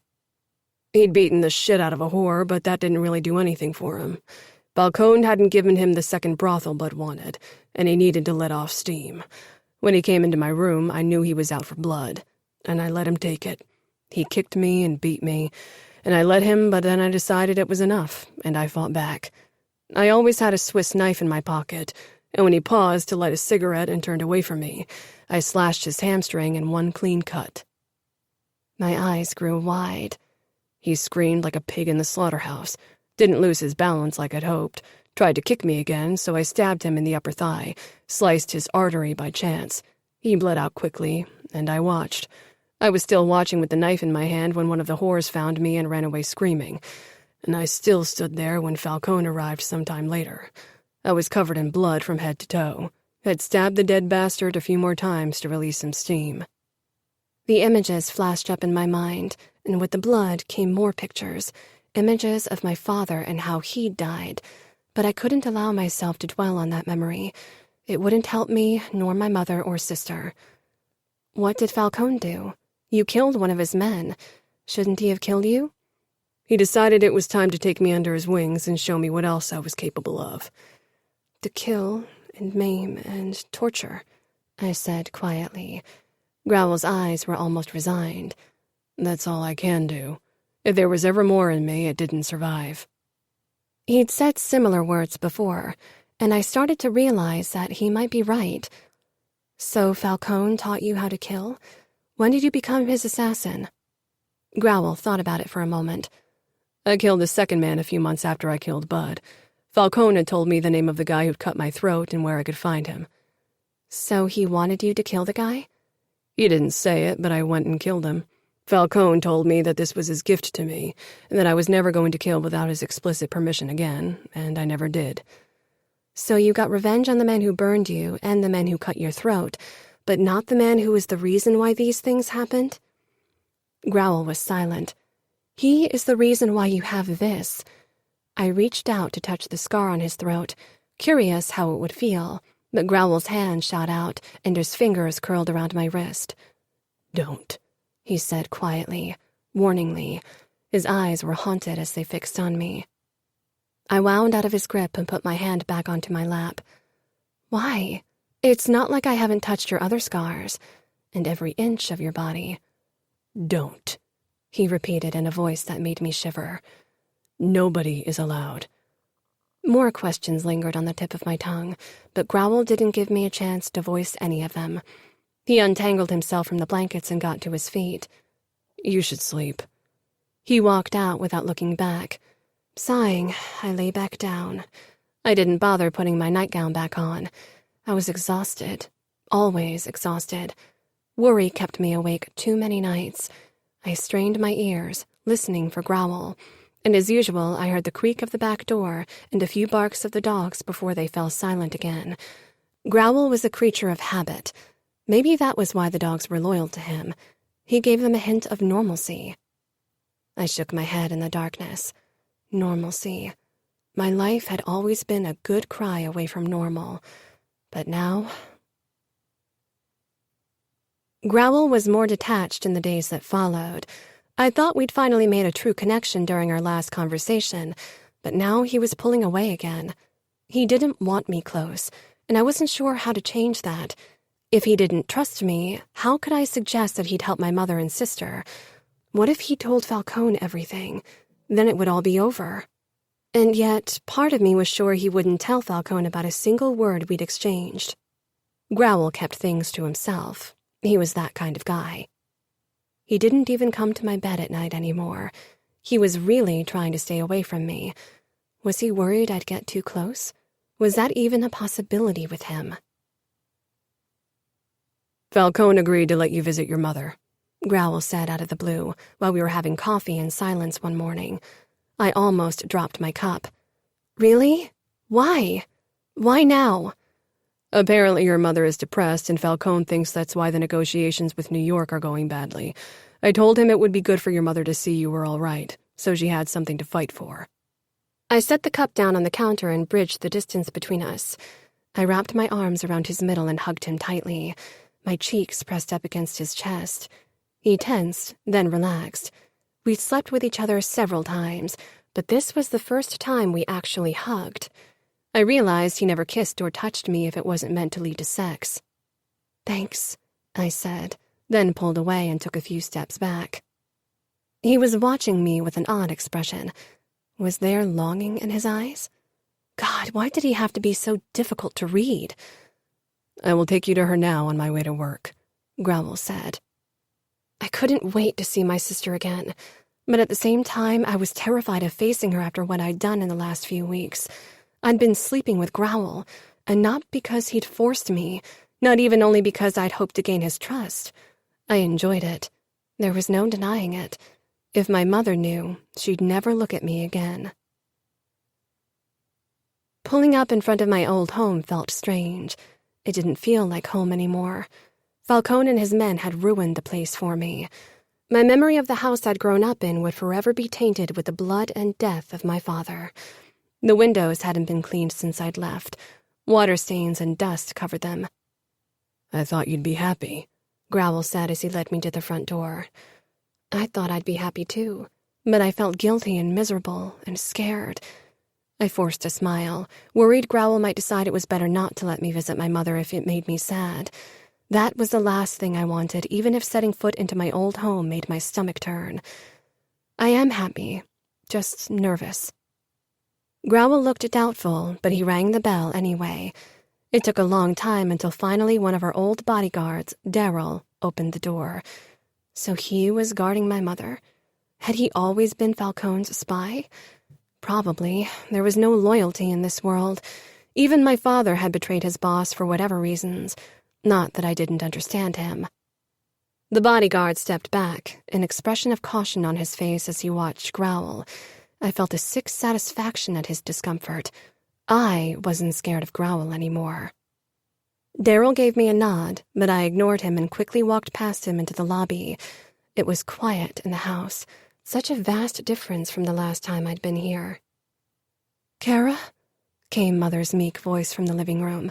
I rushed off toward my mother and found her sitting at the living room table, which was set for lunch. I hesitated in the middle of the room. My mother had lost weight. Her cheeks were sunken in, her cheekbones protruding. She wore no makeup. She always had, and her dress was crinkled, as if she couldn't be bothered ironing it. Mother would have never worn a dress that hadn't been ironed. She'd changed. I had changed. It was ridiculous to think that my mother or sister wouldn't. God, Talia, how was she doing? My mother rose from the chair and opened her arms. I didn't hesitate. I flew into her arms. It felt good to embrace her, to smell her comforting scent, even if she hadn't put on her usual perfume. Mother buried her face in my hair and took a deep breath. I closed my eyes, allowing myself a few moments of peace. "I need to leave now." Growl's voice sliced through the quiet. My mother and I stepped apart. Mother glared at Growl with disgust and fear. I nodded. "Okay." "I will pick you up in 2 to 3 hours." There was a hint of warning in his voice. I didn't say anything. I wanted him gone, worried that Mother might notice something strange between us. I almost sighed in relief when he'd left. Daryl was still in the room, though. "Can you give my daughter and me some privacy?" Mother asked politely. She looked controlled now. Daryl hesitated, but eventually he gave a terse nod. "I'm outside the door. Remember, there are cameras." Mother tilted her head, looking dignified, but the moment he closed the door, she grabbed the edge of the table and sank down in the chair. I pulled a chair up beside Mother and grabbed her hand. She searched my face, then checked my arms as if she was looking for bruises. "I thought I wouldn't see you again. I was sure that monster would kill you." "Growl?" I said. "He didn't hurt me." Mother shook her head. "Don't lie to me. I know this world. I know the rules. I know more than I've let on in the past because I wanted to protect you and your sister." She let out a sad laugh. "I failed." "You didn't fail. What could you have done? They were armed. We had no chance against them." Mother touched my cheek, looking hopeless. "I wish I were stronger. I know I should ask what has happened to you, but I'm not sure I can bear the truth. You are so much stronger than I am, Cora. That you are here, looking healthy and unbroken. I can't fathom how that is even possible." I smiled shakily. "I'm really fine, Mother. Please don't worry about me." Mother closed her eyes and shook her head. "I don't know how you can even talk to me after what I did." "What did you do?" "I'm working for Falcone, helping him. After he gave you to that monster, I shouldn't help him no matter what he threatens me with. If your father knew, he'd be disappointed. He wouldn't even look at me now. Father is the reason why this happened. He is the reason we went through hell. It was his punishment that we had to bear. If he were alive, he wouldn't have any right to judge you. He would have to apologize to us for being so selfish and not thinking about the consequences." It burst out of me. So far, I hadn't allowed myself to be angry, but now I realized I was. I was furious because Father should have known better. It was his job to protect us, and he'd failed. Mother watched me with widened eyes, uncomprehending. "Don't talk about your father like that. He was the best husband I could have imagined and an even better father. He deserves nothing but our respect." That was a lie. Father hadn't been the worst father, but he had been a far cry from a good one. He'd been too busy with his work and often too impatient to spend time with his 2 chatty daughters. I'd loved him and I missed him. I wished he were still alive, and I'd forgiven him for what he'd done because he surely couldn't have fathomed where it would lead. I don't want to fight, I said quietly, squeezing Mother's hand. I know you're grieving, but eventually you realize that Father did this to us. Mother stared. She didn't protest again, but I could tell that she wasn't ready to admit Father's faults yet. His death was still too raw. I decided to change the topic. I know what you're doing, that you're talking to New York on Falcone's behalf. How? Mother whispered. Growl told me, but that's not important. Are you making progress? Mother shook her head. I haven't even talked to Luca Vidiello yet. It's difficult to get through to him. New York doesn't want anything to do with us. Mother touched her forehead. I can't fail. If I do, Falcone will hurt your sister. I don't know what to do. Keep trying. There has to be a way to get through to Luca Vidiello. I'm sure. Mother nodded. Perhaps. I sent his wife a letter. I hear she's kind. She might be our last chance. Don't give up. We'll figure something out, I said firmly, trying to convey with my eyes that I was working on a plan. Mother's brows drew together, but she didn't ask what I meant. She was a clever woman. We had to be careful what we said aloud. She pointed at the sandwiches piled up in the attigere. I made them myself, something to keep myself busy, and I miss cooking for all of you. I grabbed a salmon sandwich and took a bite, then smiled. It's delicious. Mother leaned back in her chair and watched me eat another sandwich. I swallowed the last bite, then asked, I've been wondering, why did you even leave New York and your family? You were part of the leading family, after all. You could have led a great life there. New York might be the enemy, but there was no way they could be worse than the Camorra. Mother looked tired. I was, but my brother was the capo and he was as bad as Falcone. Of course, back then I didn't know how cruelly Falcone ruled in Vegas, or perhaps I would have stayed in New York. Then she smiled sadly and shook her head. Though I was head over heels in love with your father and would have followed him anywhere. I touched her hand. How did you two even meet if Father was one of Falcone's men? New York and Las Vegas hated each other back then, too, didn't they? Mother nodded. Oh, yes, they did. But Falcone had only just been made boss, and his father still had some say in the city. And the old man wanted to try to make peace with New York, so they sent your father because he always knew how to be diplomatic. Falcone would have ruined everything if he tried to do the negotiations himself. But they didn't make a peace treaty, did they? No. Salvatore and Falcone were too alike. They both wanted to have the last say, so nothing came of your father's visit in New York. You two fell in love. Yes. In the 3 weeks that he was in town, he completely captured my heart. I begged my parents to let me marry him, but of course they refused, and Salvatore was furious that I'd even suggested such a horrible thing. He chose someone else for me, but I wanted nobody but Brando. And so your father took me home with him and told Salvatore that he'd done it as revenge for insulting Falcone. I'm not sure if Falcone believed the story, but he was happy to taunt Salvatore like that. And so your father and I married 2 days after we'd left New York. The party was the story in every newspaper in Las Vegas and beyond. Peace was out of the question after that. Falcone got exactly what he wanted, and so did your father and I. It seemed like the perfect solution at the time. Do you think the head of the Familia, that Luca Vidiello, would allow us to stay in New York? I asked in a bare whisper. Mother touched my cheek. I don't know. I only saw him and his brother once when they were small boys. You visited them? But I thought that was forbidden. Oh, it was, but Salvatore's wife and I really liked each other. I always felt sorry for her because she had to marry my sadistic brother. And once, when I was pregnant with you, I was in Aspen at the same time as Salvatore's wife. She was there with the kids, and so we met in secret. We'd been talking on the phone regularly, but that was the first time we'd met since I'd run off. It was wonderful. And the boys were real cuties, though it was unmistakable that my brother was their father. They were too controlled and serious for boys that young. Especially Luca gave me the chills sometimes. Perhaps he will remember you and help us. It's our best chance. It is, she agreed. Then her expression turned almost frightened. Do you know where they took your father's body? I can't bear the thought that Falcone gave him to his dogs as food. It breaks my heart. He doesn't deserve that. I patted her arm. Growl told me that someone buried Father in the desert. They didn't feed him to the dogs. Mother's shoulders sagged in relief. But suddenly, I wondered if Growl had told me the truth. There was no way I could know. I had to trust his word. Time passed too fast with my mother and I reminiscing about old times, family vacations, wondrous memories that would never take place again.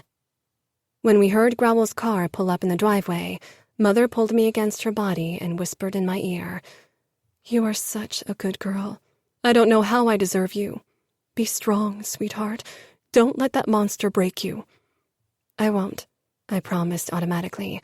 She watched me with love and pity, and I had to look away. If she knew what I'd done and what I was doing, I could never tell her. Chapter 16. Cora. I barely glanced Gravel's way as we headed back to his house. He shot me a questioning look. "What's wrong?" "Nothing," I said harshly, then bit my lip. I didn't know what to do.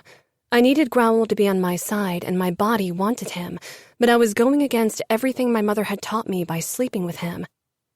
Growl's hands on the steering wheel tightened, the tendons in his forearms flexing, but he didn't push the matter. I usually initiated our conversations, so it didn't come as a surprise that he accepted the tense silence between us. I focused on the window, on the flashy neon signs advertising casinos and hotels. My mind was whirring with what I'd learned today about my mother's family, about my family. I needed Growl if I wanted any chance to help my mother and sister, if I wanted any chance to escape from Las Vegas and find shelter in New York. But I wasn't sure how to do it.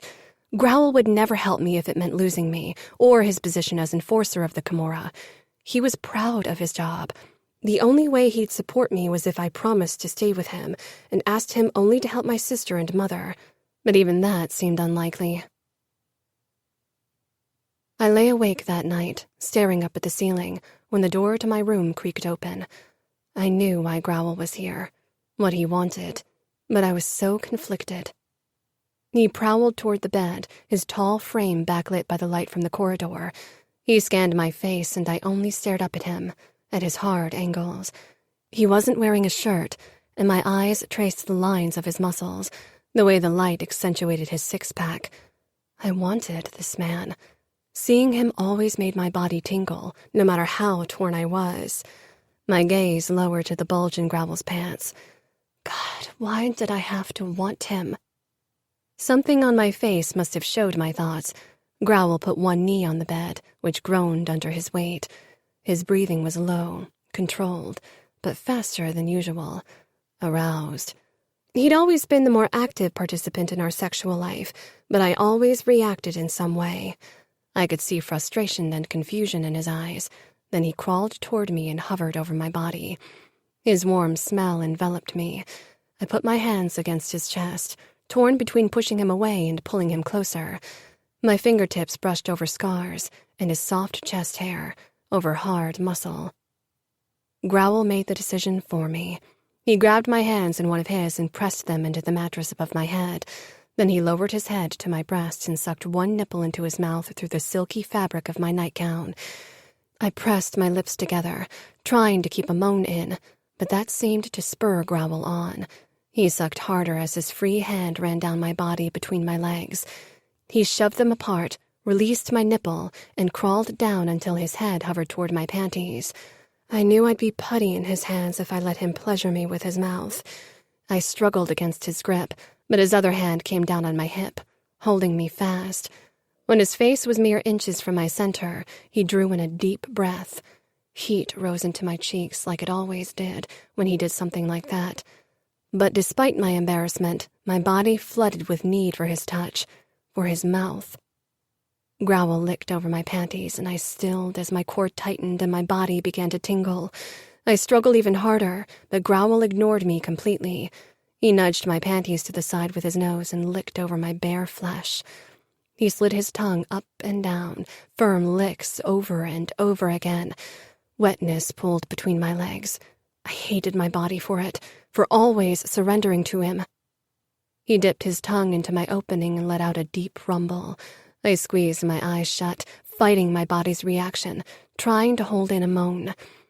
I wouldn't give him that satisfaction, but he didn't stop. He seemed to enjoy every moment of it. Every time he hummed, a stupid part of me was turned on. I still couldn't believe he liked how I tasted down there, but he obviously did. He moved his tongue higher and licked over my clit. My hips bucked, but this time it wasn't in an attempt to get away. Growl kept a steady rhythm.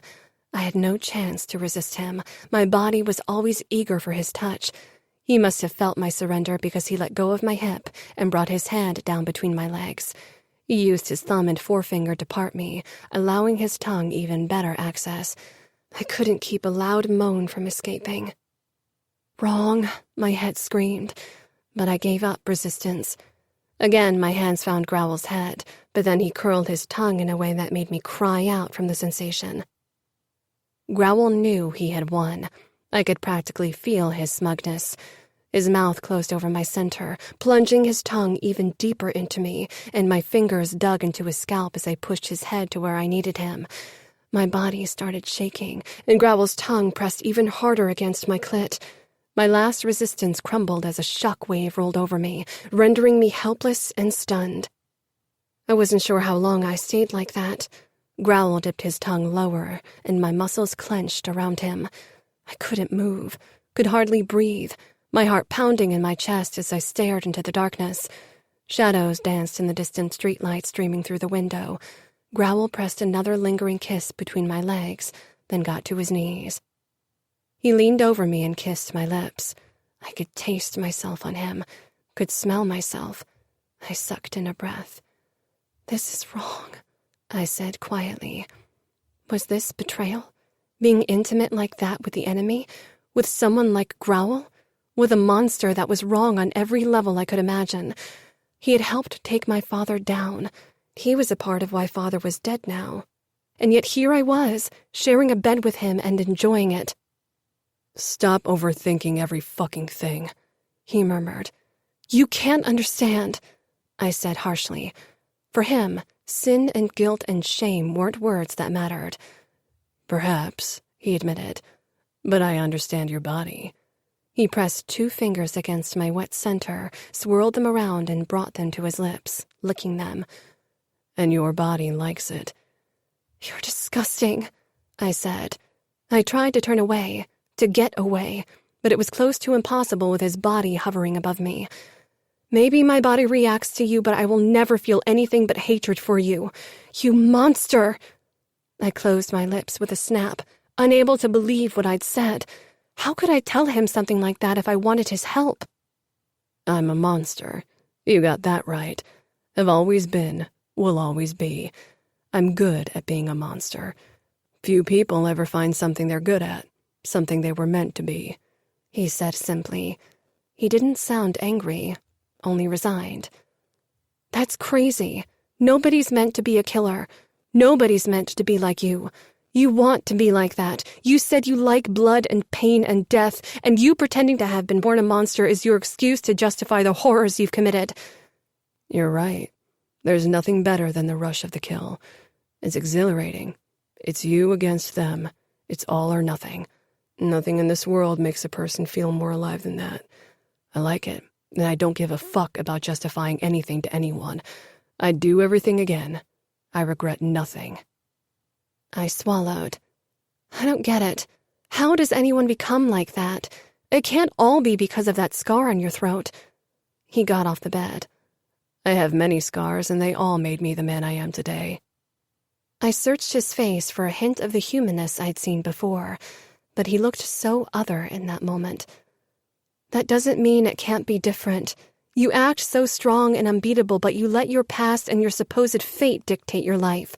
Why don't you fight for a better future?" "For me, there's no future." "But there could be," I whispered. Growl searched my face again. There was longing. He wanted more out of this life, even if he couldn't admit it to himself yet. "I didn't come to talk," he growled. He slid down his pants and returned to the bed. His strong body covered mine as he moved between my legs. His tip slid over my wet entrance, and then he thrust into me in one swift move, filling me completely with his length. He groaned. I wrapped my legs around his hips as he began pounding into me. His mouth found mine, tongue plunging in, and he angled his thrusts higher, toward a spot that made my toes curl. I moaned against him. He slipped a hand between us, fingers reaching for my breasts, thumb and forefinger pinching and twisting my nipple. Pain and pleasure mixed deliciously. I cried out, close to release. He sped up, our bodies slapping against each other. I scratched my nails down his back and he tensed with his release, taking me with him over the edge. My cries were swallowed by his forceful kiss. His movements slowed, but he kept kissing me. When he finally drew back, I was flushed and breathless. My legs dropped from his waist, heavy and limp. He pushed himself off me, leaving me no choice but to lower my arms from his back. He picked up his pants off the ground before he left without another word. The soft click of the door made me wince. I stared into the darkness. I could still feel him inside of me, was still throbbing with the remnants of my orgasm, but my chest felt empty. I was too agitated to sleep, and so I got up eventually. For some reason, I needed to be close to Growl now. It was silent inside the house when I stepped into the corridor. My slow breath felt like an intruder of the quiet. I headed toward Growl's bedroom, but the door was open and he wasn't inside. Where was he? I crept through the darkness when my eyes registered a dim light spilling into the house from the backyard. I tried to move soundlessly as I approached the terrace door. Growl sat at the small, shabby table. A half-burnt-down candle on a saucer hardly broke through the night, but managed to cast eerie shadows across his face. The dogs were stretched out at his feet as usual. They didn't react. Either they hadn't noticed me, which didn't really qualify them as guard dogs, or they deemed me too uninteresting for a reaction. Growl looked lonely. In the short time I knew him, I learned to read his expressions better, but I still didn't understand him. He sought out my closeness, was trying to treat me right even though he'd never learned how. Had anyone ever treated him right? Except for his mother, perhaps? I considered returning to my bedroom, but something kept me rooted to the spot. I know you're there, Growl said quietly. I walked outside hesitantly. The cold bit at my skin, especially where Growl's mouth had wetted my nightgown. He looked tired. You should be sleeping, he said. You too? I can't, he admitted. Me neither. We looked at each other. Can I stay? Growl nodded. I took a step toward the free chair, then changed my mind and headed for Growl. His brows crinkled as he watched me. I crawled on his lap and put my head down on his shoulder. He smelled of sex, of us. He let out a low breath but didn't do anything else. He was warm and strong. I drew in his scent that lingered beneath the sex. It didn't take long before my eyes felt heavy. When I was almost asleep, I felt Growl's fingers glide over my hair, up and down, and then I drifted off. I was back in my bed when I woke the next morning, and Growl was back to being his usual distant self when I entered the kitchen and grabbed the cup of coffee waiting for me. I will show you where they buried your father, Growl said without warning. I froze. My throat tightened with emotions, and most of my anger drained out of me. You will? My voice was shaky. Growl nodded, eyes almost kind. You should get the chance to say goodbye, if it'll make things easier. I wasn't sure if that was true, if it would make things easier, but I was grateful anyway.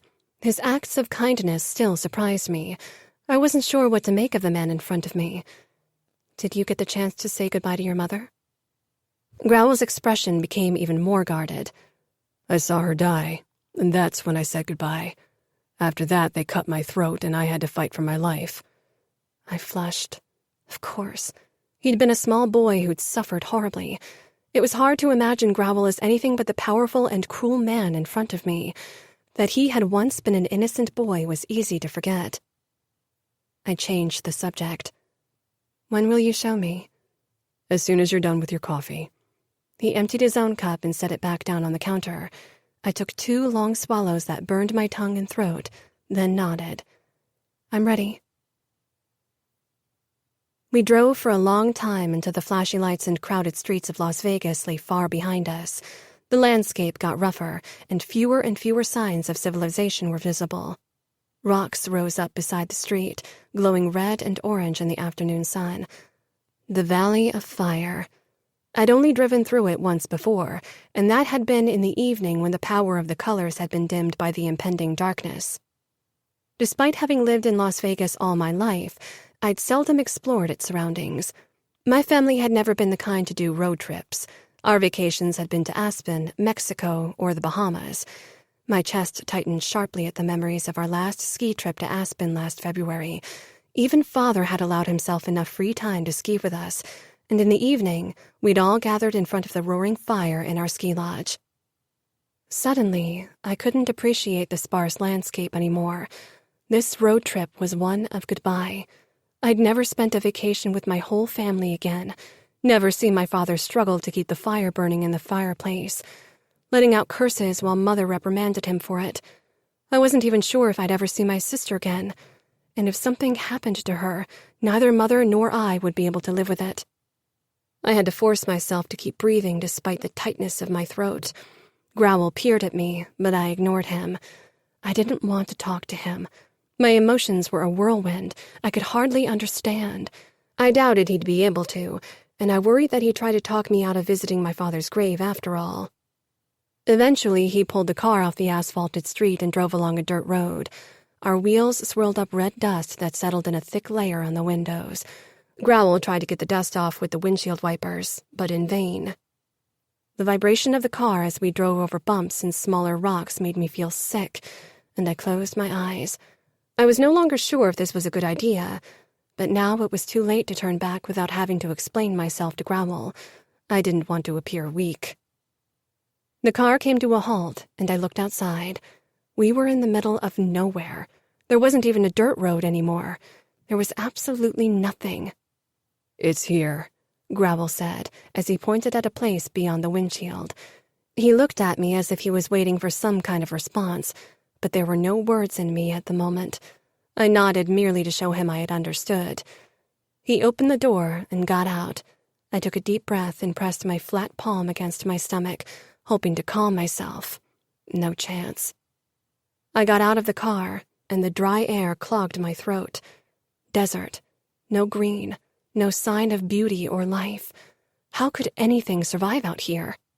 My eyes searched the horizon for any sign of civilization, but we were the only people around.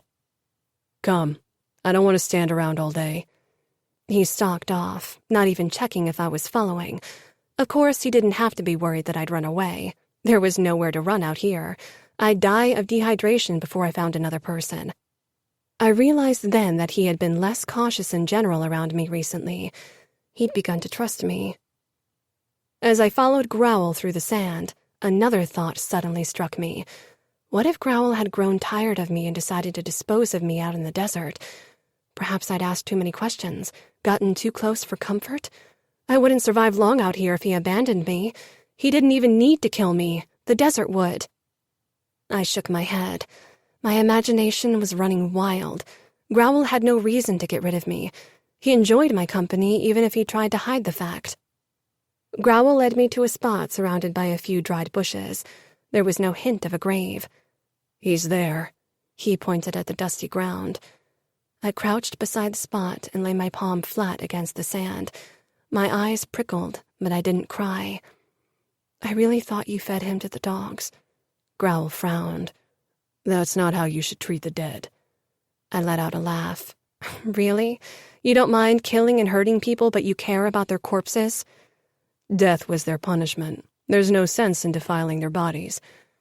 I know Falcone's done it before. Father told Mother about it, and she even asked me about it when I visited her. I even heard rumors that he fed bodies to his fight dogs and made the families watch. Growl shrugged. "I don't always agree with what Falcone does." That was at least something, I suppose, even if it was obvious that he didn't really care. Have you ever seen him do something like that? Growl nodded. "Once, but the family didn't have to watch. Falcone knows I don't care for useless violence, so he usually doesn't ask me to stay to watch." I lowered my eyes back to the ground. It was hard to imagine that my father was below me. Father had known the risks of his job, had earned a lot of money with it, and had probably been responsible for several people's demise. But he hadn't deserved this. I wished he were here, so I could have one last long talk with him. I couldn't remember when we had our last conversation. Too long ago. When you came to our house, did you think you were supposed to kill my father? I wasn't sure why it mattered. I knew Growl was a killer and that he wouldn't have hesitated pulling the trigger. Falcone hadn't told us who was going to kill your father. But you knew that he wanted him dead. I raised my eyes to meet his. He gave me a confused look. He wasn't sure why I was asking those questions. Your father betrayed Falcone. Death is the punishment for that. I sighed and rose to my feet, dusting off my pants that were covered in a fine layer of red sand. Do you ever go to your mother's grave? I asked. No, he said. There was no emotion in his voice. It's just her body down there, and I don't even remember her much. I prefer not to stay in the past. That was probably a necessity considering the many dark aspects of his life. And yet, to some degree, you do. More confusion filled Growl's face. What do you mean? You let the past determine who you are now, and you're bound to a man who made you who you are today. There's so much past in your life. Growl considered that. He really looked as if my words were getting through to him. I risked the next step. Don't you want revenge? Have you never dreamed of killing him? Of hurting him for what he's done to you? You could end it all. Free yourself of your past once and for all. Growl shook his head. I told you. What he's done to me made me who I am. I would not be here without him. I would not be here with you without him. He gave me you, and that's more than I ever hoped for. For a moment, I could not breathe, could not move, could do nothing but stare and try to come to terms with what Growl had just said. How could so few words mean so much to me? How could something that man, that monster said mean anything at all? It seemed impossible. Even now. He took a step closer and brushed a strand of hair from my face before he took my hand in his. It wasn't a romantic gesture, more like he needed to convince himself of something, needed to make it tangible to comprehend. But him giving you to me wasn't kindness, he said. Nothing like that. It was cruel and degrading. He wanted to punish you, and he knew I was the kind of punishment that would break you. He turned my hand over, revealing my pale wrist and forearm. Just look at your skin. Unblemished, clean, perfect. And look at me. He released me and held out his arms, covered in tattoos and scars, tanned and muscled. His life showed on his body. I didn't know what to say. Self-loathing seeped from every pore of his body, and I wasn't sure how to handle it. I wasn't perfect as he made me out to be. Falcone hoped I'd do to you what he did to me. Turn you into something gruesome. Break you apart. Growl rasped, eyes fierce and wild. I grabbed his hand firmly. You didn't break me, I said stubbornly, but I wasn't sure it was true. I wasn't the person I used to be. Some part of me had been broken, not through violence by his hands, and yet I had changed all the same. Stop hating yourself, I said angrily. You aren't helpless. You were perhaps the only person who can do something against Falcone. If you feel so bad about why Falcone gave me to you, then help me. You always say that you were lost, that you can't redeem yourself, but that's not true. You could make up for your sins by helping me and my family. Growl curled his fingers over my hand. By exacting revenge, he said curiously. I hesitated. Yes. Was I being a hypocrite for suggesting something like that? Falcone deserves death. We'll never be free with him around, not just because he can tell us what to do, but because he controls our past. He shaped it, shaped us irrevocably. You can't ask that of me. Growl backed away, dropping my hand. Don't ask me again. I can't help you. I won't. My heart sank. For a moment, he'd actually considered saying yes. I'd seen it in his face. Should I keep trying even though he told me not to? Or should I accept what obviously couldn't be changed and hope everything would turn out okay for my mother and sister anyway? I couldn't say anymore. Chapter 17. Cora. Growl pulled away from me in the days after our visit to the grave. I let him. I wasn't sure what to do.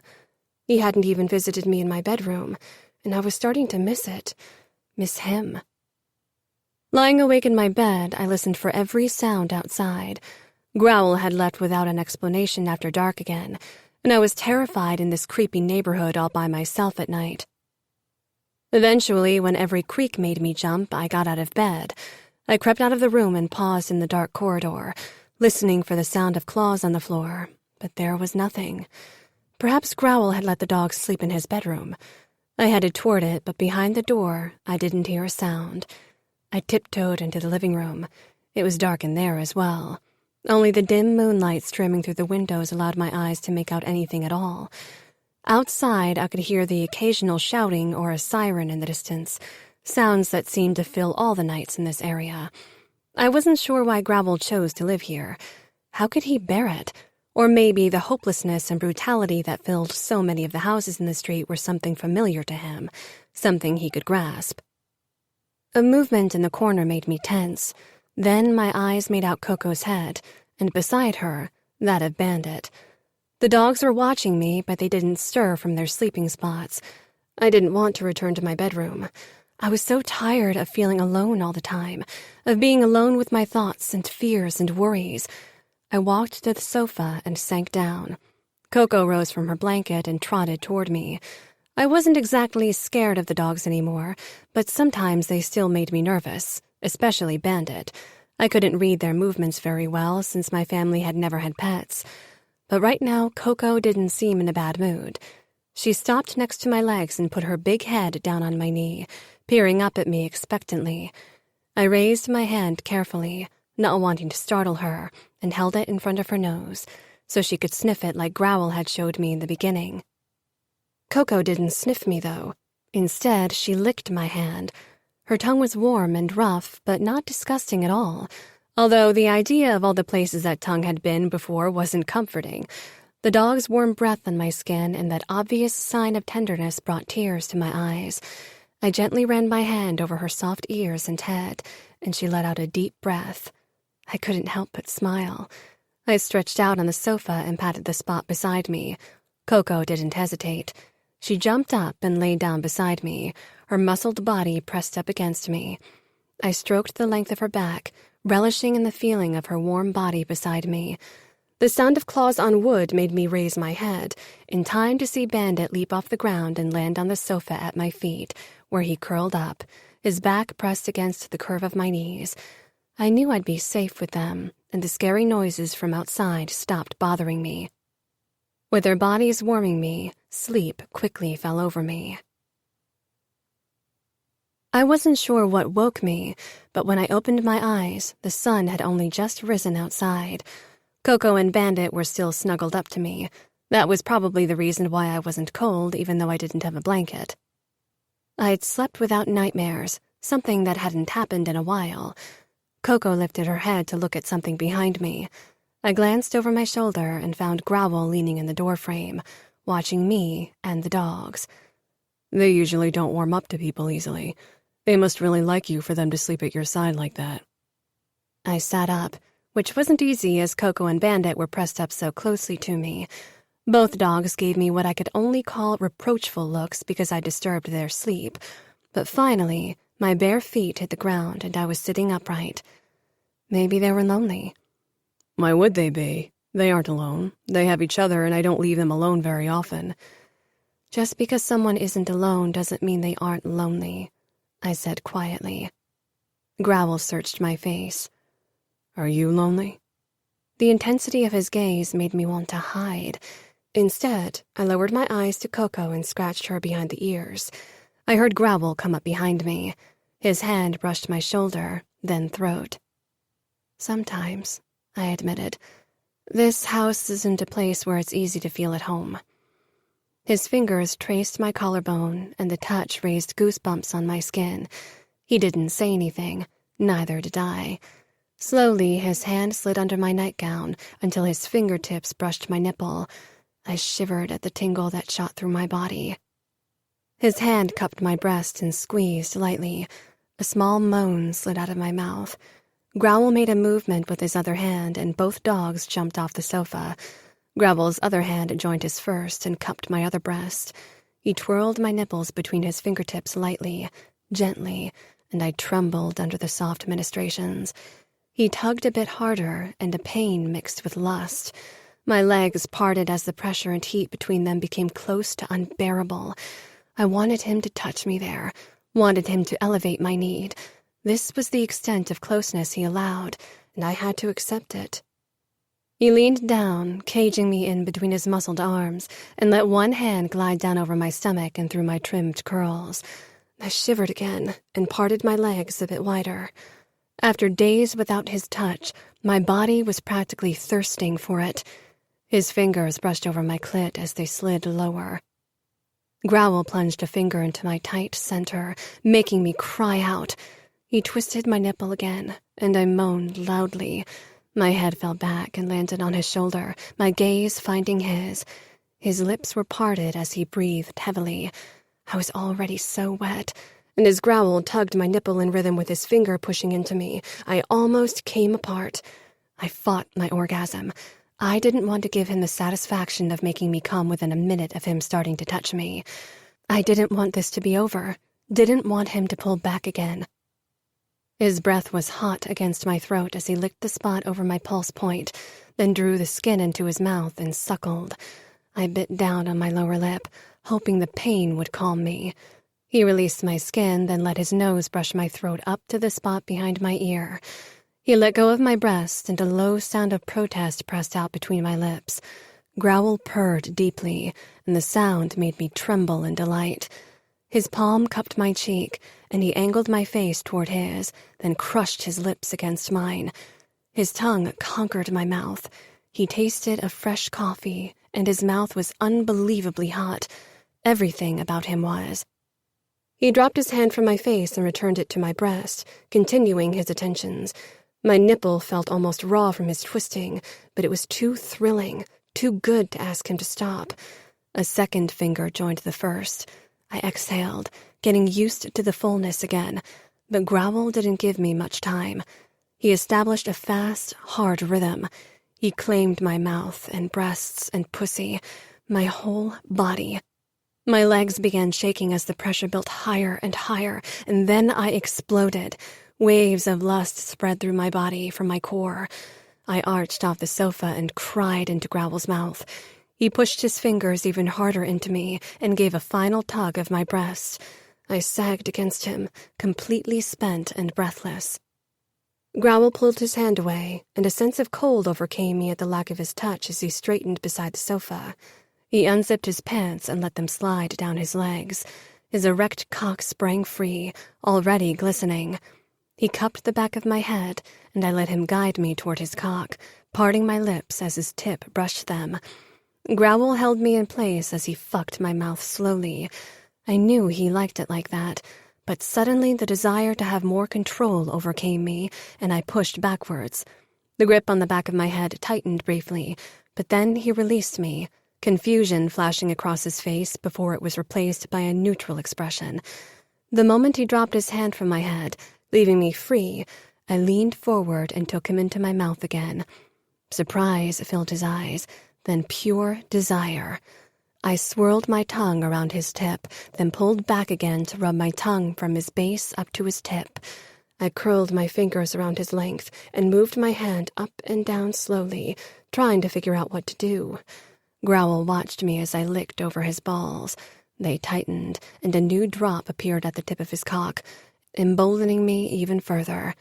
One of my hands cupped his hard ass. The muscles flexed under my palm. The feeling of his strength gave me a thrill. How could his power intimidate me in every other situation, but turn me on the moment we had sex? I shut off my brain. I didn't want to think, only feel.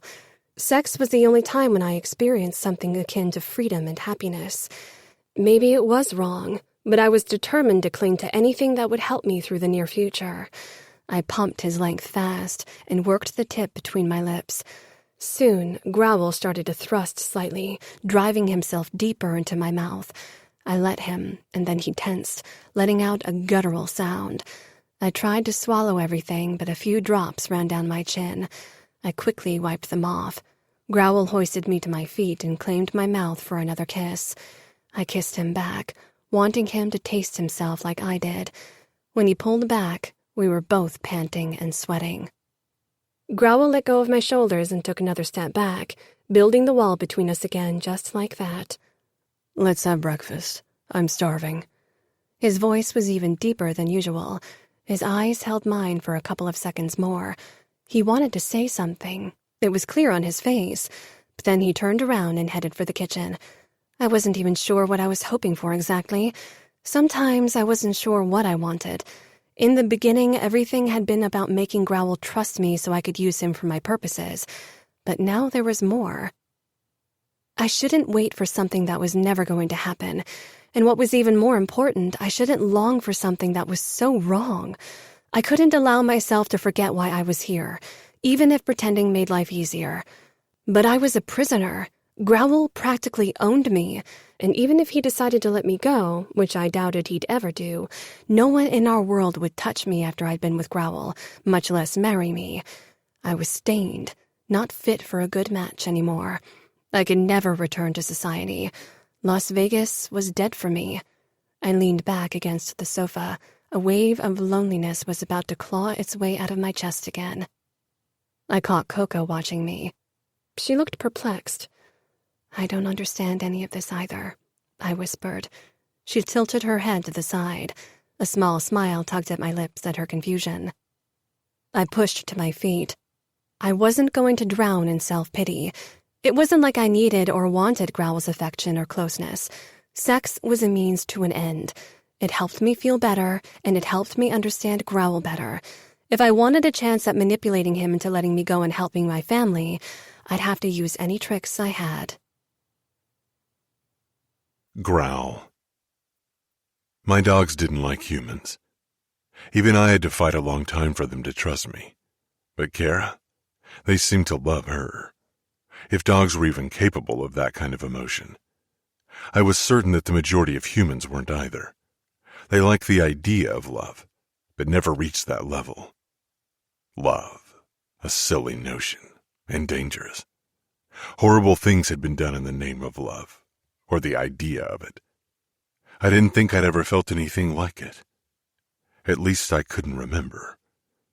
Perhaps I'd loved my mother when I'd been a small kid. I'd gotten a scar for it. Love. It wasn't something I could comprehend. Cora, that woman. I felt something. But I didn't know what it was. I'd never felt like this before. She made me want to treat her right. She made me want to be better. She made me want so many things I shouldn't desire. She was dangerous to me, to the life I'd built, to the person I'd become. She wanted me to go against Falcone, against everything I'd worked so hard to achieve. That was why she let me touch her, and why she sometimes smiled at me, why she talked to me and accepted my closeness. There could be no other explanation. I knew that, and still I was like a moth drawn to her light. The only light that had ever penetrated the darkness that was me and my life. Chapter 18. Cora. There's something you should know. Growl leaned against the kitchen counter as he so often did. He wasn't tense, but his gaze worried me. Something told me I wouldn't like what he had to say. Okay, I said slowly. What is it? So many horrible things had happened in the last few weeks. There wasn't much left that could devastate me. And then fear struck me. Is it about my mother or sister? Has Falcone decided he doesn't need them anymore? Growl frowned as if he couldn't imagine how I could have drawn that conclusion. Perhaps worry for others was something entirely foreign to him. No, he growled. It's about your fiancé. I doubt he is still my fiancé, I muttered. Who would want me after everything that had happened? I was a pariah in our society. Growl's frown deepened. He's not. You're right. His gaze was starting to unsettle me, which was surprising considering that in the beginning everything about him had unsettled me. Apparently, now I needed an additional reason to feel uncomfortable in his presence. Good, I said firmly. I wouldn't want to marry him anyway. Doubt crossed Growl's face. Why? He rumbled. There was something in his voice I couldn't quite place. I huffed. Why? Do you really need to ask? Growl remained silent, that same stoic expression on his face. He betrayed my father to better his own position. He betrayed my family. He betrayed me. I don't want a man like that. A man who is selfish, who doesn't care whom he hurts to reach his goals. I don't want a man I can't trust. He's a pig, and I wish I could spit in his face. You will get your chance, Growl said. I paused. What do you mean? Growl ignored my question. What I need to tell you is that Cosimo and your friend are going to marry. I wasn't sure I'd heard correctly. My friend? That Anastasia girl. Falcone told me last night. They announced their engagement yesterday. I couldn't move. If this was a nightmare, I wanted to wake now. Are you sure? Growl nodded. Cosimo has a position of power now. He needs a wife and an heir. I laughed bitterly. Didn't take him long to find a new woman to marry. I hated how the news made me feel. Despite my hate for Cosimo, I felt crushed. Not because I wanted to marry him, but because this made my life as it was now even more of a reality. There was no going back. Change was irrevocable. And Anastasia, how could she do this? I'd always known that Anastasia could be vicious and selfish, but we'd been friends since we could walk. We'd experienced so many things together. Didn't that mean anything? How could my friend betray me this way? Had Anastasia known about everything? Had she already known at Falcone's party? Perhaps that explained why she looked so pissed when I had danced with Cosimo. No, it couldn't be. I didn't want to believe that my friend wouldn't have warned me. It seemed cruel, crueler than what Anastasia was capable of. She liked to trash talk and destroy people's reputations, but this was a different matter altogether. Maybe Anastasia was a victim. Maybe her parents and Falcone had forced her to marry my former fiancé, now that I wasn't eligible anymore. After all, Anastasia was the same age as me and from a good family. I wanted to believe that, but the look Cosimo and Anastasia had exchanged at the party flashed in my mind. There had been something like familiarity between them, or was I reading too much into it now that I knew of their engagement? I wasn't in the right state of mind to think clearly, so I pushed the image away. I wasn't able to bear the idea of my friend's horrible betrayal, not as long as I didn't know all the facts. There was no sense in driving myself insane going over all the possibilities. Growl was still watching me. I wasn't sure how long I'd been lost in my thoughts, and I hoped my face hadn't given away too much of my inner turmoil. This doesn't concern me anymore, I said. It's not like I'm still part of their circle. Why would you say that? Was he serious? Oh, come on. You must realize what's going on in our society. Even if you don't care about any of it, there are rules, and I was as good as exiled. Because you're with me. Was there hurt in his voice? His constant growl made it even harder to hear the nuances of his emotions. I pursed my lips. Had I offended him? With you? I asked curiously. You make it sound like we're a couple when I'm only your gift. Growl nodded. You were, but now that you're mine, you have the same status that I have. That's not true, I said, frustrated at his lack of understanding. Did he really think that any part of the life I'd had before could survive? I had made the best of my fate, but that didn't mean I'd have chosen it. Growl looked as frustrated as I felt, but I didn't care. I didn't have the energy to explain anything to him. Sometimes his inability to grasp human relationships drove me insane. Maybe you weren't as special as you were before, Growl said, the word special like a curse from his lips.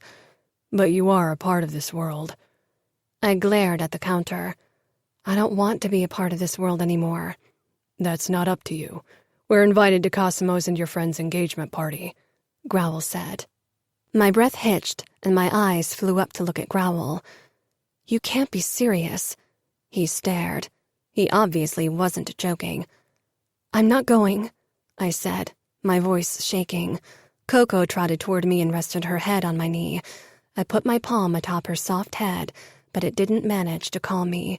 Even Bandit had come from the living room to watch me with curious eyes. "Yes, you are. Falcone wants us there, so we will be there." "I don't care what he wants. I hate him, and he only wants to humiliate me anyway. Everyone knows that Cosimo was my fiancé, and that Anastasia was my friend. They will all laugh at me." I could only imagine the humiliation I would be subjected to. I didn't think I could stand it. "Nobody will laugh at you when I'm at your side," he said in a low voice. His expression was deadly, a threat, but not to me. I paused.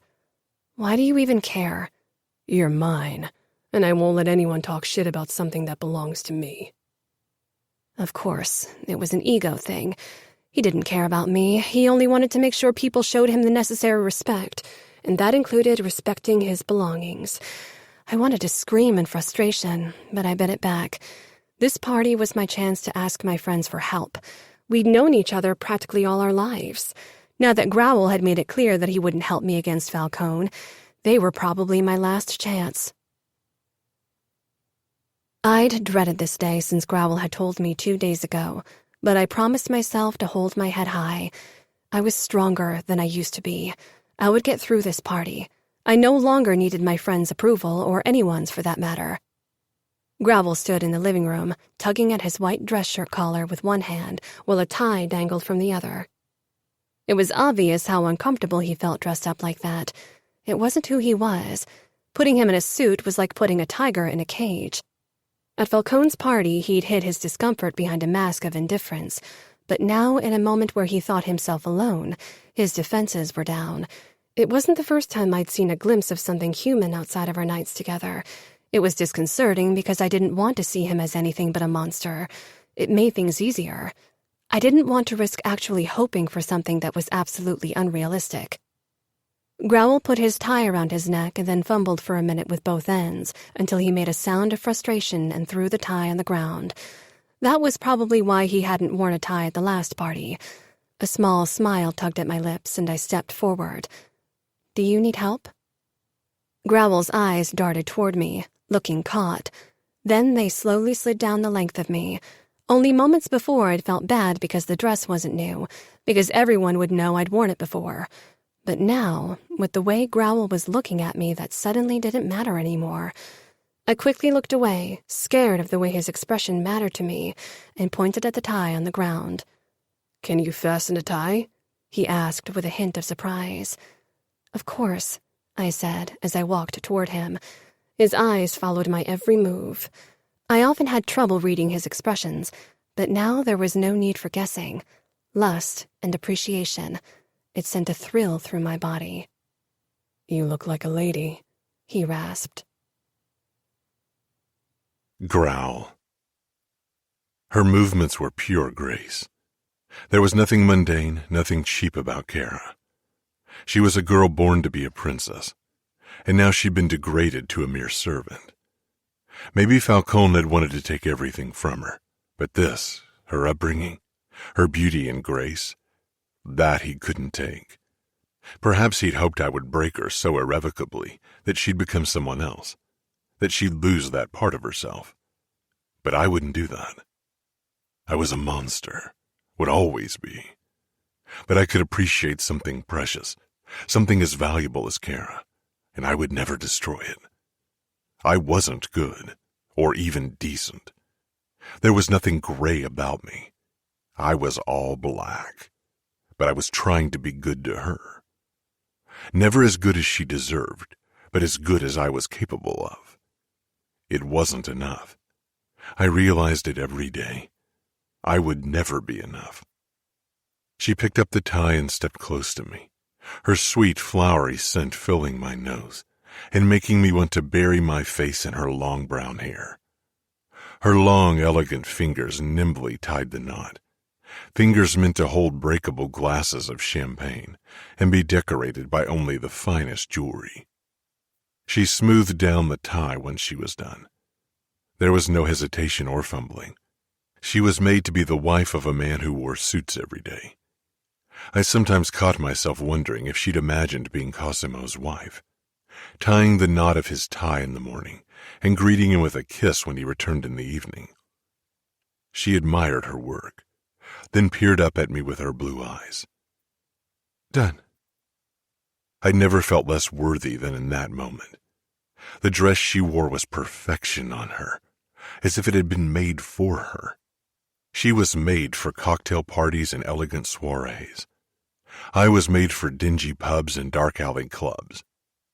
Our paths would have never crossed if it weren't for Falcone's vengefulness. Cora's suffering had led to the most precious thing in my life, and still I couldn't regret it. I was selfish. I was glad I'd been given the chance to have someone like her. I peered down at my watch. We need to leave. Cora tapped a finger against the glass of my watch. I wouldn't have pegged you as the Rolex-wearing kind, she said curiously. I'm not. The watch belonged to Falcone, and he gave it to me as a gift for a job well done. Cora's expression became stone, eyes flashing. Like me. A bitter smile tugged at her perfect red lips. But I'm not as valuable as that piece around your wrist. You are worth more than anything I've ever owned, or will ever own. He meant it as a compliment, but the words stung nonetheless. Being compared to a watch, even if you won in the end, wasn't something I enjoyed. I knew he couldn't grasp the effect his comparison had on me. He was trying to be kind to me, and that was still a surprise to me every day. There was a moment of silence before Growl cleared his throat, a rough and deep sound. We shouldn't be late. I nodded. I didn't care if we were late. Everything in me screamed at the mere idea of going to that party, but I had to keep my calm if I wanted to get through the evening without making a complete embarrassment out of myself. Growl headed toward the door and unlocked it. Bandit and Coco accompanied us to the threshold and watched us close the door with accusing eyes. I let my gaze wander over the neighborhood. An elderly black couple sat on their porch 2 houses down. I'd never seen them before, and they looked too decent for this area. Perhaps they'd lived here all their lives, and only in the last few years everything had become run down. Their heads turned our way as Growl and I strode toward his car. We must have seemed like an apparition, dressed in our finest evening wear. People around here usually had no occasions to get dressed up at all. Growl nodded at them, and they nodded in turn, but then quickly turned their heads away. To my surprise, Growl opened the door of his car for me, and I climbed in, careful not to jam the hem of my dress in the door. I gathered my hands in my lap and started rubbing them against each other when Growl pulled out of the driveway. My fingers were icy despite the mild weather. When rubbing didn't help, I raised them to my face and blew warm air into my palms. Growl turned his eyes away from the street to look at me. What are you doing? Nothing, I said quickly. Growl grabbed one of my hands, startling me. You're cold, he said, surprised. It's been like that all day, probably nerves. The moment the words left my mouth, I regretted them. I hadn't wanted to admit that much to Growl. Nerves? I was glad when he finally had no choice but to return his attention to the street. Nobody will hurt you. I laughed humorlessly, not physically, perhaps. That's not what I'm worried about. I just don't want to see Cosimo and the others. Why? I often forgot how little Growl understood human nature. He reminded me of someone who'd grown up around animals and now had to figure out how human interactions worked. Because it reminds me of everything I've lost, I admitted eventually. Growl scowled at the street. Did you love him? His lips twisted at the word, as if it left a bitter taste in his mouth. Did you love Cosimo? There was a hint of something hard and dark in his voice, and this time I caught the hidden emotion behind his coldness, vulnerability and hurt. I shook my head. Love? I knew nothing of love. No, I never wanted to marry him. I barely knew him. My parents chose him for me. My father. But saying his name aloud was too much tonight. I couldn't arrive at that horrid party teary-eyed. I wouldn't give any of them that satisfaction. Then why are you sad that you lost him and that he's going to marry that girl? Was I sad? Not about having lost Cosimo. I couldn't care less about him now after everything. I was sad, though, but sadness was only a small part of the emotions I felt. With every passing second, another, a darker emotion, grew stronger in me. Hate, and the bone-deep desire for revenge. I'm not sad, not about losing him. If I'd only lost him, I laughed. God, that would be splendid. But I lost everything. Growl's body tensed beside me, but I didn't stop. And sad? No, I said quietly. I'm angry. I want them to suffer. I want them to regret the day they decided to kill my father and destroy my family. Cosimo, Falcone, and everyone else who was involved in this. Growl nodded as if that was an emotion he could comprehend. He wasn't even offended that my list possibly included him as well. He had been part of the attack on my family, even if he wasn't the head of the operation, merely Falcone's brutal hand. Don't say anything like that at the party, Growl warned. I'm not stupid. I won't say anything like that. But I remember the last time I'd seen Falcone and how I challenged him. My hatred for him had only grown since then. Stopping myself from trying to scratch his eyes out, or better yet, cut his throat with an oyster knife would be hard. I know you're not stupid, but stupidity's got nothing to do with it. Emotions follow their own rules. How would you know? I wanted to ask, but kept the words to myself. As ridiculous as it may sound, Growl was perhaps my only ally at that party tonight. I wasn't sure what to expect from Trish and Anastasia, though I hoped we'd still be friends and they'd help me. Cosimo's house was smaller than Falcone's, but he too had a fountain in his driveway, although it was also smaller than Falcone's. When Growl and I entered the house, every pair of eyes zoomed in on us. Conversation died down, only to pick up a moment later. But this time, behind held-up hands and with stolen glances in my direction, everyone was talking about me. Heat rose up into my head, but I forced myself to stand tall and appear relaxed, despite the urge to flee. Growl put his palm against my lower back, and the gesture actually managed to relax me, but people quickly noticed the touch, and I could almost hear their nasty words. I took a small breath and let Growl push me further into the room. Small tables with appetizers were spread out in the large living and dining area. I supposed Cosimo had chosen the same caterer as Falcone. He seemed very keen on imitating his boss in every possible way. And though everything seemed like a cheap copy of Falcone's party, I caught myself wanting to be the hostess. This was supposed to be my engagement party, the happiest day of my life, at least for outward appearances. And now... My eyes registered Anastasia and Cosimo at the end of the room, near a huge golden champagne cooler. Anastasia wore a new floor-length silver gown that made her look like a princess, and beside her stood Cosimo in a dark suit, one arm wrapped around his fiancé's waist. Bile rose up in my throat, and the smile plastered on my face turned painful. I needed something to drink, something strong. Growl seemed to read my mind because a moment later, a glass with red wine appeared in front of my face. The other women drank champagne or white wine, so I was surprised by his choice. Red is supposed to calm people down. Maybe it will work for you, too. I could have kissed him then. I'd have never expected something so thoughtful from a man like him, but my moment of peace was short-lived as we made our way toward Falcone. He acted like he was the host of this evening, making grand gestures with his arms and laughing the loudest while the people gathered around him tried to act like he was actually saying something funny. I took a big gulp of wine, praying it would calm me quickly before I did something that would prevent me from ever getting the chance to see my mother and sister again. I couldn't lose it tonight. There would be time for revenge one day, but not at this party. Growl's grip on my back tightened when we stopped in front of Falcone, as if he was trying to warn me. Nice party, boss, Growl commented. Falcone smiled broadly. Not my party, sadly. Cosimo did a good job.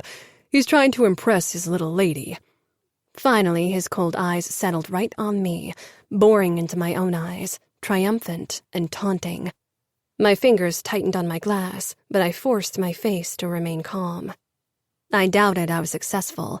Practically every inch of me was burning with hatred, with the need to make this man in front of me suffer. "I hope you are as happy for your friend in Cosimo as everyone else," he said falsely. Say something. Say something. But all I could think of was if it was possible to smash the glass and cut Falcone's throat with one of the shards before any of the men around us would come to his aid. Growl would probably be the first to save his boss. "I'm happy," I forced myself to say, but the words sounded fake even to my own ears. Falcone sneered. Then he turned back to Growl.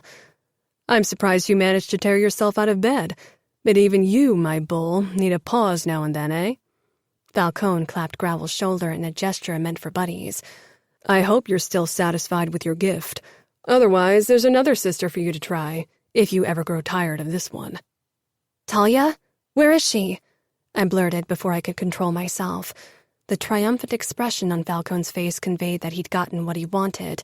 He knew exactly where to push my buttons. He wouldn't give me the answers I yearned for. Growl squeezed my side in warning again, but it was too late. I pressed my lips together and had to fight back tears. Falcone was a worse monster than Growl. "I won't grow tired of Cora," Growl said. Falcone's smile turned lewd as his gaze traveled the length of me. "That good, is she? Maybe I should have kept her for myself then." He laughed. Growl didn't say anything. His face was stone and his grip on my waist painful. I glared at Falcone, hoping he could see the promise in my eyes. "You will die." His smile only widened, but my resolve was set. I wouldn't stop until that man was lying dead at my feet. I hated blood and death, but I would watch every second while the life drained out of his body and relish it. Growl seemed to sense the growing danger. "We need to go to the happy couple now." "Yes, you should," Falcone said, but his eyes never left me. I shuddered when we had walked a few steps away from him. "You need to be more careful," Growl murmured. I glanced up at him. His gaze was set straight ahead, expression stony. People watched him with fear and revulsion, but he didn't care. The only man who could control Growl was Falcone, and that scared me senseless. "Don't give me to him." Growl frowned down at me. "What are you talking about?" "To Falcone. Don't give me to him," I whispered. Realization flashed across Growl's face, then determination. "Never. You are mine. He won't take you away from me." "Are you sure? He's your boss. He could tell you to give me to him." It was a surprising twist of fate that I preferred being Growl's possession, but anything was better than belonging to Falcone. "You are mine," Growl repeated, and then he stopped, and I noticed we'd arrived at the end of a line of people who were waiting to congratulate Cosimo and Anastasia. Chapter 19. Cora. I exhaled slowly. I needed to get a grip. I'd nearly lost it in front of Falcone. At least in front of my treacherous asshole of an ex-fiancé, I'd wanted to keep my cool. He didn't need to know how broken I was. Anastasia was busy not looking my way, but even she must have realized that I'd arrived at the party. Everyone had fallen silent at our arrival after all, and Anastasia had always had ears and eyes for gossip. But ignoring her gave me the chance to sort through my thoughts and calm myself. I sipped at my red wine. The alcohol was starting to relax me. It wasn't surprising that so many people in our circles were alcoholics. This life could often only be tolerated drunk. Cosimo's eyes briefly came to a stop on me, and I froze with the glass against my lips. Slowly, I lowered it, but then Cosimo looked away. His face had been emotionless. There hadn't even been pity or anything really. He truly couldn't care less about me. I wasn't sure why that came as a surprise. After all, he'd acted no different when he and Falcone had come to my family's house to ruin our lives. There was only one couple in front of us now, and my palms became sweaty with nerves. This was perhaps my only chance to talk to Anastasia and find out the truth.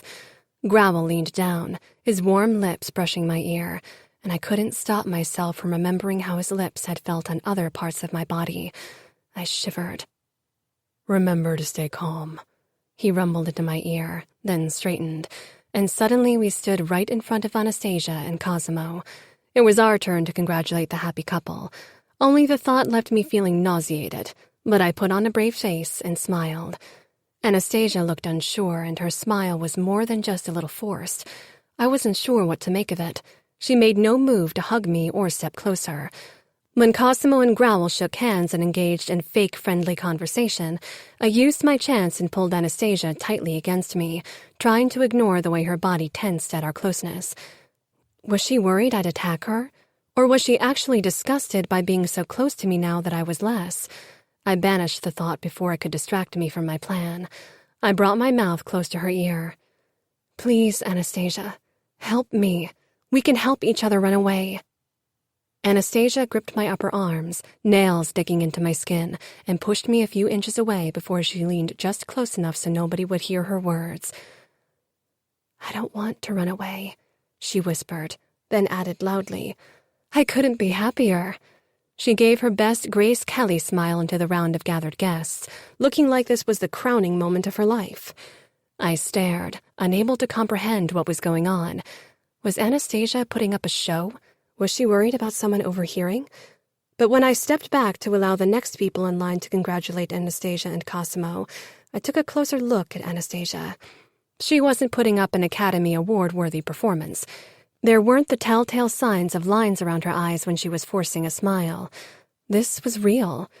Growl started to lead me away, but I kept glancing back at my former friend and my former fiancé. They looked happy.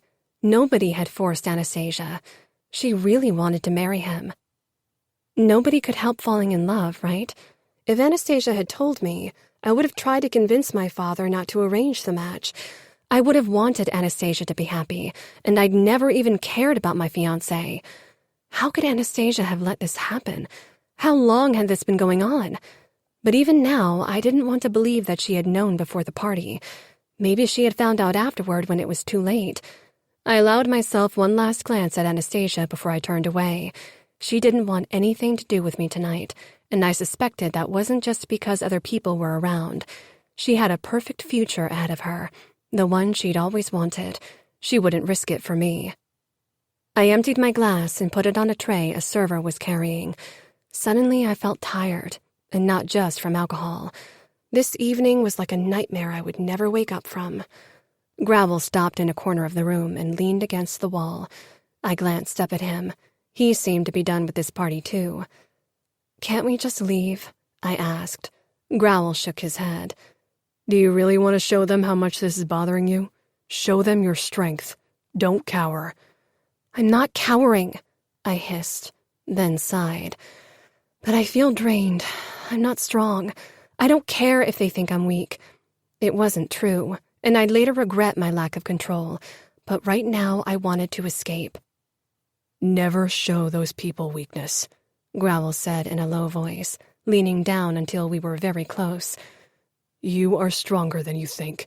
No woman has ever given me such a hard time like you do every day. If you can act strong around me, you can be strong around those weaklings. They are nothing. I blinked up at his amber eyes. For the first time, I actually considered grabbing his face and kissing him. I'd wanted to do it in front of everyone, and that, too, scared me. I nodded instead. "You are right." I lowered my eyes, unable to stand his closeness any longer. I caught a few people watching us with open mouths. Apparently they were waiting eagerly for a scene between Growl and me. They'd probably be horribly disappointed if this evening didn't end with me being beaten to a bloody mess by Growl. I glared at them, and they actually looked away. That look is good. Show them who you are. "If I only knew," I whispered. Across the room, I suddenly spotted Trish, and relief flooded me. Trish had always been the kinder of my two best friends. Growl followed my gaze. Go ahead and talk to her. She's your friend, right? How do you know? I saw you at Falcone's party together.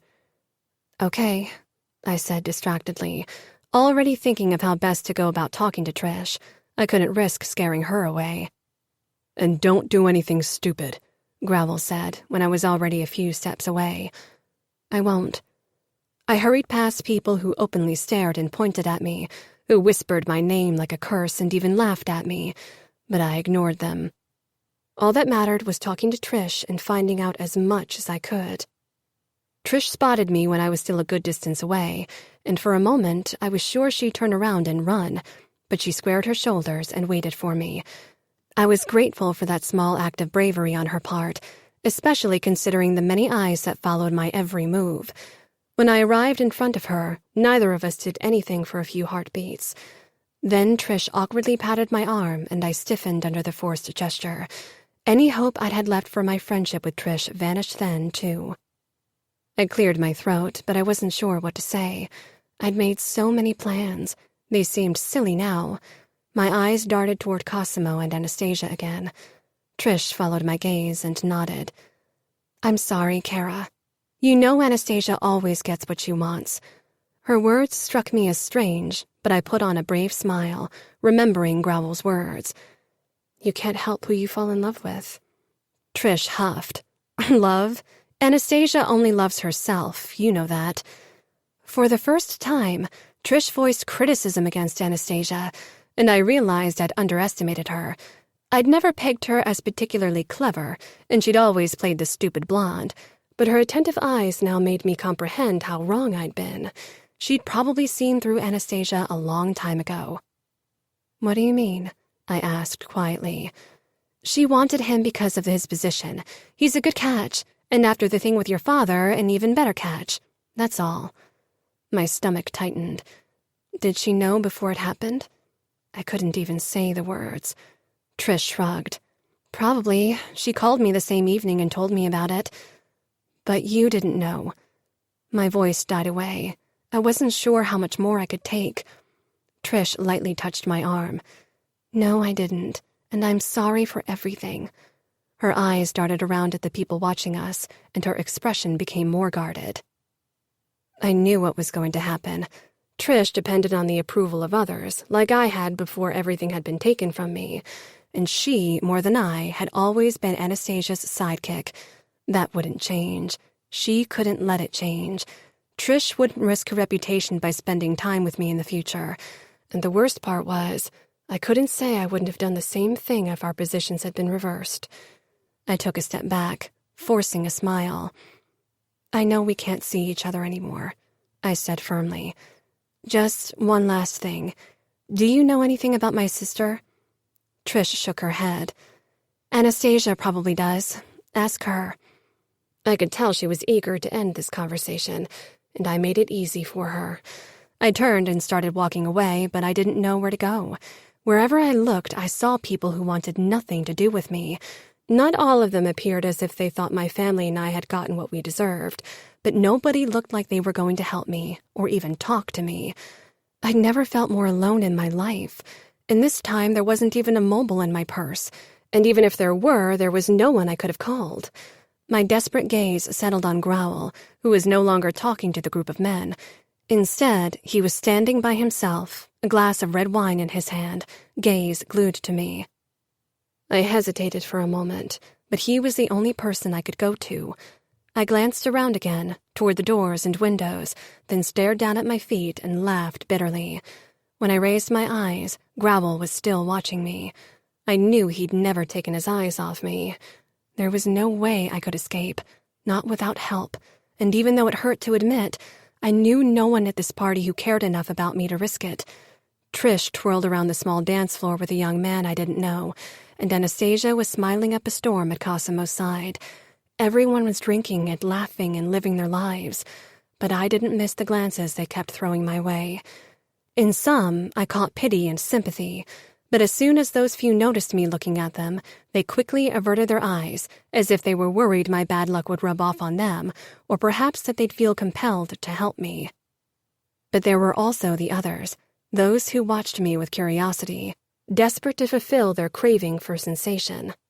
They would probably have approached me to get an update on the gossip regarding Growl if they didn't have to risk their reputation to do so. I squared my shoulders and headed toward Growl.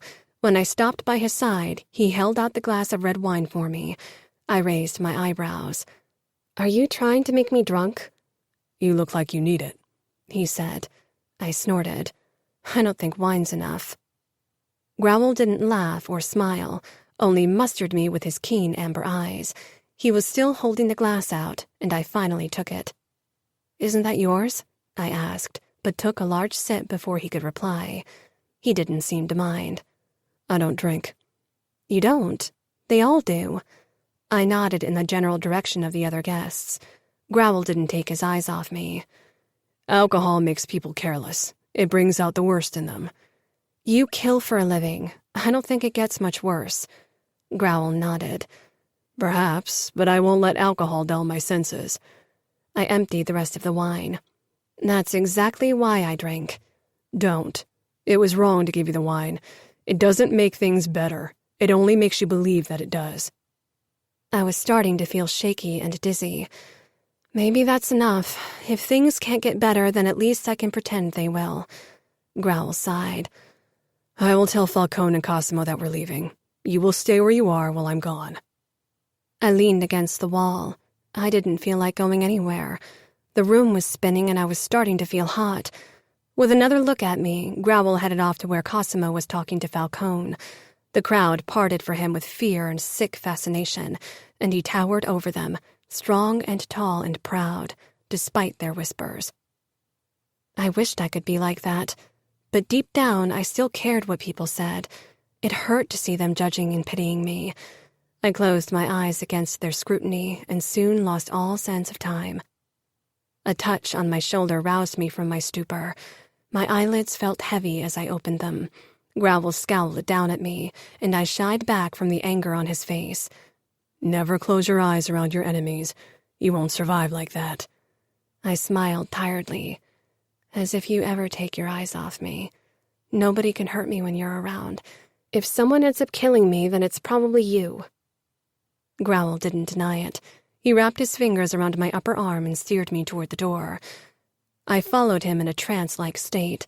When we got outside, the fresh air helped me regain my senses, and I gulped down the oxygen eagerly. But I still wasn't in the best state of mind, and it took me a while to notice a man leaning against a car and smoking a cigarette. I didn't know him, but Growl seemed to recognize him from the way his fingers on my arm tightened in warning. Nice catch, the man called. Growl ignored him and tried to pull me past him, but the man pushed away from the car, threw the cigarette down on the ground and smashed it with his shoe. He smirked. How do you fit your big cock into that small lady mouth of hers? He sounded drunk, and I swore to myself never to drink as much as tonight again. Growl suddenly tore away from me, and I stumbled but caught my balance in the last second, bracing myself against another car.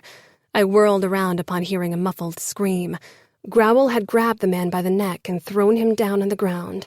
He kicked him in the ribs twice before he leaned down and punched him in the face. The man moaned and blood spewed out of his nose and mouth. Don't, Growl rasped in a voice that sent cold chills down my back. Don't ever talk like that again, or I'll gut you and strangle you with your fucking bowels. The man coughed. Understood? Growl asked, shaking the man roughly. Yeah, gasped the man in a blood-soaked voice.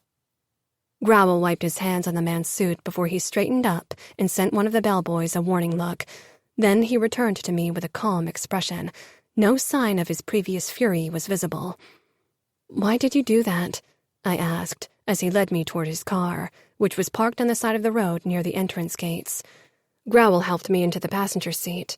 Because you're mine, and I won't let anyone talk shit about you. In the house, at the party, they were all talking about me. Growl looked back toward the brightly lit house, and for a moment I worried he'd storm back inside and beat up a few more guests, but then his gaze settled on me. They were clever enough not to say anything when I could hear them, and most of them only feel sorry for you. They say bad things about me, not you. The way he stood there, with a few droplets of blood on his white shirt and cold determination on his striking face, he looked like my avenging angel. Who could be better to seek revenge than Growl? He knew how to hurt people, how to destroy them. Could I convince him to help my sister and mother? Even if he never let me go, perhaps he'd at least help them get away from Las Vegas and start anew. He was conflicted, I could tell. Could I make him go against Falcone after all? His amber eyes bored into mine, and a flicker of hope rose in me. I wouldn't give up. He was my only chance. Growl. I had been suspicious from the start. Why would Falcone invite us? Now I knew. It was to humiliate Cora, and by doing so, me.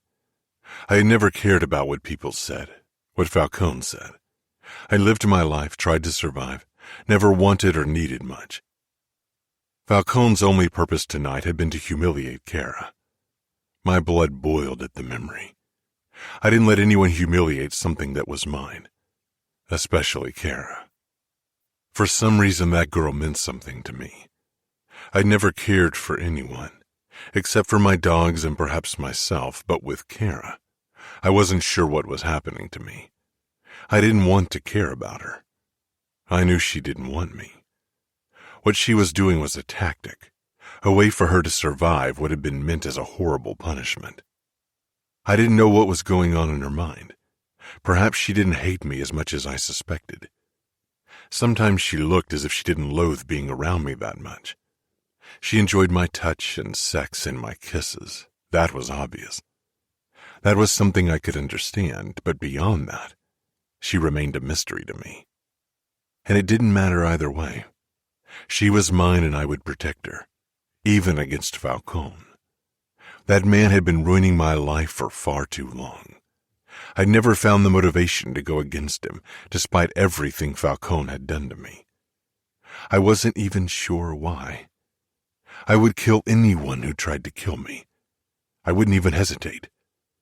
But Falcone? I couldn't identify what had been keeping me from revenge all these years. Falcone was my father, but I didn't think that was why. I didn't feel anything when I said or thought the word father. It was an empty word for me, and yet my father was still alive. Had I been hoping deep down that Falcone would see me as his son? I couldn't answer that question, and now I didn't have to anymore. It was irrelevant why I hadn't taken revenge on the man yet. Something had changed, and the reason for it was Cora. In some way, Falcone had set everything in motion. By giving Cora to me, he'd signed his own death warrant, because I wanted to help Cora get revenge. I wanted nothing more. Falcone always called me his killing machine. Falcone had created the monster, and now it would come to kill its creator. Perhaps she'd stop hating me if I did this. I couldn't hope for more than that. I knew nobody could ever truly come to care for me, and I'd accepted that. Chapter 20. Cora. Growl had been very quiet since we'd returned from the party yesterday. I couldn't tell if he was still thinking about helping me. Growl flicked his thumb over my clit, tearing me from my thoughts. He pushed a finger into me. "I want your full attention," he rumbled, pushing into me again. I nodded quickly and banished any worry from my mind. This was my reprieve. Suddenly, Growl pulled his hand away. Confusion rushed through me. "What's wrong?" I asked. "Touch yourself," he ordered, sitting back on his haunches. I flushed with embarrassment. The last time I'd done that had ended in mortification. "It's not right," I said. Growl barked out a laugh. "I don't give a fuck about right as long as it feels good. We've done so many things that are not right. Don't tell me this is worse." I stared at him, arms at my side. "I can't do that with you watching." "But you've touched yourself before." I hesitated. "Yes," I admitted reluctantly. Again, shame washed over me like so many months ago. I wasn't sure why it still bothered me so much. After all, Growl was right. I'd done a lot of worse things with him. "And it felt good, right?" I shrugged half-heartedly. "It was okay." Growl raised an eyebrow. He gripped my wrists and pushed my hand between my legs. I jumped at the feeling of my fingers brushing my center. I tried to jerk away, but Growl was holding me tight. "Stop trying to do what's right and do what feels good for you. You're fucking overthinking everything again." I glared at him. "Don't tell me what I like and what I don't. Maybe I don't enjoy touching myself." Growl just looked at me. He covered my forefinger with his and guided mine between my folds. My fingertip brushed my clit, then glided through my wetness. I shuddered at the sensation. Growl kept sliding our fingers back and forth in a slow rhythm. His eyes bored into mine, and it took everything I had not to close my eyes to hide from his gaze. He guided my finger lower until I nudged my opening. My eyes grew wide. I'd never done that. I knew how much I liked it when Growl did it, though. I hesitated, but Growl didn't let my insecurity get the better of me. He used his finger to push my finger into me. I gasped in surprise and lust as both our fingers filled me. The feeling was incredible, and the hunger in Growl's amber eyes only added to my own desire. This felt so wrong, but so unbelievably good. Growl established a slow rhythm, sliding our fingers in and out of me. It was incredible how wet and soft I felt. "How does it feel?" Growl rasped. I shook my head, unwilling to give him a reply. I couldn't admit aloud that this felt good. It was bad enough that I was enjoying it so much. Growl halted our fingers, his gaze becoming challenging. "How does it feel?" I bucked my hips, trying to keep the sensation, but Growl stopped me with his arm. "Good," I said angrily. "It feels good." A smirk crossed Growl's face, then it was gone, but he finally started moving again. He pushed our fingers harder into me, and I grew closer to my orgasm, but something was still missing. "Touch your clit," Growl said. This time I didn't hesitate. My other hand came down, and I pressed 2 fingers down on my clit. I moaned, but quickly clamped my lips together, embarrassed by the sound when Growl was watching me so closely. As if he could tell that I had trouble letting myself fall over the edge while he was watching, his gaze traveled down my body, and he watched how our hands and fingers moved in sync to drive me closer to release. And then, when it finally crashed down on me, everything fell out of focus, and I let it all out, even when Growl turned his eyes back to me. I couldn't hold back, didn't want to. I hadn't even caught my breath when Growl pushed to his feet and started undressing. I didn't think I'd ever get used to the sight of him naked. His tattoo, his scars, his muscles, all of him screamed danger, screamed stay away, and yet every cell in my body seemed to crave his closeness. His cock was already standing to attention, and it intensified the prickling between my legs again. I knew what was coming now, and I couldn't wait. For a moment, he stood in the middle of the room, admiring me, but I, too, couldn't get enough of letting my eyes roam over his body. Would this ever stop? When my eyes returned to his face, his expression almost made me moan. He staggered toward me and climbed on the bed. I waited for him to position himself on top of me and fuck me, but he surprised me by laying flat on his back. Confusion drew my brows together, but before I could ask what he was doing, he gripped my hips and lifted me on top of him, so I was straddling his hips. His tip pressed against my opening, and a thrill shot through my body at the sensation. Growl's hands on my waist tightened after a moment. Uncertainty flooded me. I wasn't exactly sure how to do this, but I didn't want to admit it aloud. Gathering my courage, I steadied myself against Growl's rock-hard chest. Focusing on his muscles and not the intensity of his eyes, I slowly lowered myself on his cock.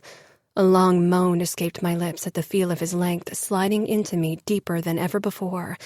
I exhaled slowly when he was all the way in, and I sat comfortably on top of him. I'd never felt this full before. It was incredible. Growl moved his hips upwards a few inches, and my eyes flew up to his. There was strain in his face. I smiled and his eyes flashed. Digging my nails into his chest the way he liked it, I lifted myself slowly, letting his cock glide out of me. I focused on tensing my inner muscles to make it even more intense for Growl, wanting to drive him to the brink of insanity. He gave my butt a light clap, making my eyes go wide in a surprised gasp followed by a laugh slipped out of my mouth. There was something close to playfulness in his expression. I started moving faster. My butt cheeks accidentally brushed his balls and he exhaled sharply. I faltered, unsure if that was a good sign, but one look at his face erased all of my worries. He liked it. A lot. I twisted my hips, making sure to press my butt against his balls every time I lowered myself. Growl's breath grew faster, and the low growls I adored came from deep in his throat again. My own body tightened in anticipation of an orgasm, and when I leaned forward slightly, my clit brushed his pubic bone and I came apart. My fingers dug even deeper into his skin, and I moved faster, pushing my own orgasm to new heights. And then Growl's body shuddered, and I felt him release into me, teasing my tender inner walls even more. I cried out, throwing my head back. "Oh, God," I said. When my heartbeat slowed, I opened my eyes and peered down at the man beneath me. He was watching me with surprise. "What?" I said self-consciously. Growl ran his finger over my breast, then slowly down my stomach until it came to rest over my clit. I shuddered, still too sensitive for his touch. "This was the first time you were loud." My already hot face heated even more. Loud? I glanced toward the curtain-covered window, worried about the neighbors. Had they heard anything? "Don't worry about them. They don't care if that bastard from across the street beats his wife to a bloody pulp. They won't give a shit about you screaming your head off because you're getting off." I stared at him. His dirty language still got me sometimes, but he was right. I'd lost count of the times I'd heard the woman from across the street scream, and nothing had ever happened. Growl. Watching her touch herself was the hottest thing I had ever seen. God, I told other women to do the same thing for me, but it had always looked false and wrong. But with Cora, she really let loose. She trusted me in bed. It was more than I deserved for sure. I'd wanted many things in life. I'd wanted to possess, to destroy, to subdue. I never wanted to be kind to someone, or be with someone beyond the simple act of fucking. I'd fucked many women. None of them had meant anything to me. I didn't despise women. I didn't like them less than men. I just didn't like humans in general. They were backstabbing, disloyal creatures. That's why I preferred the company of my dogs. They wouldn't wait for me to fall asleep before killing me. If one of my pits wanted to kill me, he'd take my face off in the middle of the day. I liked it better that way. Cora was sprawled on the bed beside me, her chest rising and falling rapidly, her peaked nipples even pinker than usual against her white skin.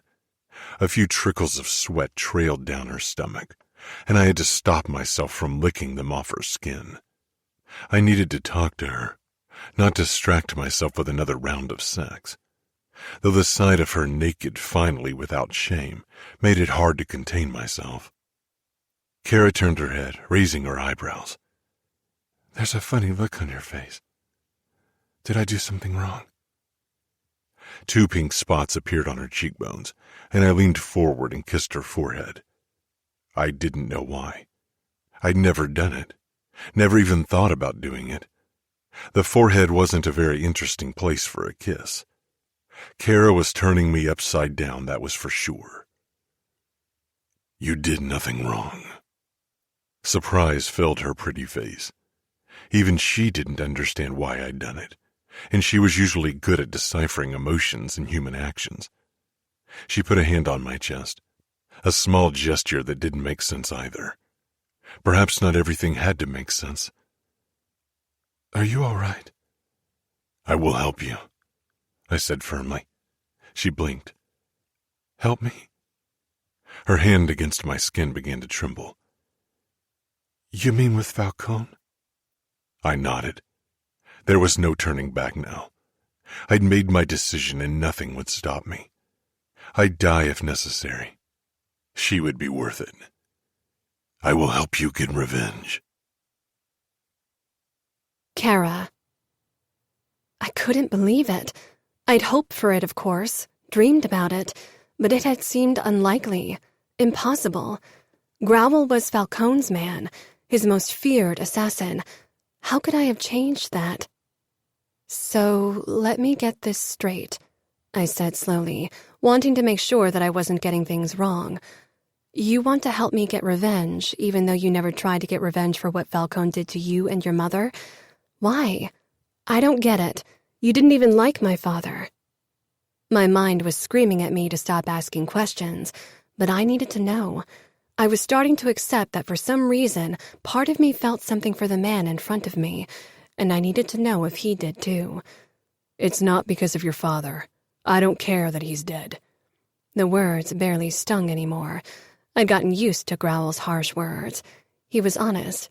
That was something I appreciated. I propped myself up on my elbow and searched his face for answers. Then why? My voice was a bare whisper. Growl's amber eyes traced my face. Falcone's gone too far. You didn't deserve what he did to you. What do you mean? I asked carefully, not sure what he was getting at. You were innocent. He punished you for something your father did. That's not right. And he punished you when you were a little boy for something your mother might have done. Punished you for doing absolutely nothing. That should have been enough to make you want to kill him. I always wanted to kill him. Then why didn't you? When I was a small boy, I would have killed him. But back then, I didn't have the skills. And later, when I had them, I felt obligated to him, for giving me the skills, for showing me what I could do. Without him, I wouldn't be what I am today. A monster? A killer? You could have become so much more. If he hadn't killed your mother and destroyed your childhood, he broke you. I winced the moment the last words left my mouth. Growl's face flashed with bitterness. I was the son of a whore who worked for Falcone. I would have become one of his men anyway. But without his cruelty, without what he'd done to me, I'd have never become ruthless enough to become his best hitman. So you're helping me because Falcone treated me wrong? He's treated many people worse than me. Growl nodded. He ran a finger down my arm, then back up again. He did. I did. But I want to help you be happy.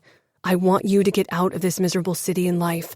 I never wanted that for me, but for you, I want everything. Thank you, I said quietly. I couldn't say more. This was overwhelming.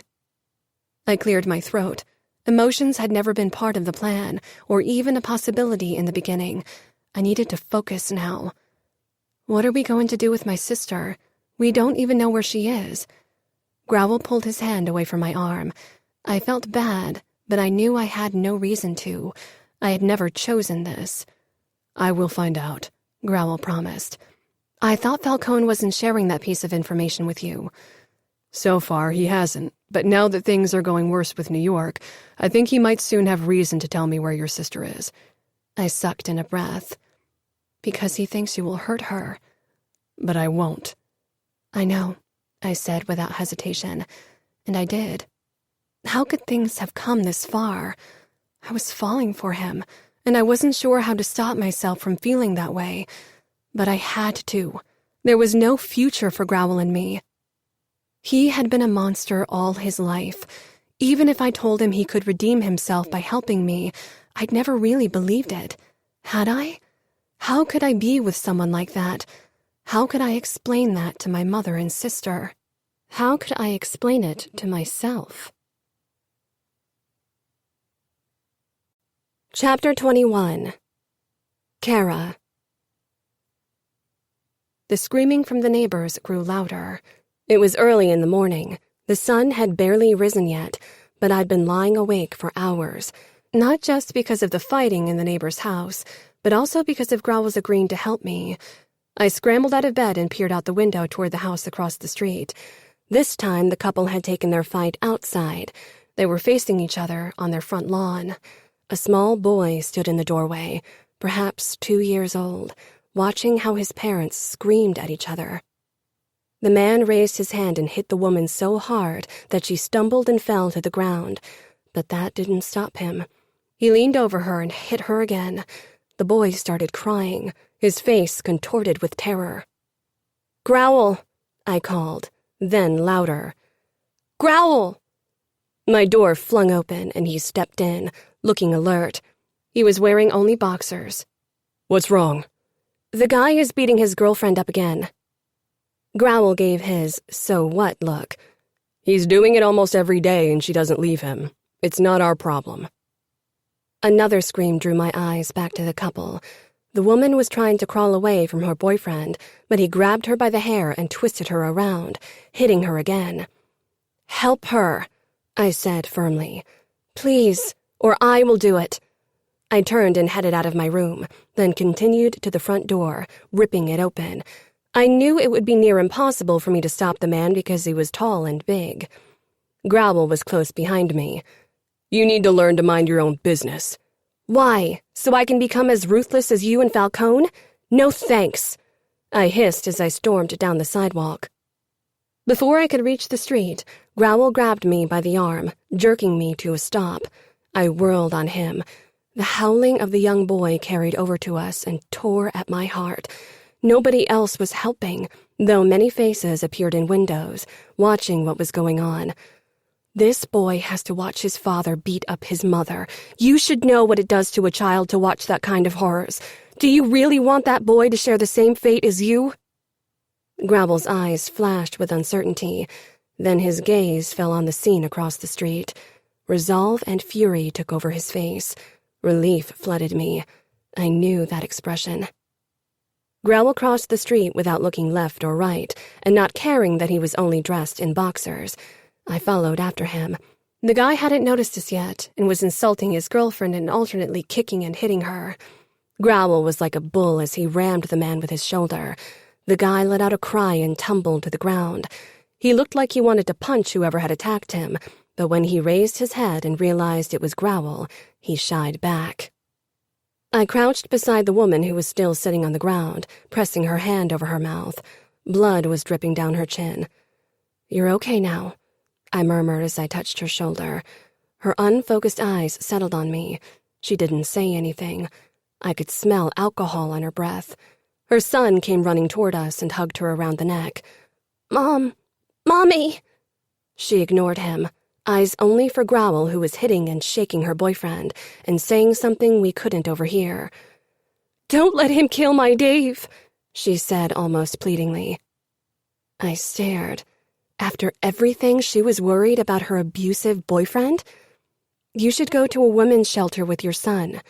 The woman shook her head. "Dave isn't a bad guy. Don't let him hurt my Dave." I stood. Growl shoved the man toward his car. "Fuck off," he growled, sounding as menacing as he looked. The man got into his car and drove off. "You should really leave as long as he's gone," I told the woman, but her eyes followed the car with despair and longing, and I knew she wouldn't leave. I ruffled the boy's hair, and the gesture brought a smile to his face. That poor child. I helped the woman and the boy inside their house, ignoring her constant questions about her boyfriend. Inside the house was crowded with empty beer bottles.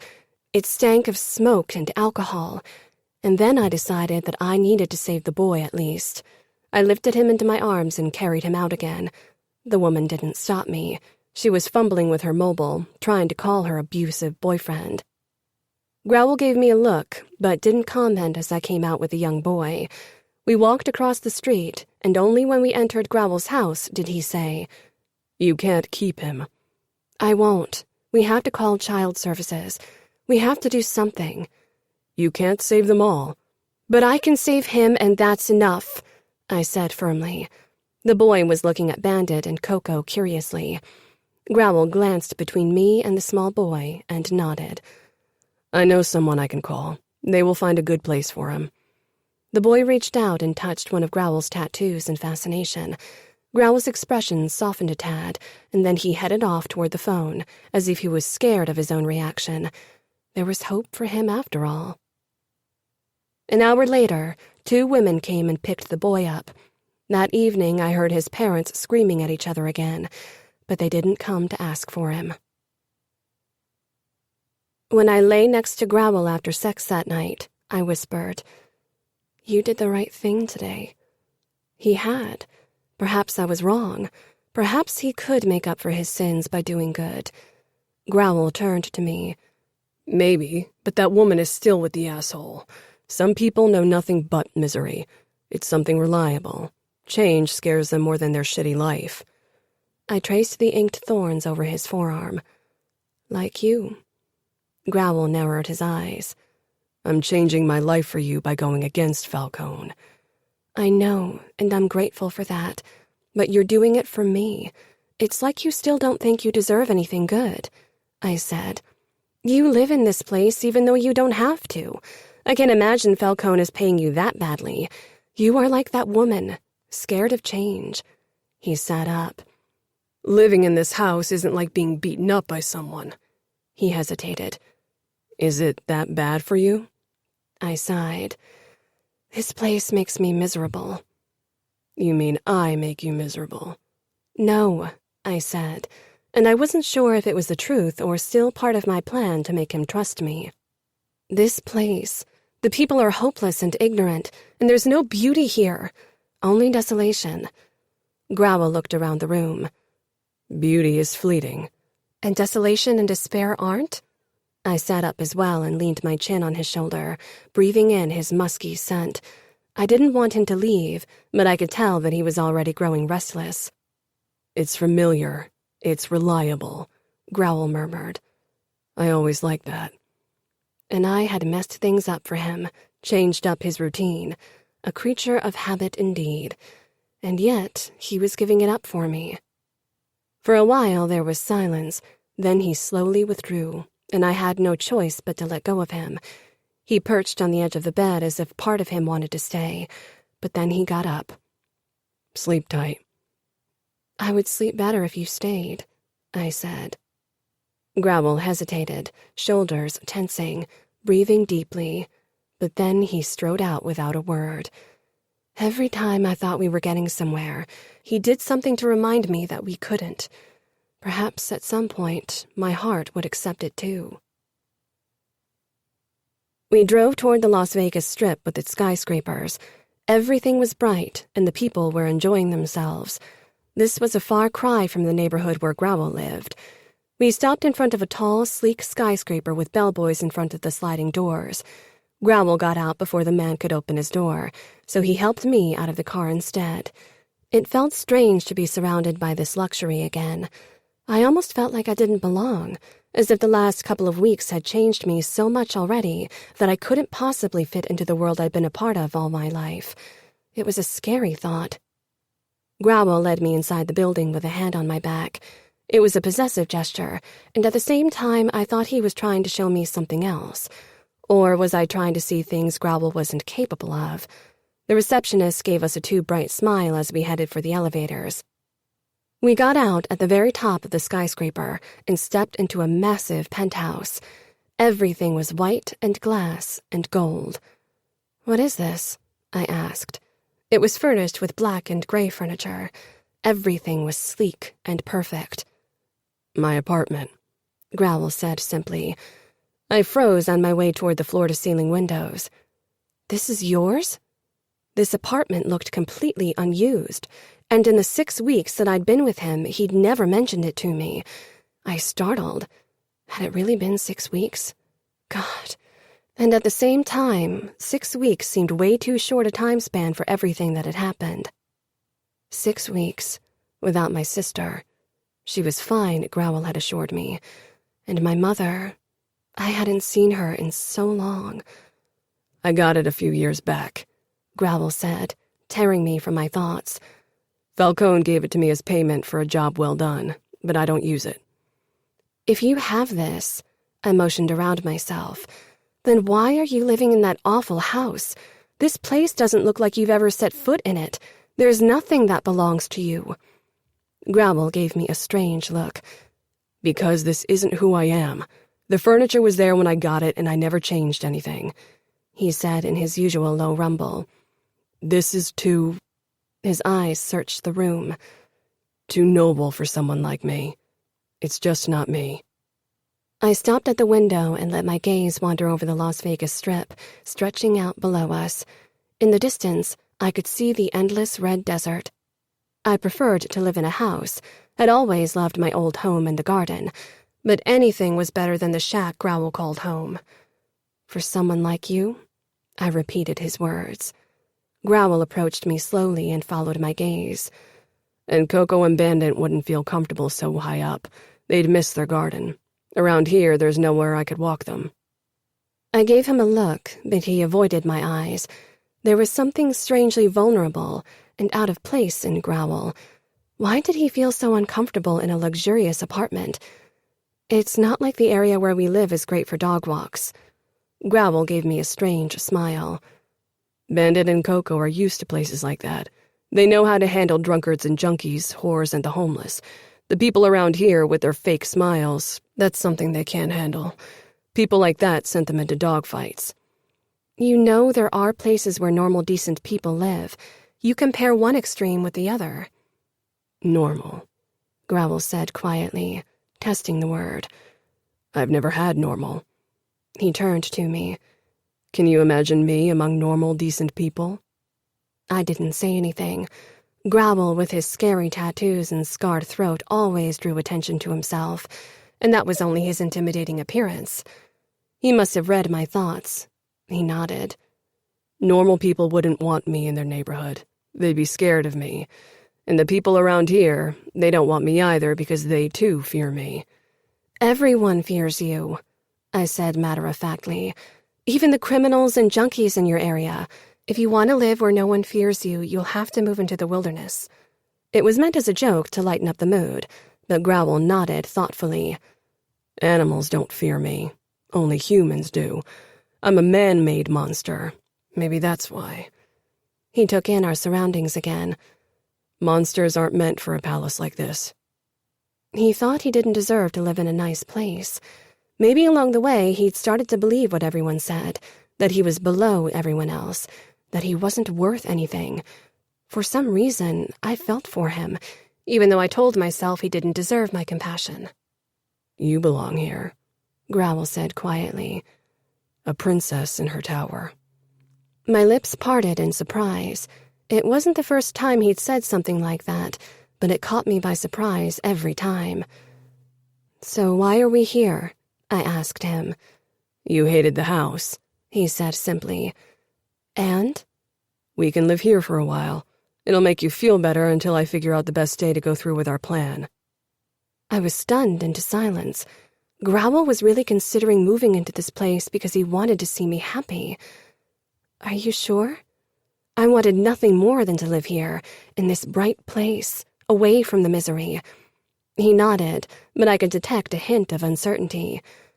What about Bandit and Coco? You said it yourself they need a yard. Will they get used to this? Growl brushed a strand of hair from my shoulder. I'm away on business most of the time. I can take them with me.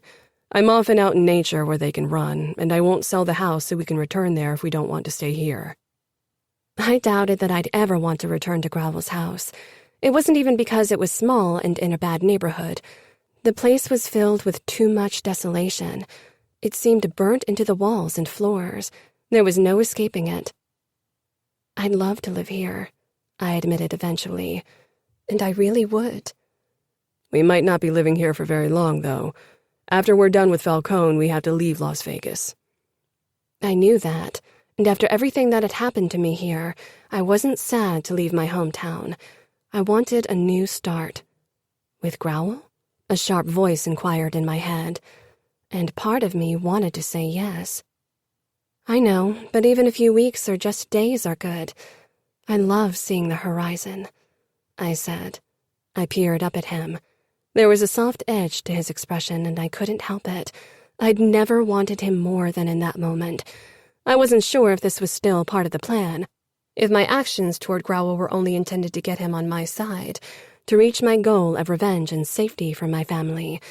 I stood on my tiptoes, grabbed him by the neck, and pulled him down to me for a deep kiss. He immediately responded. I pressed up against him, and he grabbed my butt with one hand, squeezing. I started pulling at his clothes, and soon we were both naked, our hands roaming over every inch of uncovered skin. My body was aflame with need. Growl lifted me up and pressed my back against the window. I let out a surprised laugh. Here? I asked. He nudged my entrance with his length. It's a nice view, Growl said dryly. I kissed him hard, and he pushed into me at the same time, making me gasp into his mouth. My back rubbed over the window as Growl pounded into me. Our eyes stayed locked on each other, and I got to see past the darkness, past the anger and violence, to the part of him he'd thought was dead. And then we both came at the same time. Growl sank to his knees with me still wrapped around him. We both panted. My eyes sought out the strip as I rested my chin on his shoulder, admiring the neighboring skyscrapers, the blue sky. Is this reflecting coating? Growl shook his head. I don't think so. I leaned my forehead against the glass. So someone could have watched us? Do you care? No, I said. And it was true. A few weeks ago, this would have been impossible, but so much had happened since then that the idea of someone seeing me having sex wasn't something that could ruin my day. Far from it. Chapter 22. Cora. Why do you always leave after we sleep with each other? I tried to sound merely curious, but a hint of vulnerability slipped through. I can't sleep with someone else in bed, he said. I never even thought I could share a house. He glanced around our new surroundings. Or apartment with anyone. Why? I doubted he was worried that I'd kill him. I just can't. I prefer being alone. Preferred being alone. Not anymore? I asked hopefully.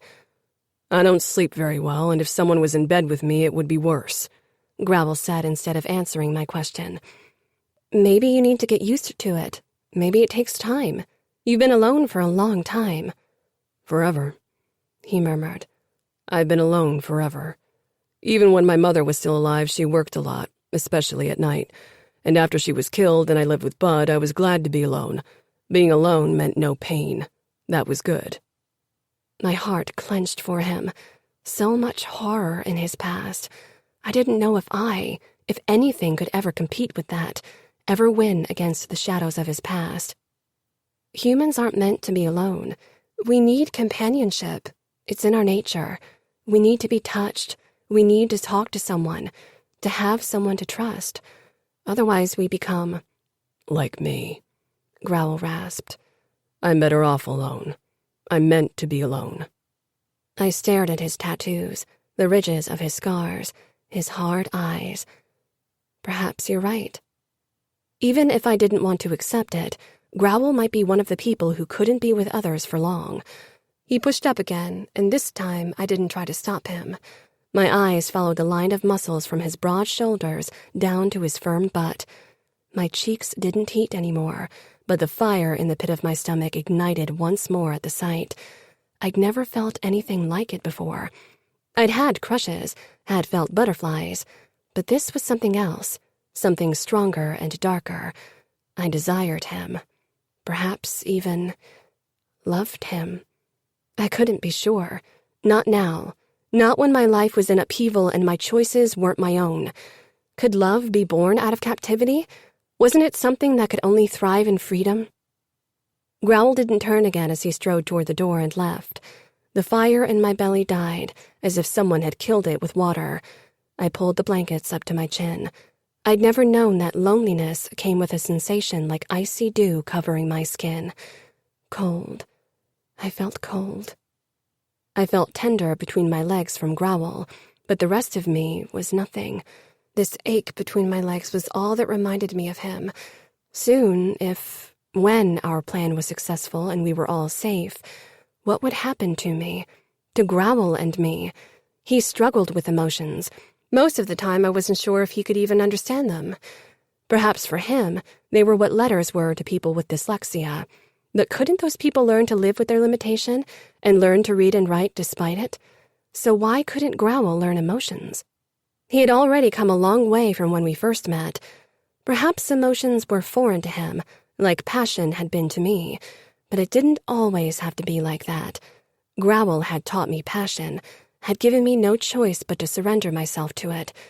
Was I foolish to hope I could teach him emotions as he taught me desire? Perhaps you have already, a meek voice whispered in my head. Perhaps, and perhaps it wasn't enough. My eyes were drawn to the skyline of Las Vegas. He moved to this place for me. For whatever reason, he turned his life upside down for me. The next few weeks would tell. If our plan to get revenge went wrong, nothing mattered anymore, least of all my emotions. Soon, everything would be decided. Growl. Falcone won't tell me where your sister is, and I think he's growing suspicious of my interest. Negotiations with New York don't seem to be going very well, which could mean that Falcone won't need your mother's help much longer, and then he'll end it. We can't wait for that to happen, I said a few days later, as I came back to the apartment after doing Falcone's bidding as I had all these years. Coco and Bandit welcomed me, wagging their tails wildly. I patted their heads but kept my eyes on Cora, who rose from the sofa where she had been reading. She must have realized that if Falcone didn't need her mother's help anymore, he'd probably get rid of her. And Talia. She wrapped her arms around her chest, blinking hard. But what can we do if we don't even know where my sister is? We can't get revenge as long as she's not safe. I will get the information out of Falcone. Don't worry. We'll kidnap him and I'll make him talk.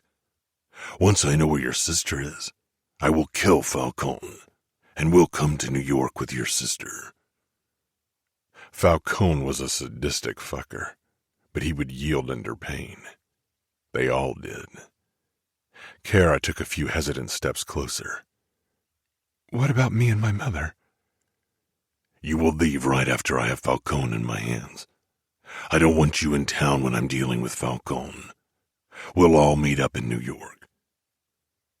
She shook her head. I won't leave without my sister. What if something goes wrong and we can't free her? I want to be there to make sure everything is okay. You can't help. You'll only be a liability because I'll have to keep an eye on you too, and won't be able to fight as freely as I usually would. Do you think there will be fighting? I laughed humorlessly. There would be a bloodbath.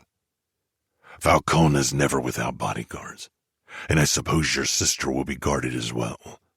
I will have to kill anyone who gets in my way. We can't let anyone survive. They might give something away. We can't risk that. So we'll drive to Falcone's house and kidnap him? He usually meets with me once a week to give me new jobs. That's the best day to attack. He will expect me, so he won't grow suspicious. I'll take him to a safe place, get the information we need, and kill him. Then I'll get your sister. She frowned deeply. I told you I won't drive ahead. I will stay as long as it takes for all of us to be safe and Falcone to be dead. I didn't say anything. I didn't understand her.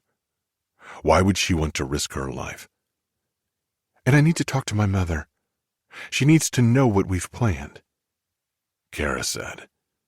I shook my head. No. She might give something away by accident. She doesn't need to know. I paused. Cora, I really want you to drive ahead with your mother. You shouldn't be in Las Vegas a minute longer than necessary. I wanted to know she was safe, or as safe as she could ever be in this messed up world. No, she cried out. I want to be there. I want revenge more than you do. Shouldn't I be there when it happens? I bridged the remaining distance between us and touched her cheek, not even sure why I always yearned to touch her face. Are you sure you want that? It'll change you, believe me. Having blood on your hands changes everything.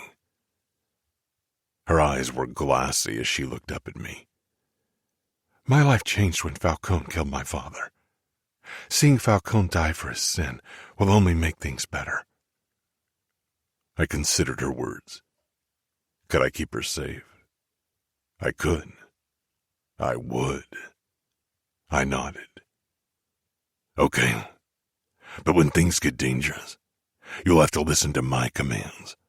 If I tell you to run, you'll run, and you won't hesitate or argue. Understood? Understood. She moved closer to me, Her pliable body pressed up against mine and put her hand against my chest. I can't believe you're really doing this. I couldn't believe it either, but I had never been more sure about something in my life. I needed to help the woman in front of me.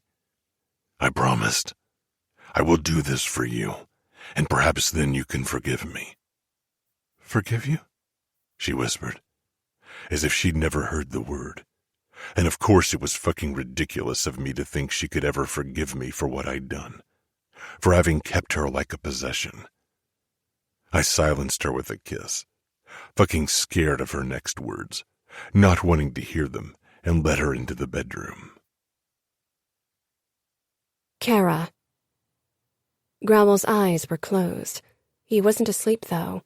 Not that I knew how he looked when he was actually asleep, since he never let me be anywhere close when he was that vulnerable. Whenever he got this close to sleep, he'd send me away or he'd leave if he was in my bedroom.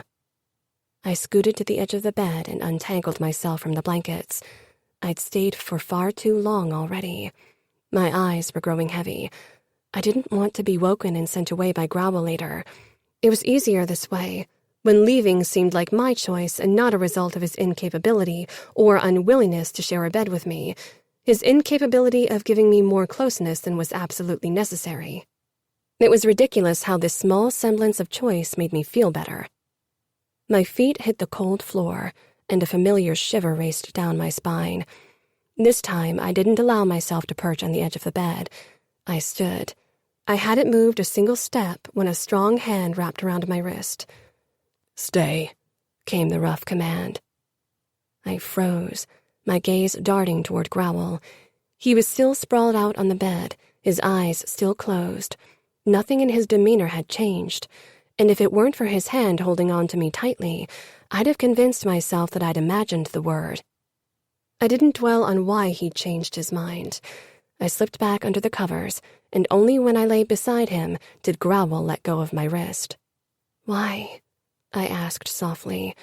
He stayed on his back, didn't reach for me, and I didn't try to snuggle up to him. It would have been too much. This, inviting me to stay the night, was already a huge step for him. "Don't ask," he rumbled. Growl extinguished the lights and darkness fell over us. I hardly dared to breathe, much less move, acutely aware that Growl was probably listening to my every sound. Was I intruding? Was he already regretting that one word? I pushed the thoughts away, and then, when I least expected it, Growl put his hand against my back. A light touch, but enough.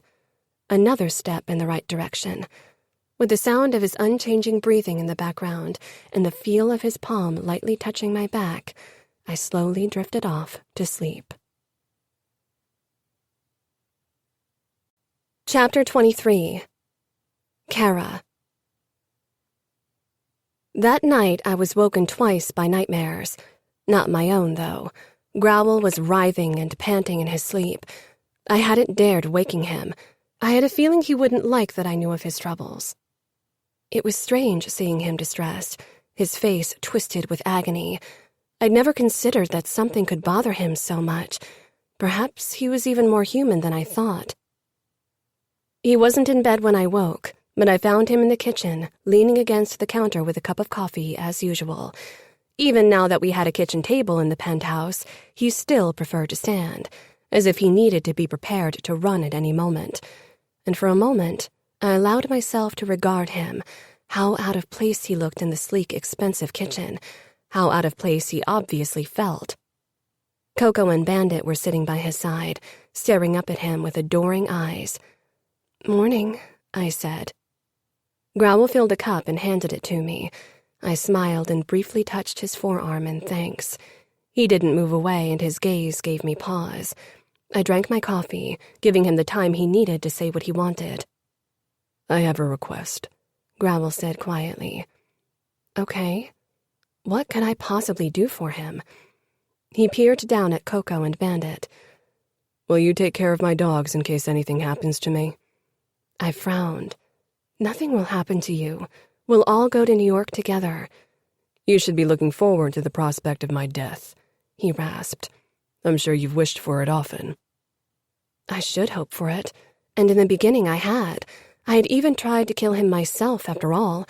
Soon we'd risk our lives. Perhaps this was the last time we'd be together. It was strange to think about it. Even stranger that I was sad about it. I scanned his face. I was no longer scared of him, and I no longer wished for him to die. Far from it. I reached out very slowly and traced the scar around his neck. Growl stilled, but he didn't stop me. Surprise splashed over me. It felt like a miracle that he let me do this. And deep down, I was suddenly afraid. Afraid of my emotions and what the future held for me. You won't die. You're the strongest person I know, I whispered. I stepped very close to him and locked eyes with his. I'm not. His amber eyes sucked me in. So many horrors lay beyond them, and yet I didn't hate him. Not anymore. How could I have let this happen? What's happening to us? I asked quietly. Growl frowned. What am I to you? You are mine, he said simply. His possession? His gift? Only that, or more? It didn't matter. Once I was in New York, there was no future for us. I wouldn't stay with Growl. I couldn't do this to my mother and my sister. They wouldn't understand, and how could they, when even I didn't know how it had happened? Growl. I will take care of your dogs if that's what you want, Cora said. I wanted many things I'd never wanted before. Most of all, I wanted to tell her that I didn't want to lose her, and that for the first time in my life I was scared to die, because I wanted to have more time with her. Yet at the same time I was scared not to die, because then I'd see her leave me the moment we were in New York. Coco and Bandit love you, I told her, and it wasn't all I wanted to say, but I couldn't speak the rest. She searched my eyes, but I wasn't sure what she was looking for. Even now I hardly understood the workings of her brain. She was a mystery to me, would probably always be. But it didn't matter. Somehow she'd done what no one else had ever accomplished. She'd bound me to her, and I would always be loyal to her. I'd been loyal to Falcone, too, but it had been a different kind of loyalty. I would have died for Falcone, because I had never before cared if I lived or died. But now I wanted to live, and yet I'd gladly give my life for Cora, so she could be happy. And I love them, Cora said softly. The word love from Cora's lips did something to me, something I could not understand. Cora. The next morning, Growl woke me before sunrise. He had been gone all night, and I'd been sick with worry because he hadn't warned me that he'd be gone so long. We have to act today, Growl said as he hovered over me. I rubbed my eyes and sat up slowly. What? I stopped myself, realizing what he meant. I sat up. Why? Did something happen? Falcone is tired of negotiating with New York. I doubt he'll have use for your mother much longer. I pushed out of bed. Are we ready? We couldn't fail. Ready enough, Growl rasped. We have to risk it. We can't wait. I found someone who will help us. I can't take care of everything on my own. Can we trust him? Growl shook his head. I don't trust anyone, but he's on Falcone's hit list and I offered him a chance to escape. It also helps that Falcone killed his brothers and he's out for revenge like we are. I was supposed to kill him. Okay, I said, uncertainly. And I know him from when we were kids. His mother was one of Bud's whores. He and I occasionally spent time together in the brothel. You were friends? No, I had no friends. He was scared of me even back then, but we often hid from Bud together, so we were allies. Okay, if you think he won't betray us, I believe you. Growl reached out as if to touch my cheek, but dropped his arm. Disappointment filled me, but I had no time to dwell on it. You need to get dressed. Grab a few things for the drive to New York. I want to leave in 15 minutes. I put on comfortable clothes and stuffed a toothbrush and my remaining clothes into a backpack before I rushed out of my room. Growl waited in front of the door. Bandit and Coco were nowhere in sight. I put them in the car, he said, as if he'd seen the question in my eyes. I nodded, drawing in a shuddering breath. I wanted to say something, but my mouth was too dry. Instead, I stood on my tiptoes and gave Growl a lingering kiss. His eyes softened, but mostly they looked melancholic. "Let's go," he murmured. In the car, a strange sense of wistfulness overcame me. Not because I would miss Las Vegas, but because I'd miss whatever odd connection Growl and I had developed. I wasn't sure what the future would bring, but I knew Growl and I couldn't be together. It wouldn't work. It was wrong. I risked a glance at the man beside me. Almost 2 months ago, we'd been in a car together as well, and back then my life had seemed over. I'd hated him, feared him, wanted him dead. He'd been nothing but a monster in my eyes. His gruesome tattoos didn't repel me anymore, and neither did his scar, which I now knew was only one of many. I understood him better now. He wasn't a monster. He was monstrous in parts, had no choice but to turn that way to survive the horrors of his past. But there was a human side to him as well. It had shown through more and more in the time we spent together. Perhaps eventually it would triumph over his monstrous side, but I knew I couldn't travel his path to humanness with him. I had to think of my mother and sister. The hope of being reunited with both of them gave me strength. I didn't want to consider that I could lose everything. "I didn't tell anyone that we'd be going to your mother today. First, I thought about pretending you wanted to visit her, but after Falcone's words yesterday, that would have only caused suspicion. He might have worried that you would warn your mother of his plans to stop the negotiations." "You're probably right," I said. "Where will we meet the guy who's helping us?" "Mino will be at a meeting point in a deserted factory." "So he won't help you fight Falcone's bodyguards? What was his purpose then?" "I prefer to fight alone." Suddenly, it struck me that Mino was only meant as a driver, but that only made sense if Growl didn't expect to be able to drive us himself. I had no time to think about it because we parked in front of my old home. Growl didn't hesitate. Everything had to go very fast. He practically sprang out of the car and ran toward the house. He rang the bell, and after a moment, a man I didn't know opened the door. Growl grabbed his head and twisted violently, like I'd seen him do 2 months ago. The man dropped to the ground, and then Growl disappeared inside the house. My hand reached for the door. It was hard to stay in the car and wait. What if something went wrong and I wasn't there to help? What could I possibly do, though?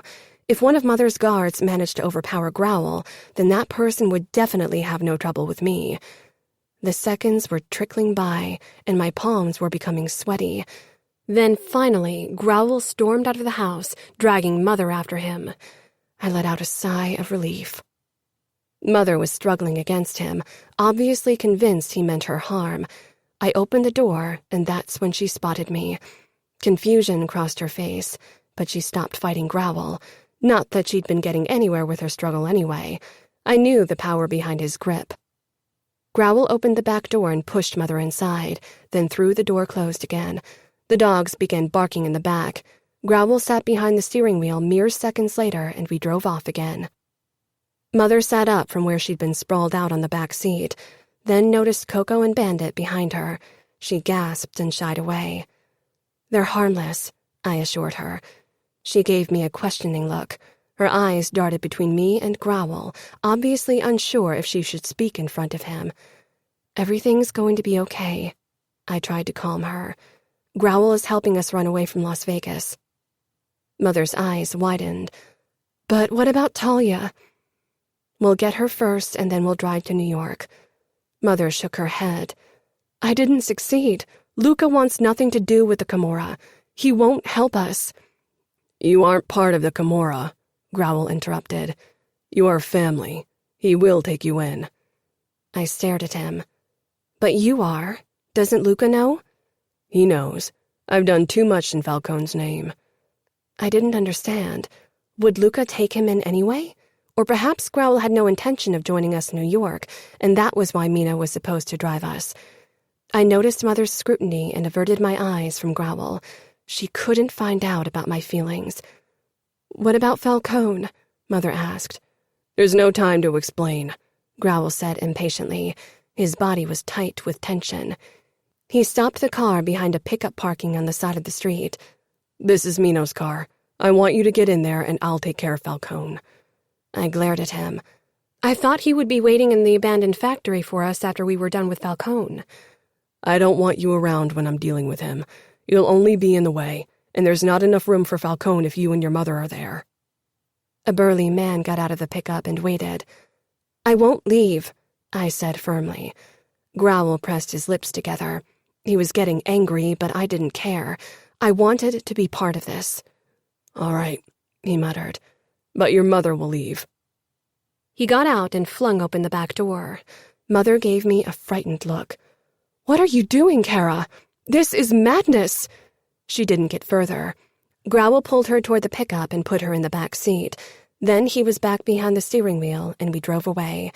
I peered over my shoulder at the pickup that pulled away from the roadside and went off in the other direction. "Your mother is safe. Mino needs our help. He and his family can only hope for safety if New York grants them protection, and the only way that will happen is if your mother puts in a good word for him. He has no choice but to make our plan work." That information calmed me. If you could trust in one thing, it was that people wanted to save their own hide and protect their family. The gate to Falcone's mansion appeared in the distance. "There is a blanket in the back. Crouch in the legroom and cover yourself with it. I don't want them to see you." I grabbed the blanket and did as he asked, trying to be as still as possible. A few minutes later, the car stopped, and I heard the window slide down, then a male voice. "Morning. Mr. Falcone is awaiting you." After a brief moment of panic, I reminded myself that Growl had mentioned he was supposed to meet Falcone to discuss another job. At least that way nobody would grow suspicious. I heard the muffled shot and a body hitting asphalt. My heart pounded in my ears when the car was set in motion again. Chapter 24. Cora. "Stay here. I will probably take a bit longer to disable Falcone's guards," Growl said as he pulled the blanket off me. He held a gun out to me. "Do you know how to use it?" My eyes widened and I shook my head. He quickly explained the basics to me. Then he got out, and I wished he would have given me a kiss in case he didn't return. Don't even think about it. If Growl died, all of us would. Growl opened the trunk and the dogs jumped out. I stayed crouched in the legroom but peeked out of the window. Coco and Bandit followed after Growl as he headed for the door. Someone opened it and Growl shoved a knife into the soft spot below his chin. Then Growl went out of my sight. It took an endless 10 minutes until finally Growl appeared in the doorway. Blood was trickling down his forehead and his shirt was ripped. My heart skipped a beat at the sight until Growl stepped out, holding Falcone by the collar. One trouser leg was torn as if Coco or Bandit had bitten Falcone there. I smiled to myself despite my tension. I left my hiding place and slipped into the passenger seat, making room for Falcone in the back. The trunk was still open, so Coco and Bandit jumped in without needing to be told. Coco's maw was covered in blood. Bandit's fur was too dark to tell what kind of liquid was wetting it, but I assumed it was also blood. Growl thrust Falcone into the back seat. The man's hands were tied together with tape, and so was his mouth. He glared when he spotted me in the car. Growl got into a seat and started the car. We needed to get away from the house as quickly as possible. Nobody tried to stop us as we left the premises. "Is everything okay?" I asked, scanning the cut on Growl's head. It didn't look very deep, but blood was running down his face and getting in his left eye. He wiped it off impatiently. "I killed them all before they could ring an alarm." Falcone made a muffled sound. He looked pissed, but there was also a hint of fear that gave me a sick satisfaction. I smiled grimly at him before turning back to Growl. "What about his wife and children?" "His sons are in boarding school in England, and his wife is in Aspen." Good. At least that blood didn't have to be spilled. I didn't like Falcone's wife much, but she probably had suffered enough in her marriage. She didn't deserve death. Falcone tried to say something again. Growl parked on the side of the road and turned in his seat. He shoved the sleeve of Falcone's shirt up and pressed the knife into the skin a few inches below the crook of the elbow. "What are you doing?" I asked. "He implanted a GPS tracker into his body so we could find him if he was ever kidnapped," Growl said. Falcone gasped in pain as Growl dug the small device out of his flesh with the sharp tip of his knife. The blood-covered tracker fell into the back seat. Growl opened the window and threw the tracking device out. Then he pulled off the tape over Falcone's mouth before we continued our journey. "Are you sure it's a good idea to let him talk?" I asked. Falcone panted in the back seat, the skin around his mouth red, and glared at us. "What did that whore do to wrap you around her fingers? I'd have thought you were immune to manipulation." "You manipulated me all my life," Growl rasped. "Did she tell you that? She must have sucked your brains out." "Be careful," Growl warned. Falcone tried to push himself into a sitting position, but with his tied hands it wasn't easy. Eventually he gave up, which was probably for the best considering that Bandit had stuck his head over the back seat and was only too eager for another taste of the man. "Is she worth losing everything? You could have become my successor. You still can if you kill that bitch now." I laughed, and Growl too smiled bitterly. "As if your men would have ever accepted me as their boss. I know what everyone says about me, even you. A bastard can never amount to anything but a henchman. I'm not stupid. I know what's been going on behind my back, and you have legitimate heirs. You don't need me. This life is all you know, all you have. If you risk it for her, you'll be left with nothing. She isn't worth it, believe me." Growl's eyes slanted over to me briefly. "Yes, she is. She is worth more than you and I. She'll be worth losing everything for."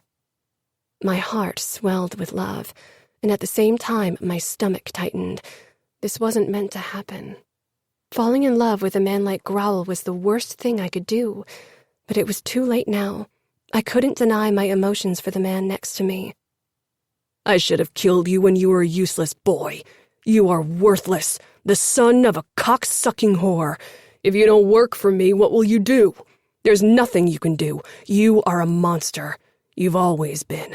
I knew it when I first saw you when you were a screaming, ugly baby." Growl pulled into a deserted parking lot. The store had been closed for a long time from the looks of it. He jumped out of the car and dragged Falcone out of the back seat, then pushed him to the ground. Falcone cackled. I got out of the car as well. Growl grabbed Falcone by the throat. "You've done enough damage. I won't listen to you anymore. You will die today. My men will kill you. You can't stop them all. They're probably already looking for me." I froze. "How?" Growl narrowed his eyes. "You're lying." Falcone's smile widened. "I have a second tracker somewhere in my body. After the thing with her traitorous father, I decided I needed additional safety measures. Someone will wonder why I'm leaving my house, and then they'll find me." Falcone fixed me with a terrifying look. "Your little sister will suffer badly." I released a harsh breath. "It'll be a while for your men to notice you aren't in the house. They have no reason to check your tracker," Growl said, but he didn't sound sure. "We have to find Talia," I begged. Falcone smirked. "I won't tell you." Growl smiled grimly. "Oh, you will." He turned to me. "You should return to the car. This will get ugly." "No, I want to watch." Growl hesitated, but then he took out his knife and knelt beside Falcone. "I'd love to do this slowly," he murmured in a voice that reminded me why I'd been scared of him at the beginning, why I should still be scared of him. "But we're out of time." He silenced Falcone with tape again, grabbed Falcone's tied hands, and pushed the tip of the knife beneath one of his fingernails. My eyes grew wide when I realized what he was going to do, and then Falcone's muffled screams sounded and blood was spilling over Growl's knife. I retched and turned away, my chest heaving in an attempt to stop myself from throwing up. Another muffled cry. I began shaking, and slowly raised my hands and covered my ears. I'd wanted this, had wanted Falcone to suffer, but I couldn't watch. I couldn't bear seeing Growl as the monster I didn't want him to be. Falcone deserved this. He was the reason why Growl was capable of such atrocities in the first place. Now he got a taste of his own medicine. A hand on my shoulder made me gasp, and I whirled around to find Growl watching me with haunted eyes. We need to go. I know where your sister is. It's not far from here. I peeked behind him to where Falcone was lying on the asphalt, clutching his bleeding hand against his chest and crying. When he noticed my scrutiny, he scowled. He would kill me if he got the chance. That was quick, I said, relieved. Growl scanned my face, then nodded. He's not used to pain anymore. It makes things easier. I wondered how often Growl had done this before, but I knew I'd never ask him. I couldn't watch, I whispered. That's good. You are a good person. I'm not, I said.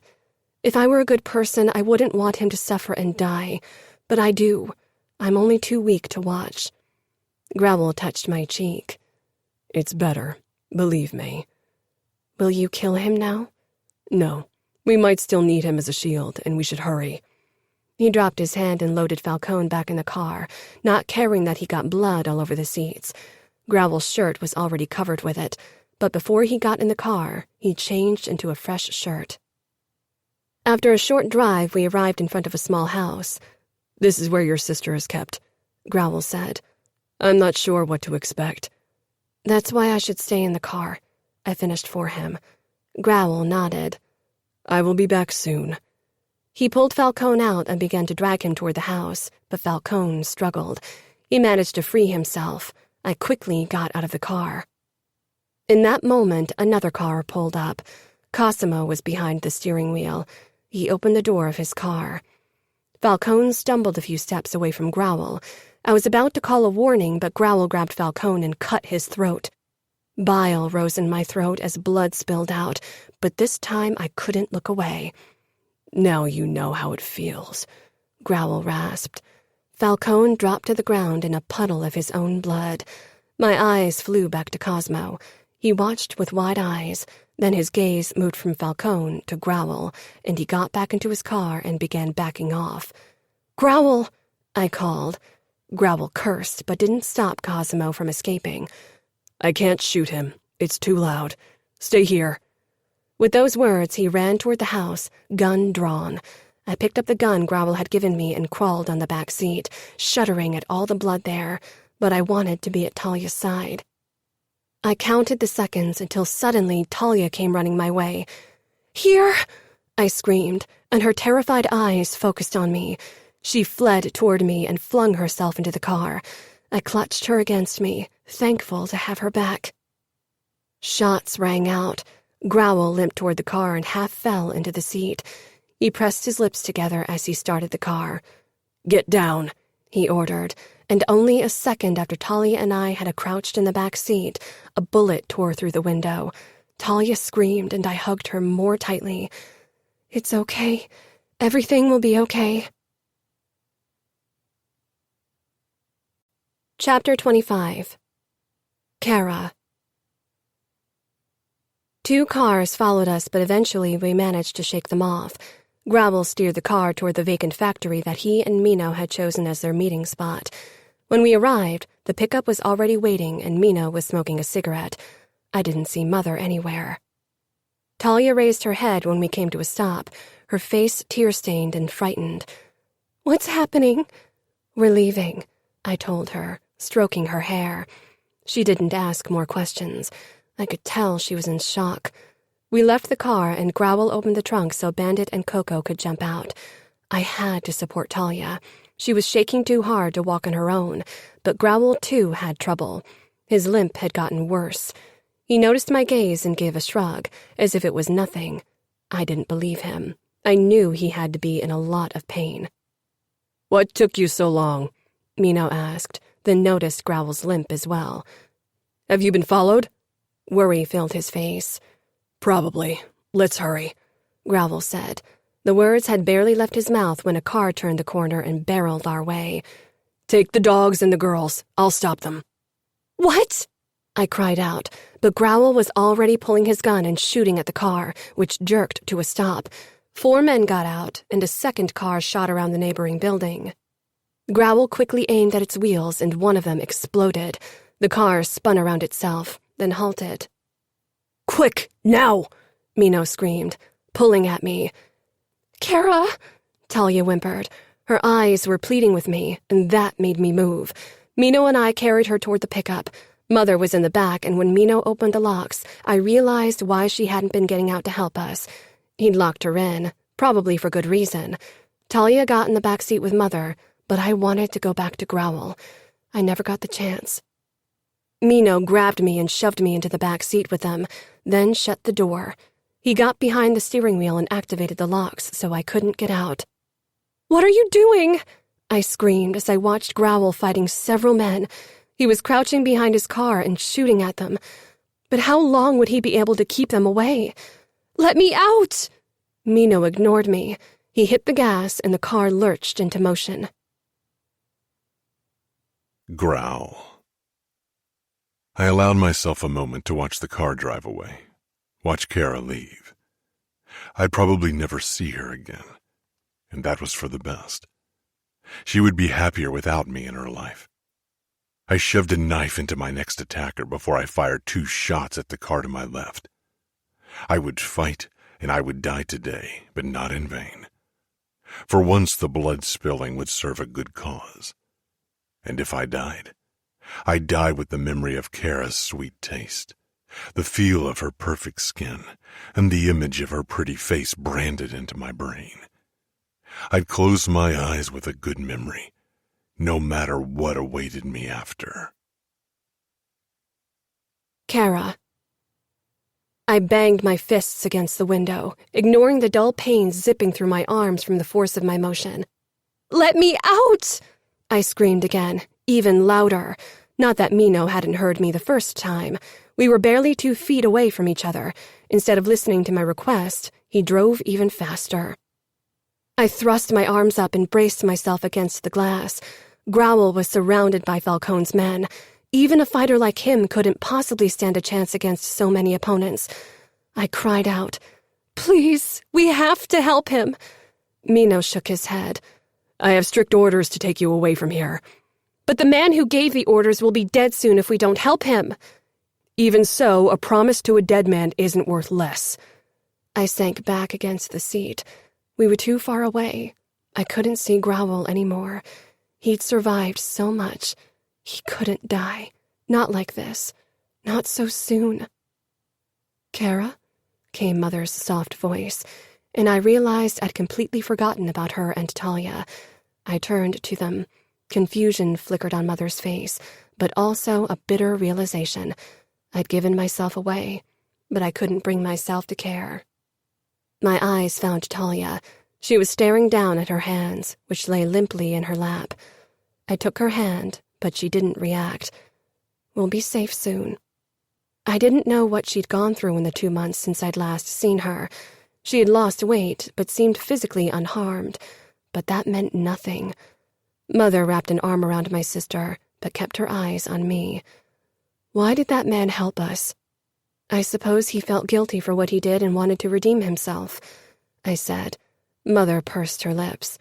"That man doesn't know what guilt is. He's a monster. He's been Falcone's cruelest assassin for so many years. No one could do that without turning into something less than human." I couldn't deny it. Growl had been cruel. He was a murderer. He'd done too many horrible things to count. There was no way I could explain my emotions to Mother, because I couldn't explain them myself. "I heard the stories," Mino said. "Hal Falcone gave you to him as a gift. It was meant as punishment for your family for your father's betrayal." He was watching me through the rearview mirror, a curious expression on his sun-weathered face. I didn't react to his words. It wasn't meant as a question. Mother had paled at the mention of father, but she remained silent. "What I don't get is why you are crying over him. Shouldn't you be relieved to be rid of him? He was a monster," Mino continued. I raised my fingers to my cheeks, feeling the wetness. "He was," I agreed. I wasn't delusional. I'd witnessed Growl's darkness, his irredeemable side, and yet I'd come to love him. Maybe because I knew of the other Growl, the person he kept hidden beneath many layers of brutality, that tender and vulnerable side, that caring and loving side, that had won me over.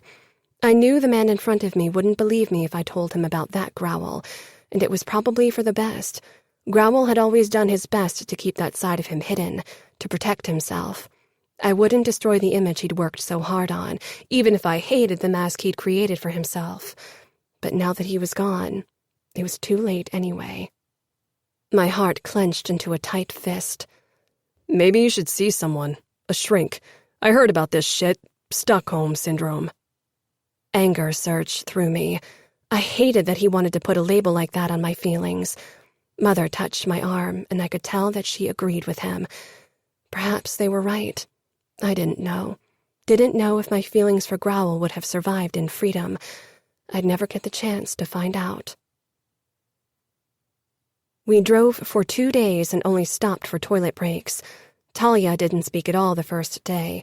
On the second, she finally told us that she was okay, that she hadn't been hurt, that the wife of her guard had taken care of her as well as she could. I was so relieved, even though another hurdle still lay ahead of us, convincing the head of the New York Familia to help us and take us in. Mother had called him from an old payphone at a rest stop and told him we'd be coming. He hadn't made any promises. He probably thought we were spies. It was hard to be scared of the future. I felt numb. Too much had happened. The man I loved was dead.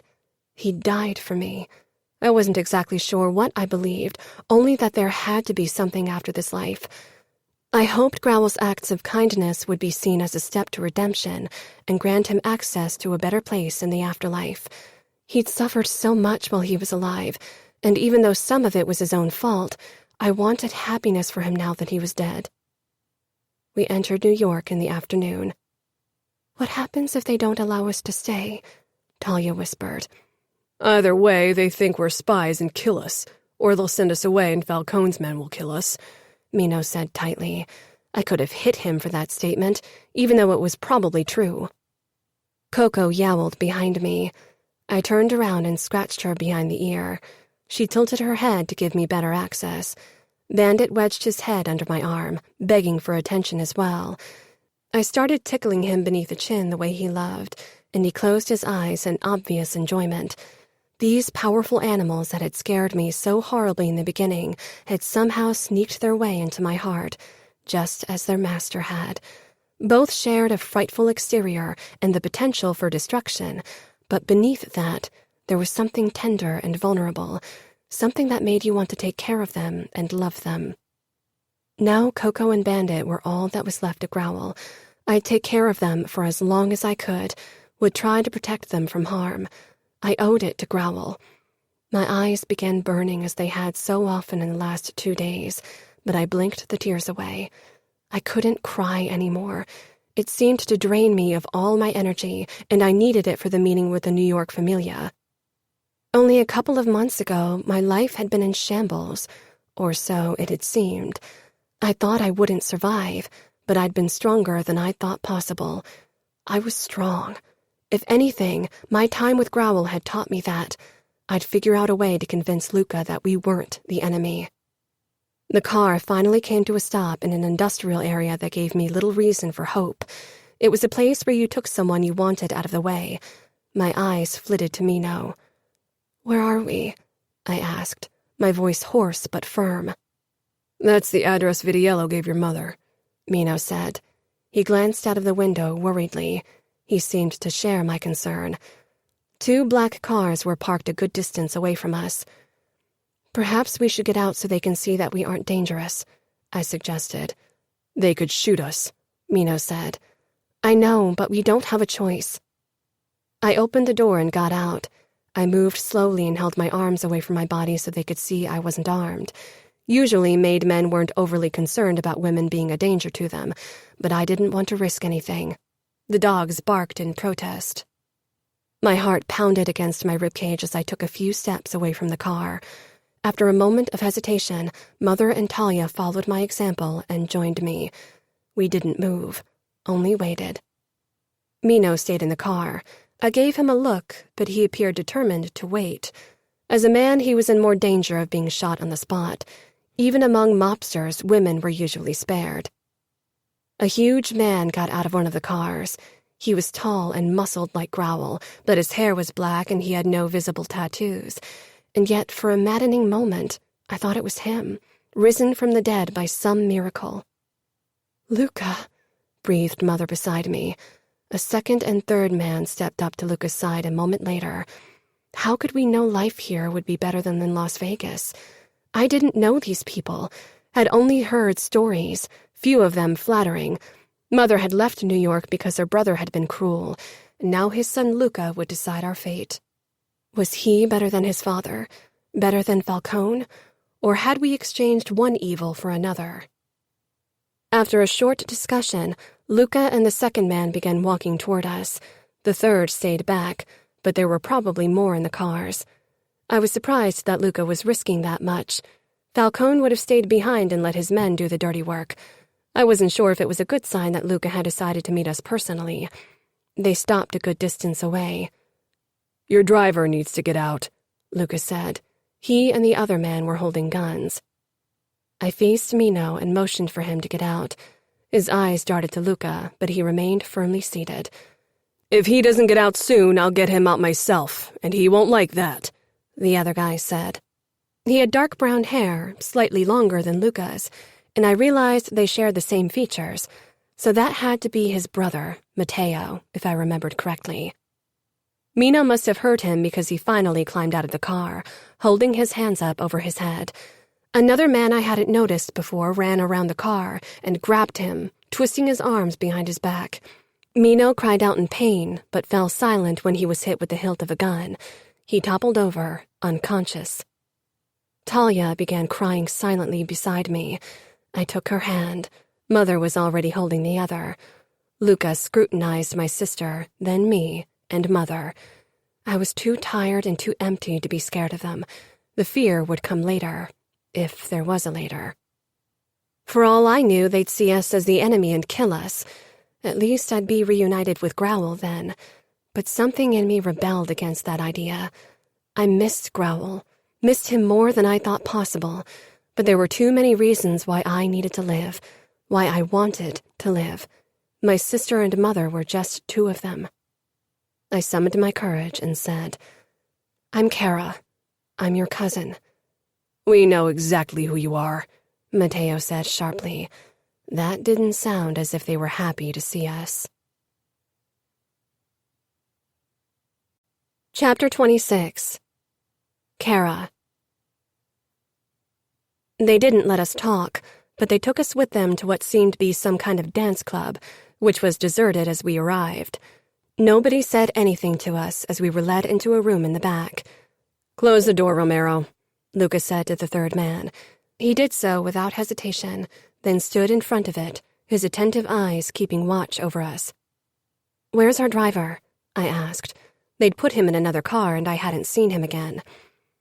"We need to have a more intense conversation with him to figure out what his motives are," Matteo said with a smirk. A shiver ran down my back. "Will you torture us as well?" I muttered. Matteo laughed. "Oh, a cheeky one." Lucas sighed. "You have a cheeky wife already. Don't grate on my nerves by bickering with our cousin, too." Surprise widened my eyes. Matteo shrugged and sat on the edge of the desk. "What about the dogs? Where did you take them? Please don't hurt them." "Someone will take care of them," Lucas said. What did he mean by that? His face didn't give anything away. It was hard, emotionless. "We need your help, Luca," Mother said pleadingly. "We are family." "You left your family to go to Las Vegas. You married a member of the Camorra." "That's betrayal, if you ask me," Matteo said with a twisted smile. "And from what we hear, your family likes betrayal. Your husband already paid with his life for it." Mother faltered. "We never betrayed anyone," I said firmly. "And Mother only left New York because she loved my father and because her brother was a monster." "Well, we hear that you know how to handle monsters, right?" Matteo said, his dark eyes challenging. "And you're talking about our father. Don't forget that." I swallowed. Insulting Salvatore Vitiello in front of his sons was probably not my best idea, but I'd spoken the truth. Everyone in our circles knew what kind of man Salvatore Vitiello had been. "I knew your father, my brother. Well enough to know that you can't miss him very much, Mother said firmly. Lucas shrugged. He wasn't a good man, but neither am I. Mother shook her head. I don't believe you are like him. I saw your beautiful wife in the newspaper. Lucas' expression changed. Mentioning his wife had been a mistake. Protectiveness washed away the blankness. We won't discuss her. His voice allowed no argument. The door to the room was pushed open. Romero peered behind it, then turned around with an apologetic expression. A beautiful blonde woman stepped in. It's enough, she said. Her voice was quiet and calm, but it held obvious power over Luca. She was light. That was all I could think of when I stared at her. Her pale skin, golden hair, blue eyes. Light. Pure light. And so beautiful it almost hurt looking at her. Her welcoming smile hit me, and the knot in my stomach loosened.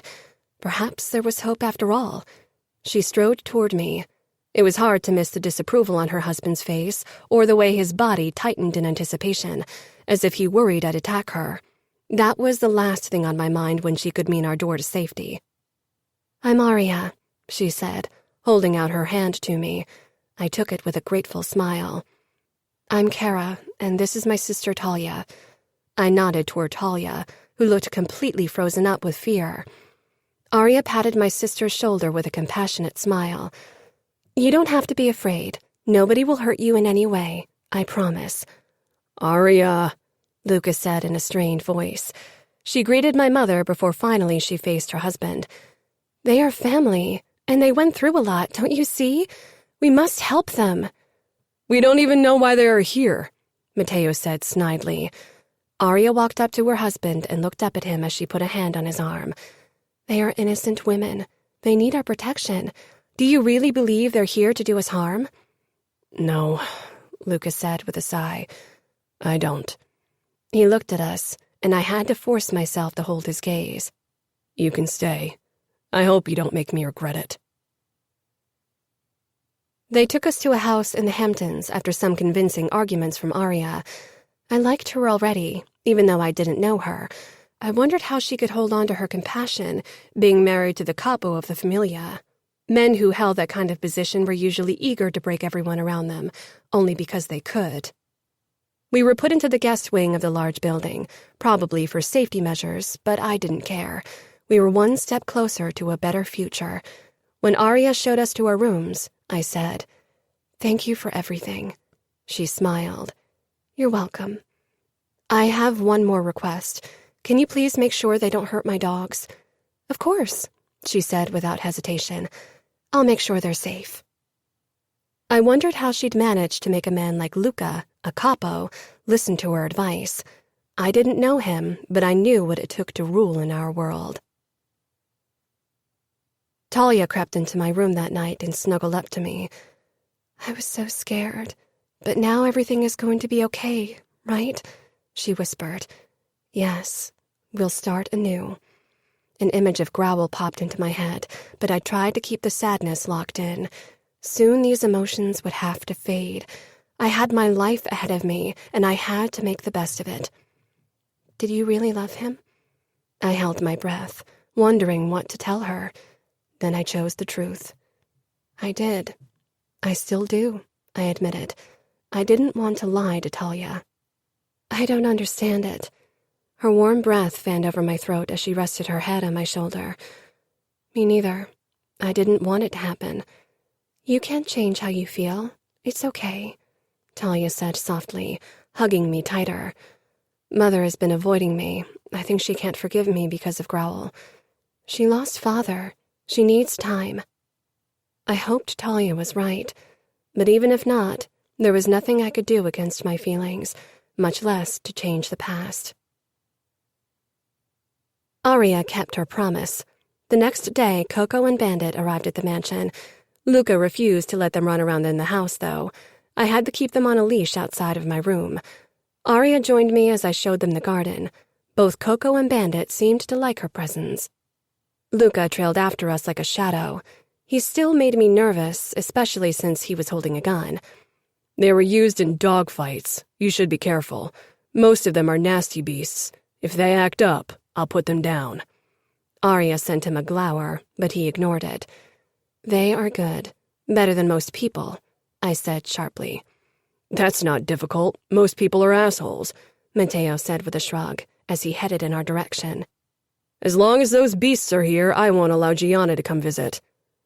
"As if you could tell Gianna what to do," Arya teased, then turned to me. "Don't listen to them," she said apologetically. She crouched before Coco and Bandit. I knelt beside her and patted Coco's head. After a brief moment of hesitation, Arya did the same. "Arya," Lucas said in warning, pointing his gun straight at Coco's head. "See?" she said with a glance over her shoulder toward her husband. "They're harmless." "They might act harmless now, but they've lived through a lot. Sometimes they lose control. I don't want them near you." Arya sighed, then whispered to me, "Keep them on a leash until he's calmed down." I nodded. I had absolutely no intention of going against Luca's orders. I led the dogs into my room, unleashed them, and stretched out on the bed. The animals inspected the room but didn't take their eyes off me. I had the feeling that they were looking for Growl. They probably missed him too. Eventually, I patted the empty half of the bed. "Come on up." Coco lifted her head, ears perked up. I patted the bed more firmly and repeated my invitation. Coco was the first to trot toward the bed and join me with a hesitant jump. When I didn't chide her, she curled up and pressed against my side. Bandit didn't need another invitation. Soon he was snuggled up against Coco and me. I scratched them behind the ears, enjoying the feeling of their soft fur. With their warm bodies giving me the comfort I needed so much, I relaxed against the pillows and extinguished the lights. I hadn't slept well last night.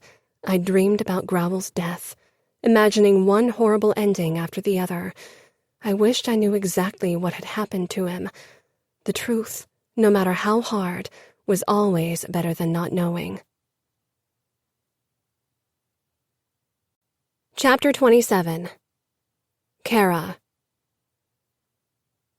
A couple of weeks later, my family and I were starting to settle in, and Talia was almost back to her usual self. She didn't talk about what happened to her, and eventually I stopped asking. She wanted to move on. We all did. We'd be leaving the Hamptons in a couple of days to live in an apartment in New York, an apartment Luca owned. It didn't sit well with me that he would take care of everything, but we didn't have money, and none of us had ever worked. Not that we would ever be allowed to do so. We were women, and family of the capo. The familia money would provide for us as long as we lived. I returned from my walk with Coco and Bandit on the vast premises of the Vitiello mansion and was on my way into the guest wing when words carried over to me from somewhere else in the house. I knew that voice. Every night I heard it in my dreams, most of them nightmares. But he was not the cause of my fears. Not anymore. So much had changed. I dropped the leashes and began running toward that voice. I didn't stop until I spotted him in the living room. I skidded to a stop, my heart beating in my throat. And there he was, dark and tall and bruised. One of his eyes was swollen shut, and several cuts and more bruises littered his skin. I couldn't move. The dogs didn't share my hesitation. They followed me, dragging their leashes behind themselves. They lurched forward, yapping and wagging their tails. Luca, Romero, and Mateo startled and pulled their guns, but Coco and Bandit didn't attack. They squeezed against Growl's legs, yowling and barking, and he reached down to pat their heads, but his eyes went to me, piercing me to the very core. 2 weeks since we'd last seen each other. 2 weeks of me thinking he had died. Where had he been? Why hadn't he given me a sign that he was alive? I'd mourned his death, had made plans for a future without him. But now that he was here, I wondered if we even had a future together. We'd never talked about it. I had been his, not by choice, and now that I was free, I wondered if we could make it work. Did I really want to live with the man who'd as good as owned me? Did he even want me now that I wasn't a mere gift anymore? And what about Growl's future? He'd betrayed the Camorra, broken his oath. That was the ultimate sin in our world. Would the Camorra come after him? And how would the Familia deal with someone who'd betrayed his cause? So many questions raced through my head and left me reeling. I searched his eyes and realized that just for an instant, before Growl could put his shields back up, I saw my own questions reflected in them. "You are alive," I said simply. He didn't move closer. I am hard to kill. I noticed Arya in the corner, watching us. Luca broke the tense silence. Is it done? Growl finally tore his gaze away from me. I killed many of Falcone's closest men. There's a lot of fighting going on in Vegas now. From what I hear, Falcone's sons have come to the U.S. Soon they and Cosimo will be fighting for power. It'll keep them busy for a while. Luca seemed satisfied with that. Business. This was all about business. Was that why they'd taken Growl in? Because Growl had important information about the Vegas Camorra? I wanted to run toward Growl, but he didn't seem to want that. Confusion filled me. I needed fresh air. I needed to think. I turned around and hurried back outside. I stopped when I reached a bench and sank down on it. Arya joined me a few moments later. "You love him. Why don't you show him?" I stiffened. Was it that obvious? "Because he doesn't love me. He can't. This thing between us has no future." I wasn't naive enough to believe that Growl would change. If we stayed in New York and if he was allowed to work for Luca, there was only one job that he could do. He'd become one of Luca's assassins. Too much had been broken in Growl when he watched his mother die and when he almost bled to death himself. I wanted to mend him, but I wasn't sure I'd ever be able to recover all the broken pieces. Some of them might be lost forever. "Why? If you love him, there's always a way." "He's not good." Arya laughed softly. "Luca isn't good either, but I love him with all my heart. You just have to allow yourself to love his good parts." I loved his good parts, and I loved his ugly parts. Loved him more than I should. He'd stolen my freedom, my life, and somehow along the way, without me realizing it, he'd also stolen my heart. "He loves you. I don't know exactly what Luca and Growl talked about when they first met yesterday, but I have a feeling that the only reason Luca trusts Growl is because he realized that Growl loves you. And Luca knows what love can do to a person." She paused. My mind reeled with the knowledge that Growl had waited a day to reveal himself to me. "Your sister mentioned that your mother doesn't approve, but don't let that stop you, if you really love him. My sister Gianna didn't like Luca very much in the beginning either." I nodded to show her I'd listened, but I couldn't say anything. Growl. I paced the corridor in front of Kara's room. I wasn't sure why I was waiting for her to show up. What was there left to talk about? The moment she left for New York without me, I'd known it meant the end for us. The realization had been like a punch in the gut. The realization that she wouldn't stay with me. A monster. No one would. She seemed to enjoy my company in the end, enjoyed my closeness and my touch, but I didn't fool myself. Her affection for me had been born out of necessity. She'd had no choice. She couldn't get away from me. She had sought my closeness because she was relieved it wasn't brutality that I showed her. But now everything had changed. In New York, Kara would be free to do as she pleased. No one was stopping her. I knew enough of Luca to know that the man wouldn't support me in keeping Kara. And though it had taken a while for me to realize it, I didn't want to have Kara as a possession. I wanted her to want to be with me. I knew that meant I'd lose her altogether. She'd live her life without me. She'd find a new guy, a nice guy. Someone who hadn't caused her so many nightmares. Maybe Luca already had a husband in mind for her, a made man with good standing and upbringing. It was difficult for me to understand emotions, and that would never change. But her expression made it clear even to me that she didn't want me. Perhaps she'd pretended to tolerate me for her own sake, because she wanted me to help her revenge her father and kill Falcone. I couldn't really blame her. I often wished I'd never had her in the first place, because it was easier to live without something you'd never had. I hadn't known what I was missing, but now it was difficult to give her up. I had grown used to Cora's presence. I'd always taken myself for a loner. I thought I didn't want other people around me. I'd enjoyed living with only my dogs for company. My life had been mine alone. It had been uneventful and driven by habits, but it had been safe. Now that I'd experienced living with someone, living with Cora, I had a hard time imagining being alone again. I would get by. I always had. I'd work twice as hard, would put all my energy into making Luca trust and value me. I'd make a name for myself here in New York, and eventually, I'd forget about Cora and return to the life I'd had before. Steps sounded and I looked up. The moment Cora turned the corner, I realized I was fooling myself if I believed I could ever forget her. Cora. I froze when I spotted Growl in front of my room. Bandit and Coco lay curled up at his feet as if they'd all been waiting for a while. I approached him slowly, trying to get a grip on my emotions. Coco wagged her tail when I stopped in front of them. Growl pushed his hands into his pockets, face blank, and his body tense as a bowstring. There's no reason for you to stay with me. You are free now. Even if I could force you to stay with me, I won't. You are free to choose your own life. The words I'd been longing to hear from the moment Falcone had given me to Growl suddenly stung. So what is it you're saying? Would you prefer if I left you? How could I leave him when we hadn't been a couple in the first place? That's the last thing I want, he said fiercely.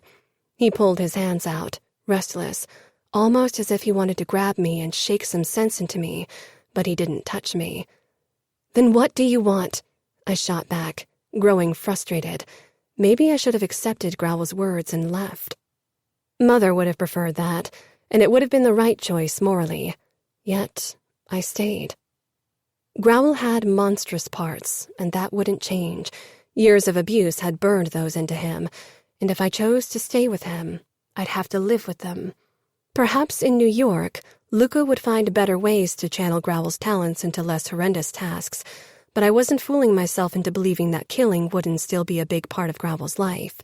That was something I'd have to accept.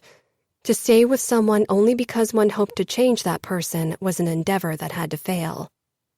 Growl's eyes flickered with emotions, too many and more than I'd ever seen in them. He began, then stopped and growled. He shook his head and turned his face away, so I was left to stare at his profile. You once told me I needed to be brave. Who's a coward now? I challenged. Growl whirled on me, grabbed me by the shoulders, and pressed me against the wall. I want you. I want you to stay with me because you want to stay. I want you to want me, he rasped. I exhaled. I do. Growl released me. Do what? Want you. Want to stay with you. Growl stared. I think... He ran a hand down his face. I'm no good with words, with emotions. You know that. But you could be. Perhaps you just need to try, I said softly. His eyes filled with resolve. Not much scares me anymore, he rumbled. But this, between us, it does. My emotions, they scare me. But why? I gave up hoping for something good a long time ago. It made things easier. Nothing could hurt me. Pain was nothing. People's insults meant nothing. I cared about nothing. There was nothing I had to fear. But when I got you, I suddenly realized what kind of life I'd led, how little everything had meant. I liked being with you, talking to you, sharing meals with you, walking Coco and Bandit with you, and even sharing a bed with you. I never thought I could like that kind of thing. Never thought I might need something like that. But now... He trailed off, the uncertainty back. Now I'm fucking scared to lose all that. To lose you. I never knew I needed you, but now I can't imagine being without you. I love you, Cora. I let out a shuddering breath. I'd never expected those words from Growl, not even close. I touched his heart, feeling its erratic rhythm, then his cheek. And I love you, Growl. Arya had been right. I needed to make a choice, and I chose love. Mother would come to accept that. After all, she'd once given up everything to follow love. Ryan, he growled. The name sounded wrong coming from his lips, like they weren't used to forming those letters anymore. Ryan? That's my real name. Oh, I whispered, overwhelmed by the situation. That's a beautiful name. He smiled tentatively. It still surprised me how it changed his edgy face. He leaned down and kissed me, then pulled back a few inches. I want New York to be a new beginning for me and you, if you want that too. And I want to be known as Ryan in this new life. And I want a new beginning with you, Ryan, I said. He wrapped his arms around me and held me tightly. I don't deserve you, he murmured against my hair. But I will. Epilogue. Cora. It's not much, Ryan said quietly as he led me into his apartment. It was in Harlem, near a small park, so he could walk Coco and Bandit there when he didn't have time to take them out of the city bounds. He had to leave most of his savings behind in Las Vegas, and he'd refused Luca's offer for an advance. He wanted to earn the money he used, and I respected that, admired it even. Ryan would have to work his way up in the Familia. He had to prove himself to his fellow made men. Many people still distrusted him, and that wouldn't change anytime soon. The Camorra was hated in the city. I followed him inside and squeezed his hand. Coco and Bandit pressed up to me excitedly, yapping and wagging their tails. I patted their heads in passing as Ryan led me through the small corridor into the living room. It wasn't as spacious as the rooms in my family's home, but it wasn't exactly tiny either. The only pieces of furniture were a beige sofa, a coffee table, and a TV attached to the wall. I think this might need a female touch, I said with a small laugh as I took in the bare walls and lack of decoration in general. Ryan looked at me strangely. I thought you could move in with me. I swallowed. I hadn't expected it. Since he'd come to New York 3 weeks ago, our relationship had been careful, hesitant. I had moved into an apartment with my mother and Talia and tried helping them heal, and Ryan had been busy getting the respect and trust of Luca and the rest of the Familia. We had seen each other a few times to walk the dogs together, but except for a few kisses, Ryan hadn't initiated any physical closeness, nor had I. This was a new start for both of us, and we needed time to find ourselves and find our way back together. You want us to live together? Ryan looked away, amber eyes reflecting his inner turmoil. I know the rules of our world. I know an honorable woman like you shouldn't live with a man before she's married. And I want to marry you, but I thought... You want us to marry? I exclaimed. My heart was beating furiously in my chest. He rubbed his neck, then met my gaze. Yes, You weren't supposed to lose your innocence before marriage, and people in the Familia might judge you for it, but it was my fault. You had no choice, and I want to make things right. I touched his chest, feeling it heave under my palms. I don't want us to marry because you feel guilty. If we marry, it has to be because we want it. I want to marry you, he rasped. And I want to marry you, I said quietly. But I think we should live together for a while and allow my mother and sister to grow used to the idea. So much has happened. I think we all need more time. He nodded, then cupped my cheek. But you will move in with me? I looked around. If you give me free rein over the decorations. Ryan smiled. The expression still looked unpracticed on his face, but I loved seeing it. I'll work hard so we can get something bigger soon. I don't care about that. I just want us to be happy, and we don't need luxury for that. I want to make you happy. I touched his cheek and stood on my tiptoes, pressing my lips against his. And I want to make you happy. You deserve happiness as much as I do. He didn't say anything, but there was still a hint of doubt in his eyes. He thought he didn't deserve to be happy, but I would prove him wrong. I deepened the kiss, then whispered, "I want to be with you."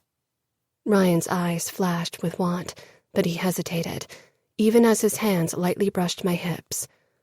"I thought you might want to wait until we're married before we have sex again." I laughed, then shook my head. "I don't want to wait. I want to make love to you." He made a low sound in his throat, and finally his kisses became more eager. He lifted me up and carried me toward his bedroom, where he laid me down carefully on the bed. He undressed me without hurry, his eyes taking in every inch of me. "I want to see you too," I said, and watched reverently as he undressed, revealing tattoos and scars and muscles. "No one's ever looked at me like you do," he growled as he lowered himself on top of me. "Because they've never really seen you," I said, then moaned as he brought his mouth down on my breast. I could see how he forced himself to slow down, to touch me lightly, to show me through his touch what he felt, and I enjoyed this softer side of him. When he finally molded our bodies together and began moving slowly, I leaned forward and gently kissed the scar around his throat. His thrusts faltered briefly, but then he cupped my head and locked gazes with me. I couldn't wait to marry him, to give him the family he never had. For some reason, this felt like our first time, because we both had come together freely, happily, without reservations, and that's how it was meant to be. This has been Bound by Vengeance, written by Cora Reilly, narrated by Desiree Ketchum and Tor Tom, produced by One Night Stand Studios, post by Simplify Productions, text copyright 2017 by Cora Reilly, production copyright 2020 by Cora Reilly, all rights reserved.